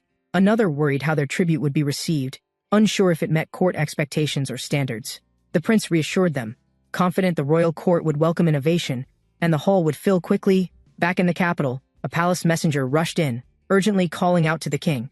He shouted breathlessly news had arrived, and it was so important, it disrupted morning court routine entirely. The king, sweating from exercise, was interrupted mid-workout and demanded the news be truly important. He warned the messenger that a trivial report would lead to harsh punishment without further explanation. The messenger quickly announced that the diplomatic envoys had successfully returned from the foreign port mission. The king was pleased until learning pigs had escaped, causing confusion and noise all over the capital. Annoyed, the king dismissed it, assuming the animals were just imported livestock from the trade route. A court official nervously reported that one of the escaped pigs weighed 45 kilograms in total. The king, shocked by the number, stared blankly. He hadn't expected livestock this heavy from the delegation. Outside, chaos erupted. Pigs sprinted through straw paths as guards shouted and struggled to contain them. A guard was thrown down. Confused, he shouted, was this even a pig? Or some hybrid creature? The prince demanded action, furious. If they were soldiers, why couldn't they even catch runaway pigs? The pig charged furiously. Mistaking a royal guard's red robes for a threat, it aimed with precision. The guard panicked, clinging tightly, but the pig thrashed violently, refusing to be held back.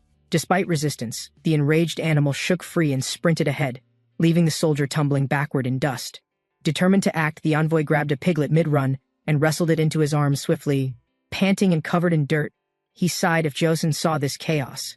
What remained of his pride? Two pigs wander through a field, sniffing around and enjoying the fresh air on a peaceful day, and one pig looks back at the other, clearly startled by the noise of nearby movement. The two men observe the pigs, commenting on their destructive nature and resemblance to wild boars. A man, wearing royal attire, speaks to the pigs with a casual tone. Approaching them slowly, he addresses the pigs with a hint of humor, noting their long journey to reach Joseon's lands.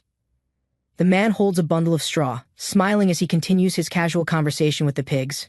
The pig stares back at him, its expression confused and uncertain about the human's intentions. And then, he notes the pig's hunger, hinting that it isn't as ordinary as it seems. The man continues speaking, revealing his thoughts on the pig's future, looking at it with a knowing grin.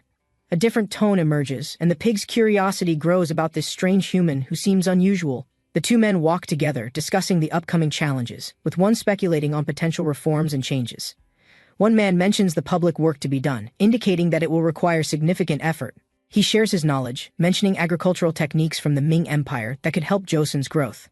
With optimism, the man believes these methods will change the country's diet and improve public health. As they walk, the conversation shifts to discussing talent, specifically a person named Fang Zhen, who's mentioned. The man addresses a skilled craftsman, complimenting his work and emphasizing how useful such craftsmanship is. He mentions the importance of having someone with enthusiasm, and how it adds to their value. Another man agrees, saying it's essential for them to have someone with a passion for craft. They discuss their goal to improve, With one man mentioning his experience and how he learned, the conversation shifts to technology, where a man humbly suggests his skills are merely focused on crafting tools. The instructor announces he will teach a new method, calling it CrossFit, and preparing to demonstrate. He explains that these exercises will help clear the mind and move away from old habits. As he shows the movements, he encourages the group to watch closely and learn the technique. The instructor demonstrates a new exercise, calling it burpees, and explaining how it helps improve fitness. The group reacts with excitement, eager to try, hoping the new workout will bring noticeable results. The instructor begins the workout routine, stating that the first exercise is 20 repetitions of burpees. Next, he demonstrates box jumps, explaining that the second exercise requires jumping over a high log stack. The third exercise is kettlebell swings, where the goal is to complete 20 swings with a 20 kilograms weight. The instructor adds that the final exercise is 20 squats with weights, ensuring the participants understand the goal. He encourages them to repeat the routine twice, take breaks, and prepare for the intense training ahead. The man cries out in frustration, feeling overwhelmed by the intensity of the workout and unable to continue. He struggles to breathe, his face showing signs of exhaustion as he tries to push through. Unable to handle the strain, he gasps, feeling like he's about to collapse from exhaustion. He stumbles, warning the others that he might vomit from the intense physical effort he's enduring. Concerned, the instructor reacts quickly, noticing his distress, worried about his condition and what comes next. The instructor laughs, revealing that he once felt the same way, sharing his past struggles. He continues, explaining how the hard work pays off despite the challenges faced during training. After a long explanation, he urges the trainee to focus, instructing him to study after the workout. The man struggles, feeling exhausted and questioning how he's supposed to study with his body so drained. He sighs deeply, overwhelmed, clearly unsure about how to continue studying, while still feeling physically spent. The two men discuss the famous figures of history, noting their focus on a particular training method. One man expresses confusion, unable to understand how the method worked, questioning its true effectiveness. The other man continues, introducing a famous calligrapher's work to clarify the potential of discipline and focus. He reveals that the library not only stores books but also features intricate carvings and artwork. The conversation shifts to the tools used for creating records, showcasing the variety of writing instruments available. The older brother agrees, expressing interest in visiting a place where Confucius's descendants reside for learning. He mentions that their father seemed pleased with the diplomatic mission's outcome and asked for his opinion. The younger brother listens closely, surprised by his father's request, eager to know the next steps. The older brother shifts the conversation, asking if the younger one has noticed a significant transformation. He smiles, asking about the physical change in the assistant scribe, noting his impressive physical progress. The older brother grins, humorously mentioning how his muscles are now too large to lift heavy objects. He jokes that his younger brother will never understand how hard it is to lift a dumbbell. Despite his jokes, the older brother admits his muscles are still quite strong, though he faces some challenges. The younger brother questions whether the older one ever had a different passion, one that wasn't fitness. The older brother laughs, promising to personally train the younger brother, urging him to strengthen their bond. The man proudly holds up his newly created weapon, explaining that it is his latest invention. He demonstrates the weapon's power, sending a forceful strike through the air with a swift motion. The weapon's effectiveness is evident as it cuts through the air, traveling both close and far with ease. He then asks for the opinion of his companion, curious about what improvements the weapon might need. The companion responds, contemplating the weapon's design as he watches it in action, intrigued by its potential. The man nods in agreement, confirming that the talented individual from Joseon has a unique skill set. He mentions that if this individual creates something valuable, he should inform the higher authorities immediately.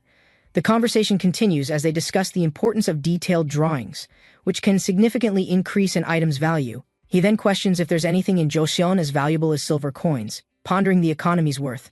The man proudly holds up his invention, a large firearm designed to shoot long distances with precision. Initially, the weapon was designed to rest on the shoulder, but adjustments were necessary for comfort. After testing, the shoulder method proved difficult to manage, so a new design was created. The new method involves placing the firearm between the side and arm, allowing for better control. The man describes the weapon as revolutionary, similar to the ones used in the Goryeo dynasty. The man confidently holds his firearm, explaining that this invention could potentially change the battlefield for soldiers. He continues, stating the limitation of the weapon in situations where enemies are attacking directly, making it difficult. Determined to prove the weapon's effectiveness, he decides to demonstrate it by firing the weapon himself. The shot is fired, but the bullet misses the target completely, showing that accuracy still needs improvement. He acknowledges the issue, realizing that adjustments are needed to improve the accuracy for future use. The man ponders adjusting the size of the weapon, considering sacrificing some power for improved practicality and mobility. He then asks about any alternatives for the firing method, wondering if there's a more efficient approach. His companion hesitates but suggests a possible solution, though the details remain uncertain at this point. Suddenly, a rustling sound interrupts their conversation, causing both men to turn their attention toward the source. The man asks if the sound was just his imagination, clearly concerned about the unexpected noise. A royal figure arrives and asks if the man's invention is ready for demonstration, showing great interest. The man confirms the arrival of the royal guest and is eager to showcase his creation. The royal asks if the weapon could replicate the precision and power of other famous weapon designs.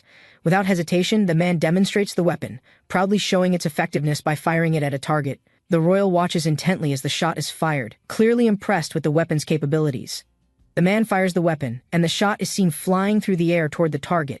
As expected, the bullet hits the target accurately, impressing the onlookers with the weapon's precision. He explains that high accuracy requires steady eyes and the ability to align the weapon correctly. However, he admits there's another challenge to overcome, one that may need further testing and adjustment. The royal watches intently, noting that more work is still required, but the weapon shows great potential. The man, frustrated, attempts to perfect his technique, while his companion observes and offers critical advice. He encourages the man to focus, stating that his stance and technique must be perfected for success. A discussion ensues about the design and how the drawing of the weapon needs clear instructions. They talk about the challenges of creating a usable prototype, but the solution is within reach. The man decides to refine his work, determined to improve and finalize the design for practical use. The royal figure comments on the preparations, noting that the team has been thorough in their efforts. He continues, observing how the military officials are taking their tasks seriously, particularly inside the royal palace. Despite the preparation, he expresses concern about potential malfunctions with the weapons, worrying about their reliability. The military leader gives an order, commanding the preparation for the firing of the infantry cannon without delay. An officer responds immediately, instructing his subordinates to fill the firearm with gunpowder, ensuring readiness.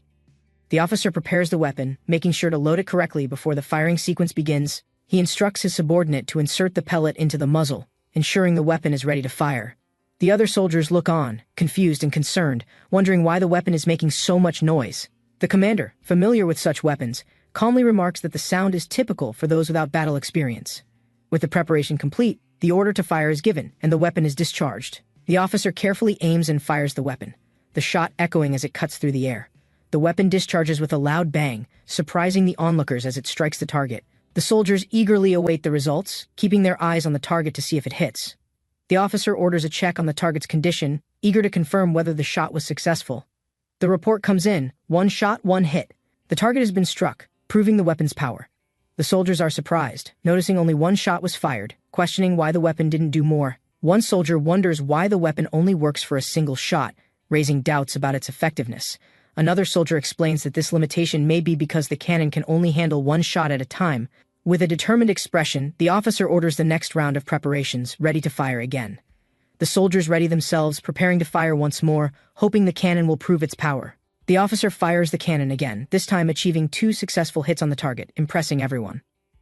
The soldiers cheer, relieved to see the weapon is functioning better, confirming its potential for use. While the results are good, one soldier points out that it still takes too long to reload. The other agrees, suggesting it's good for 1 shot at a time, but reloading is slow. The officer chuckles, suggesting that the cannon could be loaded in advance and fired when needed.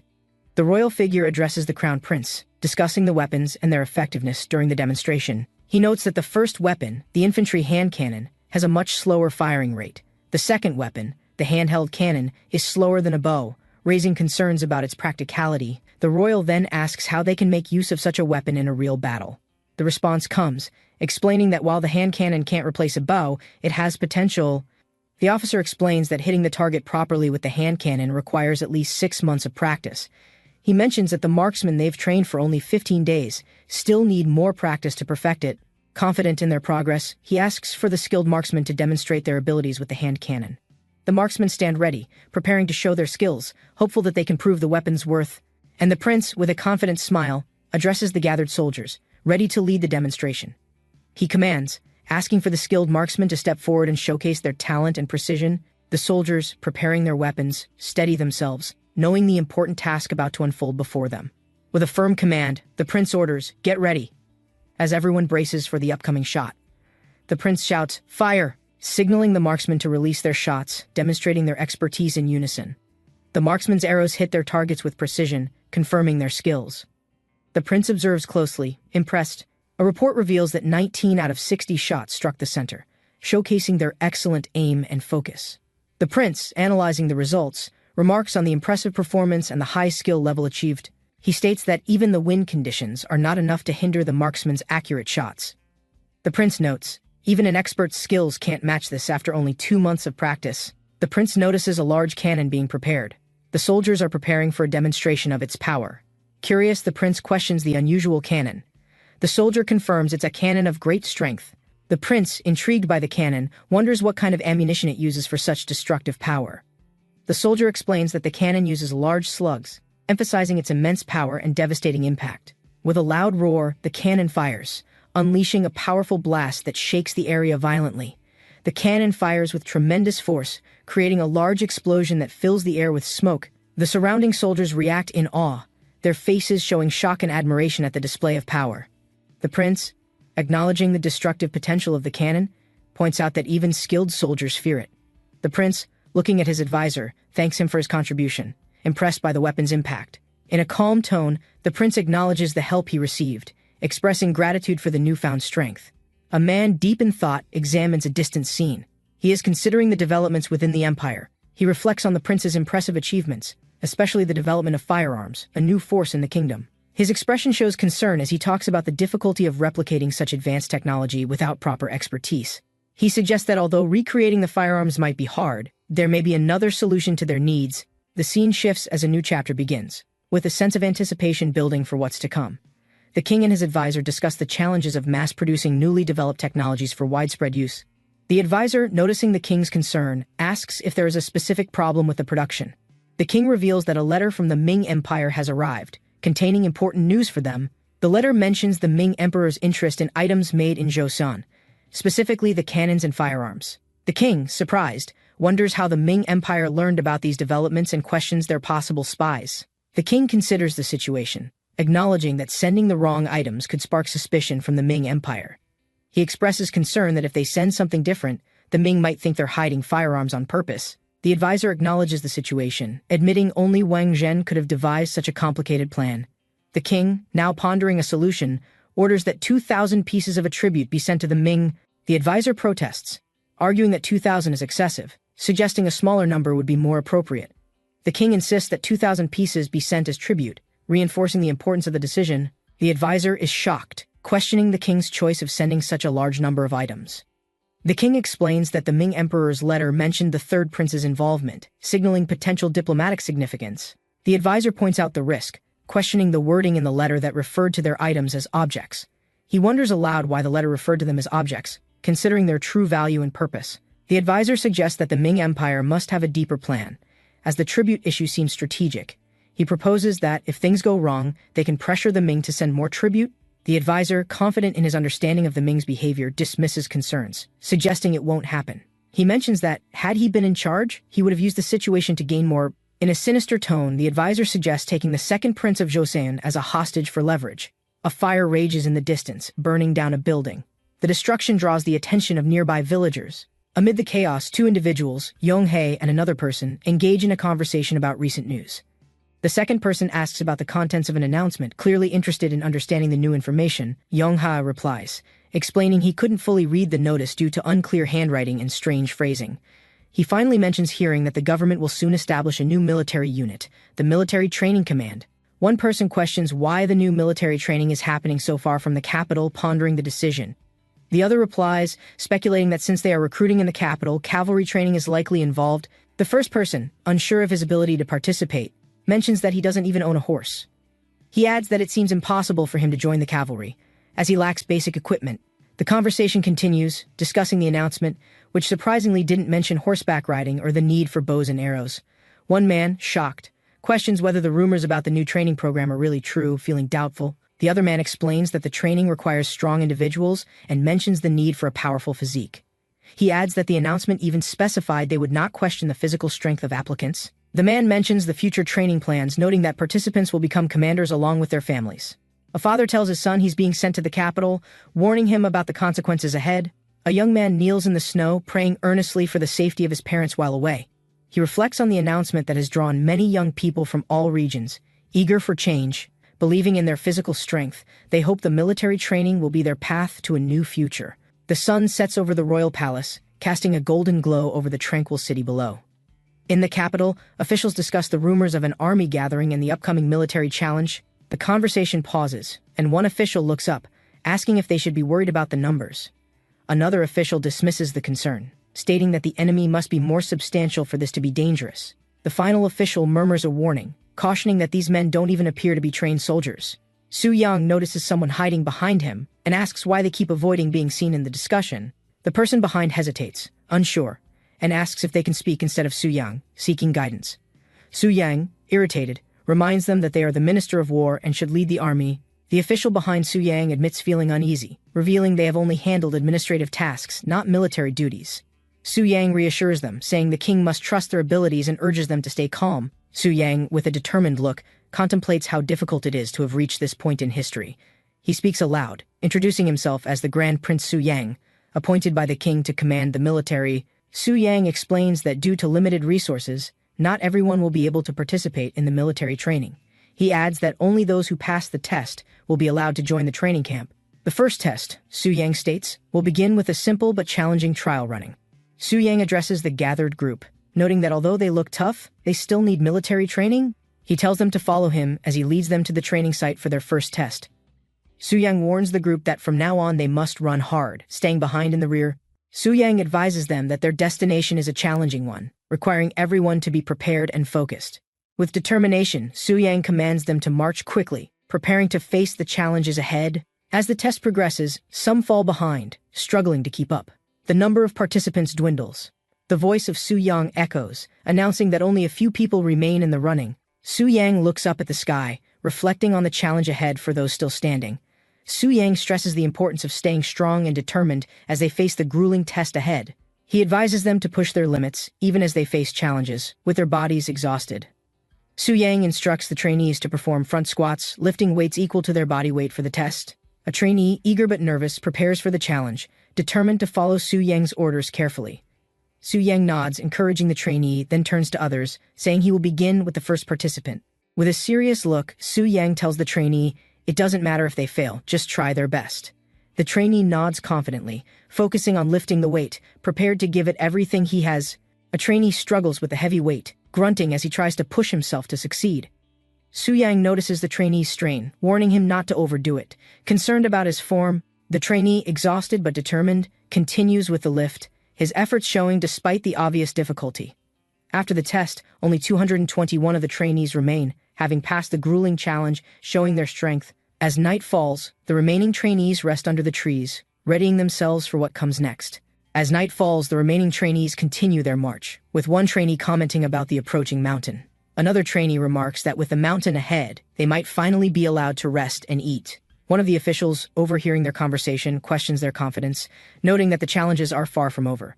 Su Yang, listening to the conversation, disagrees, stating that the previous challenges were too easy, raising the stakes. The group arrives at the imposing Namsan fortress, with Su Yang foreseeing a much harder test ahead.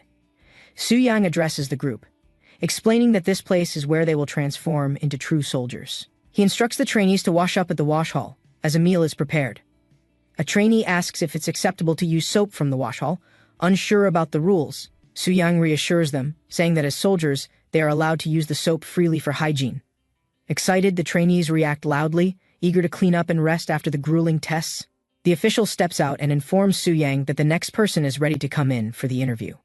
Su Yang responds, agreeing to let the next trainee in, his tiredness visible as he rubs his neck. Su Yang sighs, commenting that the interviews are almost over, with only a few left to go. The official announces that the next candidate is from the Hong family, preparing Su Yang for the interview. Su Yang begins questioning the trainee, asking why he applied for the military training, considering his noble background. The trainee explains that he wanted to repay his parents for their hardship, pursuing training to help them. Su Yang listens carefully, acknowledging the trainee's commitment, noting that his training will not be easy. Su Yang further warns that the training will be challenging, with the goal of shaping strong soldiers. The trainee eagerly expresses his desire to prove himself, excited about the tough training ahead. Su Yang, impressed by the trainee's spirit, dismisses him, telling him to return to his quarters. A new trainee enters the room, introducing himself as Yun Sung from Gwangju, showing confidence in his demeanor. Yoon-sung admits to having a strong body but acknowledges that he needs more training to improve. He mentions that he joined to change his fate, as he's eager to reshape his life. Soo-yang observes that people often believe they can't change, but the 22-year-old trainee is determined. Soo-yang warns him that those who leave too soon won't succeed, as real progress takes time. Soo-yang sternly questions the trainees, asserting that if they cannot endure harsh tactics, they aren't fit for the military. He intensifies his gaze, challenging them further, asking why soldiers even exist if they cannot withstand such hardships. Soo-yang questions the trainees again, emphasizing the importance of enduring harsh tactics for their future as soldiers. His serious tone grows more intense, urging them to reflect on the true purpose of soldiers. Soo-yang waits, making it clear that he expects them to discover the answer for themselves. After a moment of silence, Soo-yang tells them they may leave, ending the interrogation for now. The trainees, slightly shaken, exit, reflecting on his words and the true meaning of their training. Soo-yang observes the group, noting that even the strongest trainees like Hong Yun-seong need to change. He directs the group, instructing them to prepare for their next drill, which requires strict discipline.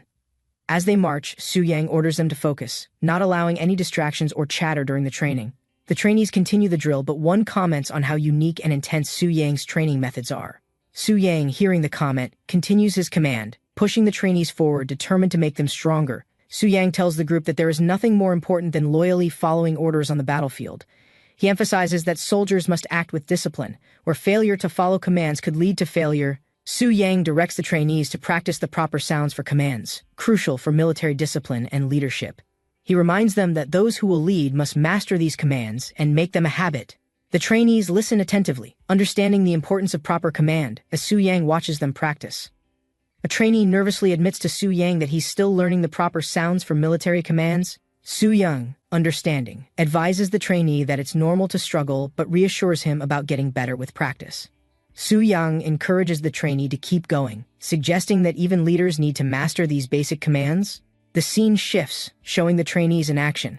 One trainee exclaims that he lost the challenge. Another trainee, noticing the loss, calls out to his teammate, reminding him that it's his turn to plan. A trainee, looking tired, explains he plans to take a walk to clear his head and relax. Another trainee, unimpressed, sarcastically remarks that taking a walk isn't exactly going to help him. The first trainee, brushing off the comment, insists that taking a break will make him feel better. As the first trainee walks away, he reflects on the harshness of the situation, walking slowly. Elsewhere, a grizzled man with a hardened look advises the first trainee to sell his assets. The grizzled man reassures the trainee, saying they don't need to worry about him or the situation. The trainee looks back, acknowledging the comment but still lost in his thoughts as the sunset looms. The trainee, deep in thought, notices the unusual sight of a brightly lit tent in the distance. Curious, he realizes the tent is the only one still illuminated, even as night falls. As he watches, the trainee catches his breath, wondering what's going on inside that tent. The trainee, panting, notices something unusual in the distance and wonders what it could be. A voice from behind tells him to leave if his curiosity is the only reason for staying. The trainee, embarrassed, quickly apologizes for his intrusion, realizing his actions might have been disrespectful. He hesitates, then asks about the large clubs in front of him, curious about their use. The man, seemingly unfazed, responds with a question of his own, asking the trainee his rank. The man notices the trainee's curiosity and, with a smile, asks if he's interested in the large club. The trainee, intrigued, responds with a simple signaling his interest in learning more about the object. The man laughs and offers the trainee a chance to hold the club if he's truly curious. Confused, the trainee asks, "Pardon?" as the man prepares to demonstrate the use of the club. The man explains that the club is called a meal and is used for strength training. The trainee, struggling with the heavy meal, groans loudly, feeling the intense strain on his muscles. Exasperated, he wonders aloud who could have possibly created such a brutal training tool to torture them. Another trainee answers, jokingly suggesting that it must have been created by Grand Prince Soo-yang himself. The trainees pause, hearing a voice from behind, wondering if someone is talking about their leader, Soo-yang. Soo-yang, unfazed, explains that the exercises will differ depending on the weapon they choose, urging them to try everything. The trainee, relieved, asks if that means he won't need to use the heavy meal after all. Soo-yang hands him a large plate weighing 24 kilograms, instructing him to use that instead. The trainee, frightened by the heavy weight, screams in shock, apologizing for his previous comments about the meal. He quickly admits he's uneducated and can't use the heavy shield either, ready to retreat. Soo-yang, noticing his hesitation, asks where the trainee is going, signaling his intent to avoid the challenge. The trainee, drenched in sweat, smiles weakly after finally finishing his training, feeling relieved. Soo-yang, walking past, casually remarks that he will see the trainee again tomorrow, adding to his exhaustion. After an hour, the trainee, still catching his breath, wonders how he will endure this intense training. Exhausted, he mutters to himself, feeling both sore and weary as he slowly moves away.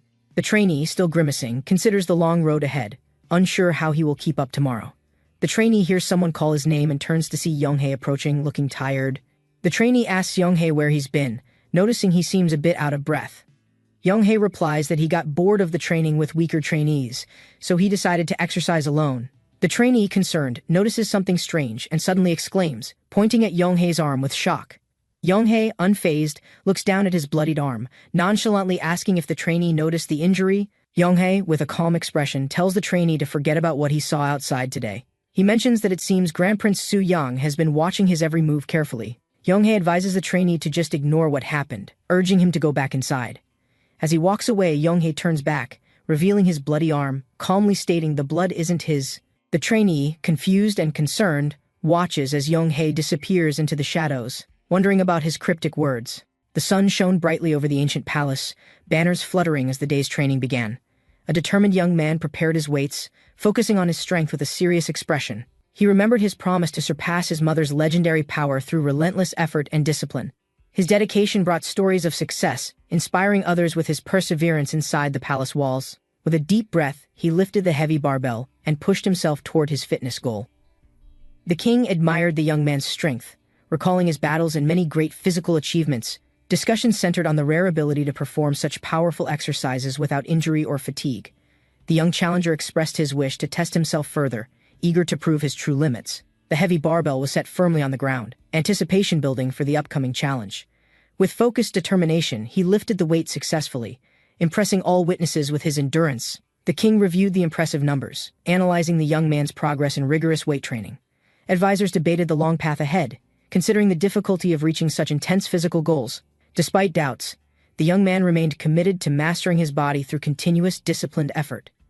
The king acknowledged the challenge but insisted on the necessity of pushing beyond ordinary limits. Planning their future, the king and his court prepared to support the young man's demanding journey. A strategist observed quietly, recognizing the young man's potential far exceeded the impossible standards set. Confidence grew as his training progressed, and others began to acknowledge the changing tides of power. The title screen marked a new chapter, signaling a significant turning point in the young man's journey. Under the clear sky, he prepared himself, muscles tense and focused on pushing beyond all limits. Observers commended his progress with growing excitement, eagerly anticipating the results of his relentless effort. The young man strained fiercely, pushing his limits as weights clanged under the bright palace sky. His face showed pure effort, muscles trembling with the intensity of the grueling exercise. He successfully squatted with a massive load, shocking onlookers with his incredible physical strength. Breath heavy, he remained focused, refusing to let fatigue diminish his powerful performance. His determination proved unstoppable, inspiring awe, as he continued lifting beyond expectations and limits. The king encouraged the young man to take a brief rest before attempting one final powerful lift. The young man caught his breath quickly, preparing himself for the most demanding exercise yet. Muscles strained intensely as he gripped the bar, focused completely on completing this ultimate challenge. The crowd watched silently, anticipating whether he could achieve his goal with unwavering determination. Faces showed surprise and respect, moved by the young man's persistence and remarkable strength display. The final weight clanged loudly as the young man completed his 430 gyun deadlift, strength undeniable. The king congratulated him, impressed with the power and discipline demonstrated through countless exhausting trials. Advisors discussed the young man's remarkable capacity, suggesting he attempt even greater challenges for glory. Instructions were given, setting the stage for another grueling test with even heavier weights assigned. Calm and focused, the young man prepared to lift once more, ready to push beyond limits. The king questioned the young man's ability to overcome exhaustion and the next difficult challenge ahead. The young man acknowledged the fatigue but resolved to push through, understanding strength grows from struggles. Strategists and guards watched warily, knowing the battles for power required not just might but wisdom. Plans were made quietly in the palace to prepare for both physical and political challenges brewing. The young man's journey continued, driven by ambition and support, forging a new path toward greatness. As the young man questioned his journey, elders reminded him of the hardships endured by all warriors. Memories of past trials and sacrifices inspired him to embrace the pain as part of his path. The weight of responsibility and honor was heavy, but he refused to falter under the pressure. Arrows sailed through the sky, symbolizing incoming challenges that tested both courage and skill. A playful yet sharp reminder followed: strength required patience, resilience, and most importantly, unwavering will. Soldiers prepared fiercely, receiving orders to face their first training test with both courage and skill. Leaders asked if everyone was ready, reminding them of the importance of full protection in battle. Nervous but determined, most soldiers responded confidently to the challenge ahead, eager to prove themselves. A warrior pledged to stay alert through the brutal training, knowing survival depended on unwavering focus. In the shadows, the king's warning echoed, "Underestimate no one, power corrupts and dangers lurk unseen." The king's ominous warning lingered, reminding all that power can corrupt even the strongest of souls. Silence fell as the message echoed deeply, inspiring both fear and determination within the young warrior. Morning dawned gently, yet the weight of responsibility pressed heavily on his mind and heart alike. He questioned his future, unsure if fate would favor his strength or challenge him to the end. Despite uncertainty, he pledged to stand firm, knowing perseverance alone can shape destiny's unpredictable course. The man was reminded about an important detail from the past, stirring memories he had long forgotten. He paused, confused by the sudden realization, unsure why it had resurfaced at that exact moment. As he looked up at the clear sky, thoughts of someone familiar suddenly filled his mind completely. The sword glistened sharply under the bright sky, slicing through the air with a swift, deadly grace. The young warrior steadied his breath, focused intently on perfecting the strike during morning training. Sweat dripped slowly as he prepared to deliver the final, precise cut with unwavering determination. His arm swung forward powerfully, the blade cutting through the air toward the wooden target with force. The sword connected cleanly, echoing strength and skill earned through countless hours of relentless practice. Months passed quietly as the trainees focused on strengthening their bodies and mastering the art of war. One trainee stood apart, pushing harder than anyone, driven by a fierce determination to surpass all. The sky stretched vast above them as their discipline forged both muscle and unwavering resolve daily. Leaves rustled gently, signaling the changing seasons and the relentless passage of time under clear skies. The trainee wiped sweat, thinking deeply about his path and the challenges he still needed to overcome. The trainee took a moment, savoring a rare meal, a small reward amidst relentless training hardship. He contemplated the significance of these moments, understanding their value beyond simple physical nourishment given. His comrades agreed quietly, sharing respect and camaraderie, strengthened by shared struggles and deep mutual trust. They moved silently under the sun, thoughts focused on the next trial that awaited beyond sight. Clouds drifted lazily as determination burned quietly inside, fueling a promise to become stronger each day. The leader announced a rigorous plan, preparing his group for a difficult journey deep into the mountains. The trainees listened intently, understanding this march would test both their endurance and unwavering commitment. Questions about the details arose as they sought clarity on the challenges that awaited them soon. Their guide revealed the treacherous terrain, warning of natural dangers and the unforgiving wilderness ahead. Nightfall approached quickly, and the group set out carefully, shadows blending with the darkening forest path. They decided to rest briefly, aware the journey ahead required conserving strength and steady focus throughout. The leader emphasized replenishing stamina carefully, reminding the group to prepare for the arduous climb ahead. Water was shared gratefully among the tired men, easing fatigue from the long march through rough terrain. Some prepared salt for the water, understanding its importance to maintain strength and prevent illness later. Warnings about pacing encouraged discipline, ensuring no one would push beyond limits and risk injury or failure. The men felt a quiet relief. No longer fighting felt like a small but welcome victory. The leader nodded thoughtfully, reflecting on the importance of unity over conflict among their own ranks. Dark clouds gathered, signaling the beginning of the match as rain began to fall steadily around them. The leader prepared calmly, reminding the men to maintain focus despite the challenging weather and tension. His expression hardened with resolve, knowing every moment from this point forward would define their strength. The young soldier felt doubt, questioning if his efforts would ever be enough to prove himself. Despite uncertainty, he reminded himself that persistence and patience were essential virtues to overcome struggle. A quiet smile appeared as resolve strengthened quietly, fueling a determination to face whatever came next. Darkness gave way to light as the story transitioned to a new chapter far beyond the battlefield. The grand palace stood majestic beneath a clear sky, symbolizing power, authority, and distant ambitions ahead. A scholar reflected quietly on recent events, considering the consequences that might follow from the incident. He acknowledged the importance of education in Joseon and how it shaped their society deeply. The scholar admired the skill of a young man known for his remarkable calligraphy talents. He requested the young man to compose a meaningful phrase. Confident in his artistic ability, the scholar discussed the next steps, focusing on the tribute as a vital part of their protocol. A determined man believed it was his duty to save Joseon during troubled times with bold actions. He considered the throne unstable and knew it needed to be secured and firmly fixed soon. Without clear ideas, success seemed impossible, yet loyalty and persistence inspired him to keep fighting. Planning carefully, he prepared his future path by gathering allies and strengthening his political standing. The story shifted to a soldier taking aim, ready to carry out an important mission with precision. They counted 3 hits out of 8 shots, surprised by the weapon's unusual efficiency and power. The man recalled descriptions of the weapon's rare use and its undeniable deadly impact in battle. Discussion turned to how the weapon consumes less gunpowder, making it more efficient than expected. They concluded this weapon could give them a significant advantage compared to traditional arms. The group laughed, considering the possibility of many more of these weapons turning the tide quickly. The young soldier proposed making perfect shots to secure quick and decisive victory against their enemies. The leader requested sincere effort from all soldiers, emphasizing the importance of teamwork in battle. Suddenly, chaos erupted as a powerful strike shocked everyone and changed the course of the fight. Fighters reacted quickly, defending themselves and advancing with determination despite the unexpected attack. The young soldier watched carefully, his face showing resolve as he prepared for what was coming. In September 1445, a determined man clenched his fist, preparing himself for the challenges looming ahead. The peaceful village sat quietly beneath the towering cliffs, where ancient statues overlooked the landscape. An old, curious man observed the carvings thoughtfully, recalling stories about the cliff dwellers' past. The statues depicted great warriors, their strength immortalized in stone, honoring battles fought long ago. Villagers believed the stone figures were protectors watching over them, guarding against any unseen dangers. The old man suggested that the statues might even be guardians, their presence a silent and powerful legacy.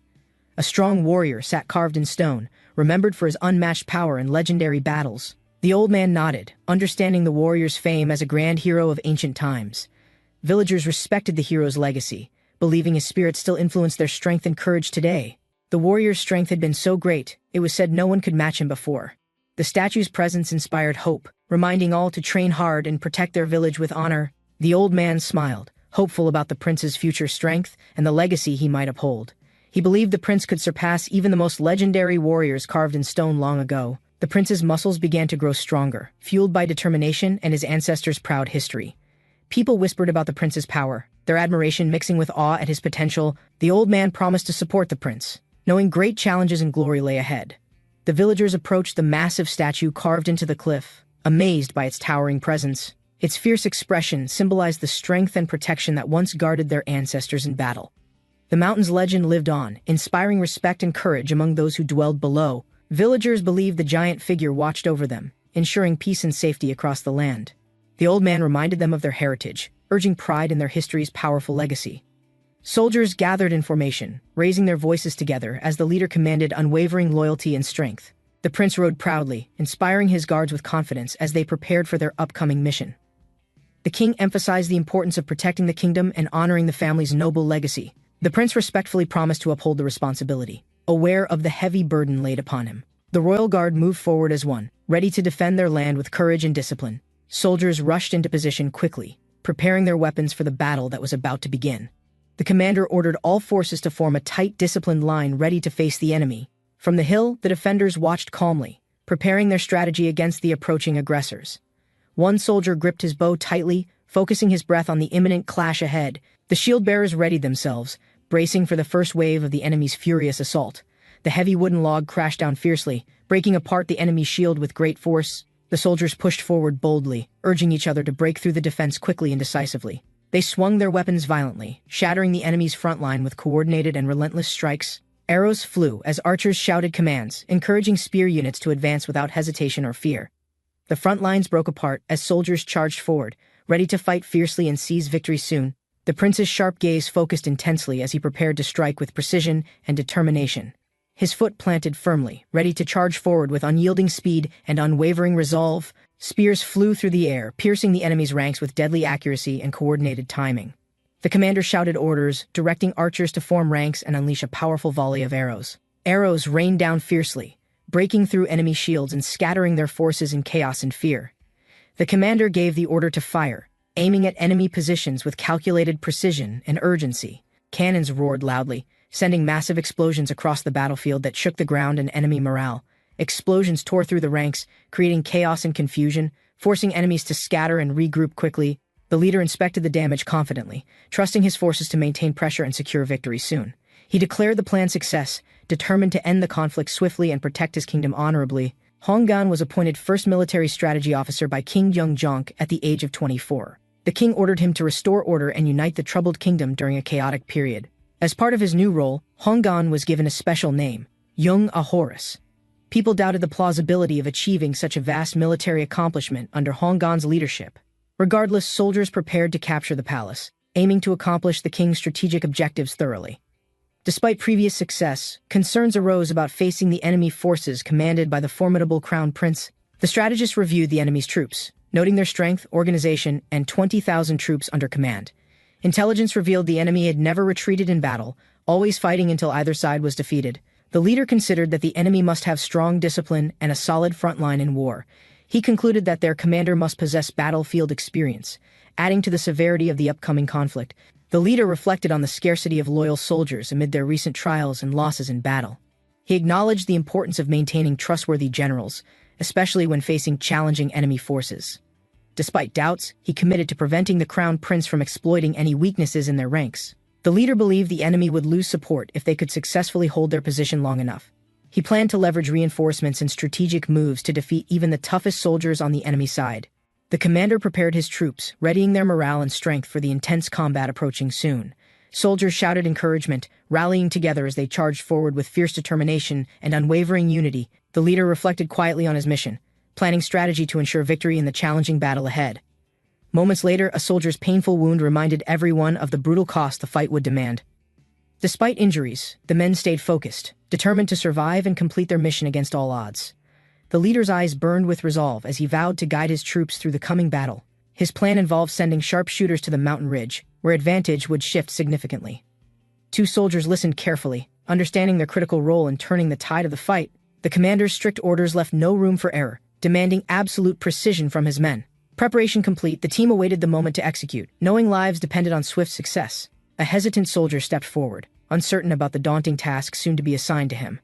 The commander explained their plan, emphasizing teamwork and the importance of overcoming strong enemy defenses. Soldiers discussed the risks ahead, aware that clever tactics were crucial for survival in harsh conditions. They observed the cold mountain landscape, contemplating the challenges that awaited beyond the fortress walls. The leader questioned readiness, pushing his men to consider strategy carefully before facing the difficult battle. Hands clenched tightly, signaling resolve and determination amid the mounting tension before the impending battle. The commander warned firmly, demanding absolute obedience and focus from his soldiers to survive the coming trial. A soldier recalled teachings from their experienced instructor, whose wisdom served as valuable guidance for the mission. Memories of past lessons encouraged the troops, reminding them that knowledge could turn the tide in conflict.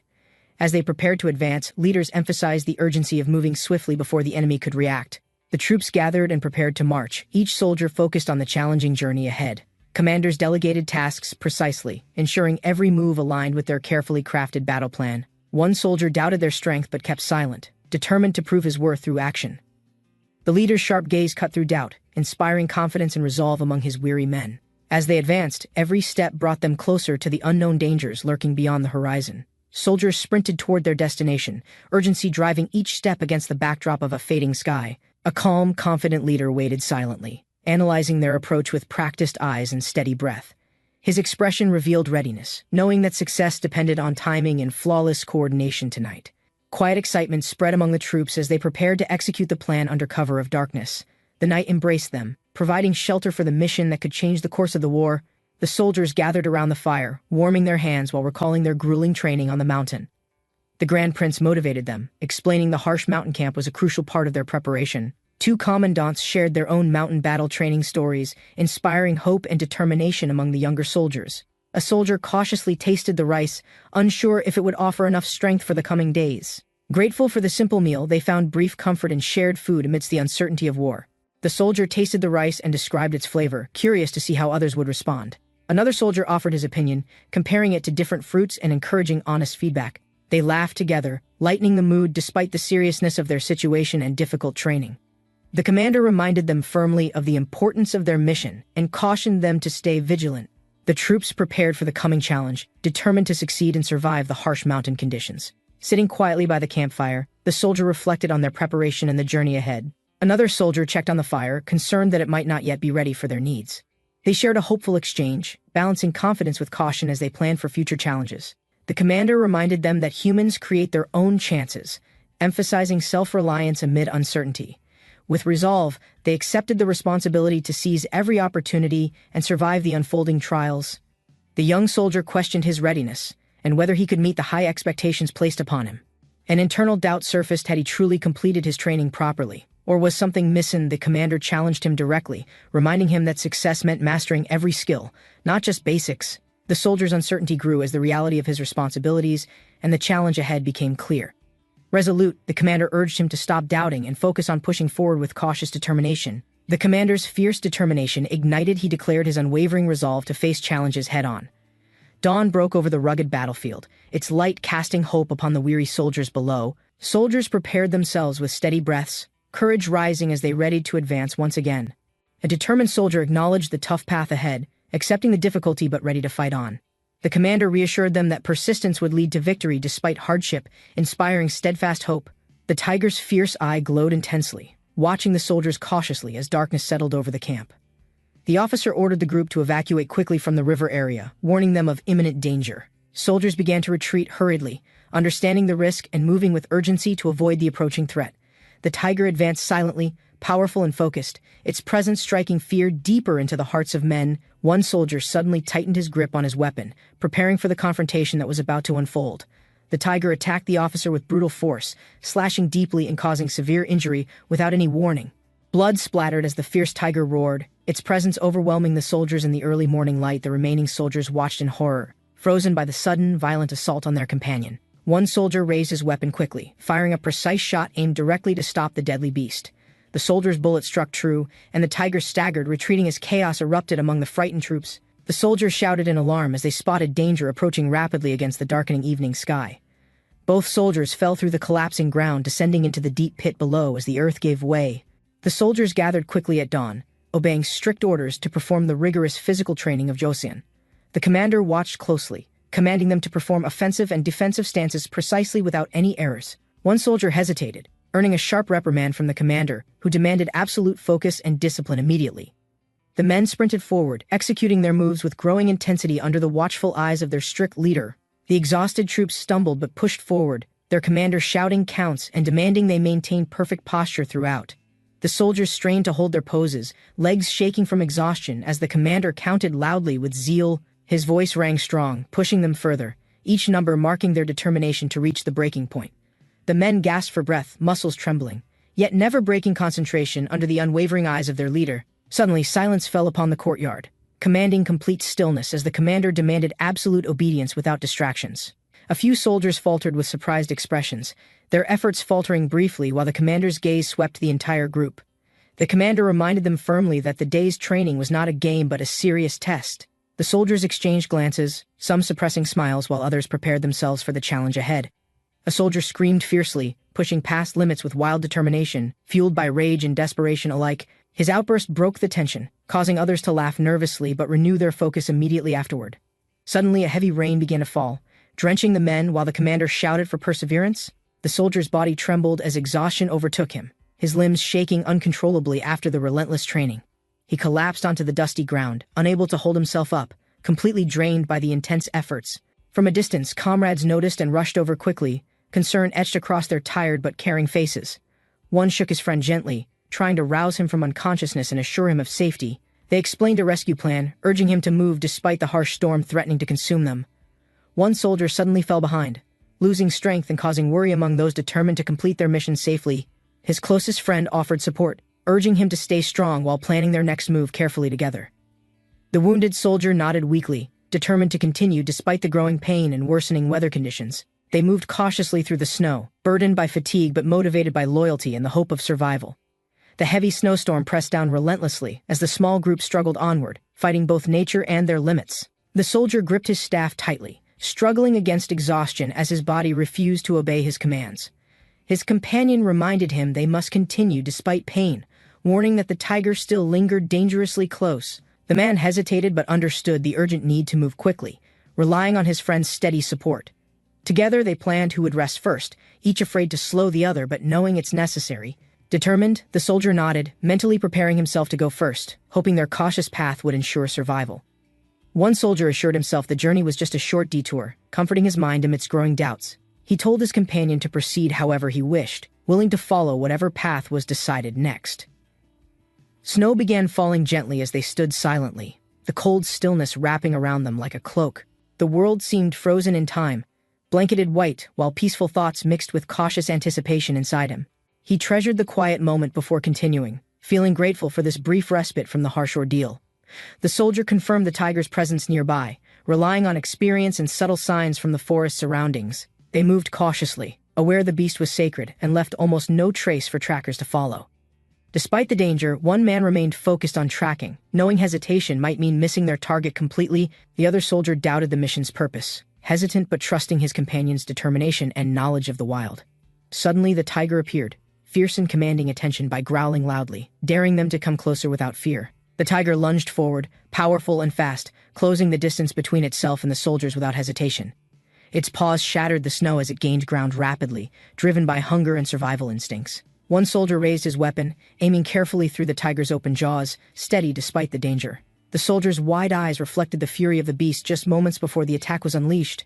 The air filled with the sounds of struggle as the soldier fought to survive the deadly encounter. The soldier cautiously approached, feeling the weight of recent events hanging heavily over their tense conversation. He assured his companion he did not return solely for him, but for reasons he kept private. Doubts lingered as they debated whether the tiger had really moved on or remained hidden nearby. Tracking fresh footprints and blood, they confirmed the hunt was far from over in the quiet forest. Despite the difficulty and danger, the soldier acknowledged his resolve, and the burden of forgiveness still awaited. One soldier woke suddenly in the night, concerned about their safety and the strange sounds outside. The injured man remained quiet but alert, listening carefully to the voices and footsteps in the hallway. A guard questioned the man cautiously, unsure if he posed any threat or was simply a patient. The injured soldier insisted he had no plans to escape and waited patiently for further instructions. A commander quietly announced the next mission, discussing strategy while keeping the wounded soldier under watchful eyes. The soldier wiped sweat from his brow, preparing himself mentally for a difficult and important confrontation ahead. His companion appeared determined, clenching his fists tightly, ready to speak honestly about the situation and consequences. They discussed the reality of their mission, questioning the true cost and potential for unexpected outcomes. One man warned that their actions could provoke harsher responses, making patience a valuable and difficult virtue. Despite risks, the other soldier resolved to see the mission through, accepting personal sacrifice for a greater cause. The soldiers planned their next move carefully, understanding the risks but believing their strategy might succeed this time. One soldier hesitated, confused about their orders and questioning whether the plan would actually work in practice. He never expected the mission to be so complicated, or the consequences to affect him so deeply. Despite his doubts, he resolved to finish what he started, hoping this would end without tragedy. Suddenly, reinforcements arrived, shaking the quiet air and signaling that their situation was about to change drastically. The man suddenly sensed danger nearby, his eyes widening as he realized something urgent was happening close. Two soldiers stood over the fallen tiger, a tense silence filling the forest as they awaited orders. The fortress stood tall under the roaring storm, as soldiers prepared urgently for the impending daily ritual. Heavy snow fell fiercely today, but the urgency of training pushed everyone to ignore the bitter cold outside. The instructor's sharp commands echoed across the dusty courtyard, signaling the start of a grueling physical challenge.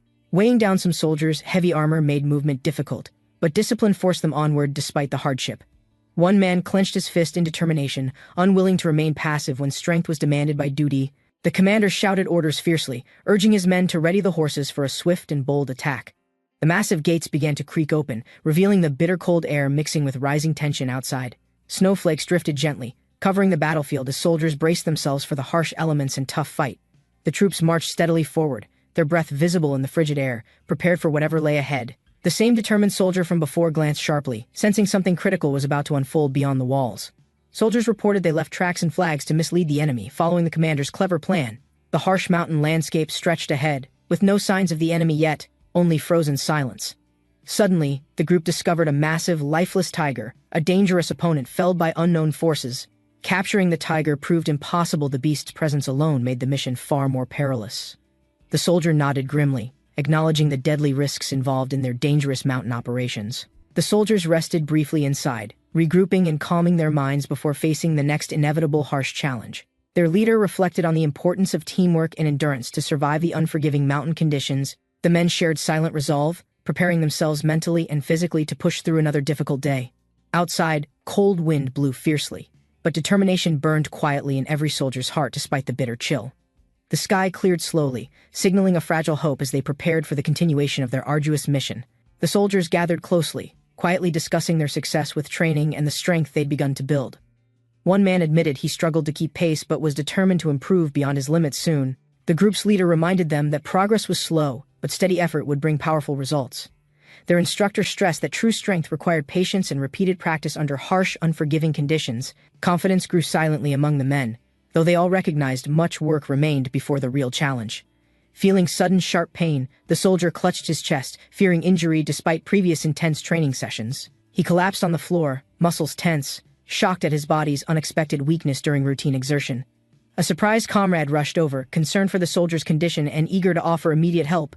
The fallen soldier explained his heart struggled after relentless training, struggling to keep up with demands. Worried eyes watched closely, realizing the mission would test not only skill but fragile human limits. The soldier smiled wisely, acknowledging that true strength involved both mind and body in perfect balance. His comrades were shocked by the incredible speed and power he displayed during the fierce training. The leader emphasized that control and patience made a warrior truly dangerous and difficult to defeat. Despite disbelief, the men prepared their stows, determined to improve their skills through rigorous practice. The atmosphere grew tense but hopeful, as each soldier committed fully to mastering the demanding lessons ahead. The man asked thoughtfully if the others had gained wisdom from their grueling experiences training in harsh conditions. Outside, the soldiers gathered round, prepared to share lessons learned from enduring the relentless mountain cold. One warrior proudly declared he'd trained enough to carry heavy shields, building strength beyond all previous limits. Confidence radiated as the men pledged to unite, each knowing teamwork was vital to their survival. Together they vowed to push forward, no matter what challenges awaited in the unforgiving wilderness ahead. One soldier bravely leapt forward, yelling he would fight fiercely no matter the opponent's strength. A chaotic brawl broke out, dust and punches flying wildly as warriors clashed among the ragged training field. After fierce combat, a brief pause brought silent exhaustion and ragged breaths among battered fighters. The men exchanged knowing smiles, aware training meant enduring pain but building unbreakable bonds together. Their leader stepped forward grinning, reminding them the true test was still far on the horizon. A menacing grin appeared, warning of a deadly technique called the lying leg twist coming soon. A fierce battle cry echoed through the cold mountain air, signaling warriors bracing for intense combat. Across the frozen mountains lay the challenging battlefield, where survival depended on skill and courage. At a distant stronghold, leaders strategized for their upcoming mission, relying on trusted allies for aid. An experienced officer thanked a loyal friend for support, preparing for the dangerous journey ahead. Two men met on the palace grounds, recognizing each other as brothers after a long separation. One brother noticed the other's improved physical condition, hinting at recent growth and strength gained. The other recounted his journey studying Confucianism and learning about moral principles guiding society and respect. The first brother listened carefully, understanding the importance of these teachings for personal and familial honor. A gift was presented symbolizing appreciation and a connection to wisdom passed down by revered scholars. The visitors admired a massive statue, recognizing it as a symbol representing the spirit of their ancestors. One man explained the statue embodied strength and wisdom, passed down from old traditions and legends. Suddenly, someone reacted with shock upon recalling a surprising fact about the statue's unknown origins. The group moved back inside the palace, where their leader expressed sincere gratitude for the warm welcome. As they prepared to rest, the visitors reflected on their journey and the connections they had rekindled. A muscular man was training intensely outdoors while a child watched, learning through observation and practice. Suddenly, the man noticed something unexpected, causing his expression to change from focus to surprise. He recalled recent events and concluded that a mysterious visitor had come to their location recently. The leader confirmed the visitor's presence and revealed the visitor was the guardian commander from a distant region. The group felt a mix of anticipation and concern as they prepared for the next steps ahead together. Young Jik sat in the open pavilion, ready to share details of his recent journey to Ming. The curious boy asked eagerly about ships crossing mountains. Young Jik clarified they followed rivers instead of climbing. Surprised by this ingenuity, the boy leaned closer, intrigued by how such an engineering marvel came to be. Young Jik explained that Emperor Yang of Sui initiated the Grand Canal to connect rivers through forced labor. He revealed the canal's cruel origins, built by exploiting people to merge the Yellow and Yangtze rivers. Young Jik warned the prince about labor camps, pointing toward a region where many workers were seriously injured. Scholar Li Imji arrived with calm authority, reminding Sejong's son it was time for evening study. Young Jik, Sejong's grandson and Suyang's second son, remained still, watching the child's conflicted gaze waver between duties. He noticed the boy's breath falter, torn between royal expectations and the history Young Jik shared with growing admiration. Tears formed as the boy's heart wavered, overwhelmed by the story's weight and desire to keep listening. Young Jik paused the study schedule, asking if he could personally teach the prince something outside tradition today. After a brief consideration, Lee Im-ji agreed to 1 hour, though still uncertain of Young Jik's intention. The prince lit up with delight, suddenly energized, and dashed off excitedly to fetch his own equipment. Watching the boy's joy unfold, Lee Im-ji softened, feeling the rare warmth of unstructured learning bloom gently. Standing under the sky, Young Jik raised the racket confidently, introducing an entirely new world, the sport, badminton. Young Jik asked if the young prince believed training the body could also improve focus and wisdom. The prince confirmed with a smile, gripping his racket tightly, eager to begin their first match together. Young Jik taught how badminton sharpens timing, posture, and breath, encouraging discipline beyond what traditional study halls offer. He launched a fast serve with full control, displaying explosive form honed through months of intense practice. The boy hit back with joy, surprised by the satisfying smack that echoed proudly across the courtyard. The prince watched, stunned, as Young Jik's powerful smash cracked a wooden beam with precise impact. Worried, the boy doubted himself, fearing he could never match such strength or master the game properly. Young Jik scratched his head and admitted he overdid it after training with Shaolin monks in Ming. To reassure him, Young Jik joked about his own clumsiness and encouraged another round with lighter effort. He served again, calm and confident, determined to guide the boy through badminton without pressure or fear. The young prince moved swiftly, returning the serve with a clean strike that bounced sharply across court. Young Jik responded smoothly, his movements calm and measured, gently testing the boy's timing without overwhelming his pace. Eyes wide, the prince admired the birdie's speed, surprised by how fast something so feathery could move. Lee Im-ji watched in silence, increasingly unsure whether to be impressed or concerned by the unusual lesson. With a sigh, the scholar questioned what kind of instruction could replace evening study with flying objects. Young Jik reflected silently, realizing many students lacked focus not from laziness, but from how lessons were delivered. He addressed Lee Im-ji directly, arguing that without engagement, knowledge was useless no matter how strictly taught. Lee Im-ji hesitated, listening as Young Jik compared this game's lessons to real-world thinking, posture, rhythm, and control. Lee Im-ji finally acknowledged Young Jik's intent, quietly accepting that perhaps this unconventional method still counted as learning. From above, Young Jik coached gently, guiding the boy to mirror his movement and strike with improved coordination. Another young prince was invited to join, his eyes lighting up with excitement at the unexpected offer. He beamed brightly, surprised his father would let him play, eager to swing the racket himself. As the sun dipped low, the shuttlecock sailed high, caught midair in a burst of enthusiasm. The two boys ran and struck, trading playful shots with laughter as their movements grew more fluid. By match's end, the score was tallied. Sejong's grandson scored 9, while Prince Daewon scored 11 with pride. A court official asked Young Jik if he too could join the match for just a moment. Young Jik jokingly declined, reminding him to honor his duties, but the man pleaded excitedly for just one try. Ignoring protocol, the official lunged for the racket, but was quickly scolded for breaching royal etiquette and discipline. The scholar, flustered, insisted Crown Prince Milsang must not learn the badminton session had replaced evening studies.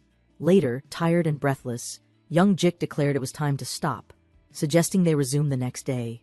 The queen consort watched curiously, then decided she would also try badminton to refresh her tired mind.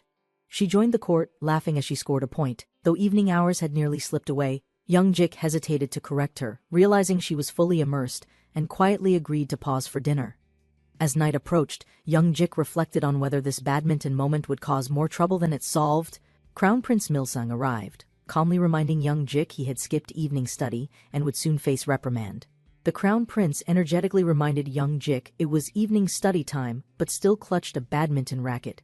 Young Jik smiled, realizing that even the strict heir had become captivated by the game's pace and joy. That day, badminton was formally introduced inside the palace, drawing interest from scholars, royals, and even guards. Its popularity spread quickly beyond nobles. Soon even commoners across the capital learned the new feathered shuttle sport. And with that, Joseon proudly welcomed a new tradition, badminton, born from one unconventional afternoon lesson. Within the imperial hall, the emperor ordered a report from the Ministry of War regarding weapon production. An official knelt, informing the court that Joseon had delivered 3,000 infantry hand cannons so far. He added that mold-based manufacturing continued, projecting 8,000 total units from current production lines in use. Another advisor clarified that molded models were heavier, making them more tiring for standard troops during combat. The emperor smiled, deciding that stronger soldiers should carry them just as Buljiguan troops did in northern regions. The official pledged full compliance with imperial command, vowing to increase weapon production without delay or resistance. Another minister, startled, questioned the emperor's order. Unable to hide his shock at the sudden declaration, the emperor confirmed his decision calmly, his tone resolute and eyes burning with unshaken strategic purpose. He revealed his true aim to eliminate the persistent northern Yuan forces with overwhelming firepower and dominance. At the royal workshop, young Jik stood silently while engineers prepared to report their latest success. The king, robed in crimson, confirmed they finally managed to improve the military's weaponry and cannon. The craftsman humbly credited Grand Prince Young Jik, claiming his ideas had shaped the design and function. Young Jik recalled the broken step device incident, where raw strength tore the frame apart during training. Inspired by that brute force, he proposed using similar pressure techniques to reinforce the cannon barrel. Young Jik struck the diagram forcefully, demonstrating the principle using a simplified model and shouting with clarity. The craftsman spun the oversized wheel in alarm, watching it violently rotate from Young Jik's burst technique. Young Jik explained that repeated momentum, if aligned correctly, would naturally reshape even thick materials over limited time. The demonstration confirmed that proper rotational rhythm could direct heat and pressure precisely across uneven internal surfaces. Young Jik emphasized that constant motion generated internal polishing, transforming weapons faster, cheaper, and with unmatched long-term durability. After success spread, soldiers and workers grew eager to use the step device for physical improvement. Young Jik questioned the engineer's method, reminding him of alternate iron wrapping techniques previously demonstrated in training. The craftsman admitted both older methods failed under pressure, so they reverted to the narrow hole strategy. Acknowledging his contribution, another official noted Grand Prince Gimsong's many inventive concepts had influenced recent workshop changes. Young Jik confirmed Gyeomsong's barrel design used layered steel plates, reshaping artillery with fewer resources but higher durability. While Old Guard opposed changes, Young Jik used layered soft iron and reinforced grip designs to stabilize cannons. Instead of forcing raw pressure, he rotated layers inward using threading to naturally align each fitted plate. Once friction bonded the shape, military smiths realized it could outperform traditional wrapping and forging methods easily. The king listened patiently but reminded Young Jik that power alone wouldn't earn loyalty without shared effort. He warned that arrogance divides great nations and only humble leadership and trust could preserve Joseon's strength forever. Young Jik inquired if allied forces had demanded Joseon's reinforcements to support their large-scale military campaign abroad. The king confirmed it, prompting Young Jik to realize the scale of hidden forces already stationed nearby. The 20,000 request excluded logistical staff, meaning Joseon risked exposure to a massive flanking army's pressure. To avoid misjudgment, the king ordered a discussion with knowledgeable officials to assess the frontier situation wisely. Accepting the responsibility, Young Jik bowed, prepared to participate in shaping a critical decision for the nation's future. A court official erupted in disbelief, arguing that 500,000 troops was an impossible exaggeration. He challenged the feasibility, questioning how even the Ming Empire could sustain forces of that scale. Complaints followed about unrealistic demands, cavalry shortages, limited weaponry, and lacking horses for sustained military operations. The court debated loudly, some insisting mobilization would drain every soldier not stationed across key southern provinces. Amidst tension, the king appointed Kim Jong-seo as frontier affairs minister to manage the rising conflict. Another minister reminded the court of their difficult terrain, saying northern lands were hard to defend swiftly.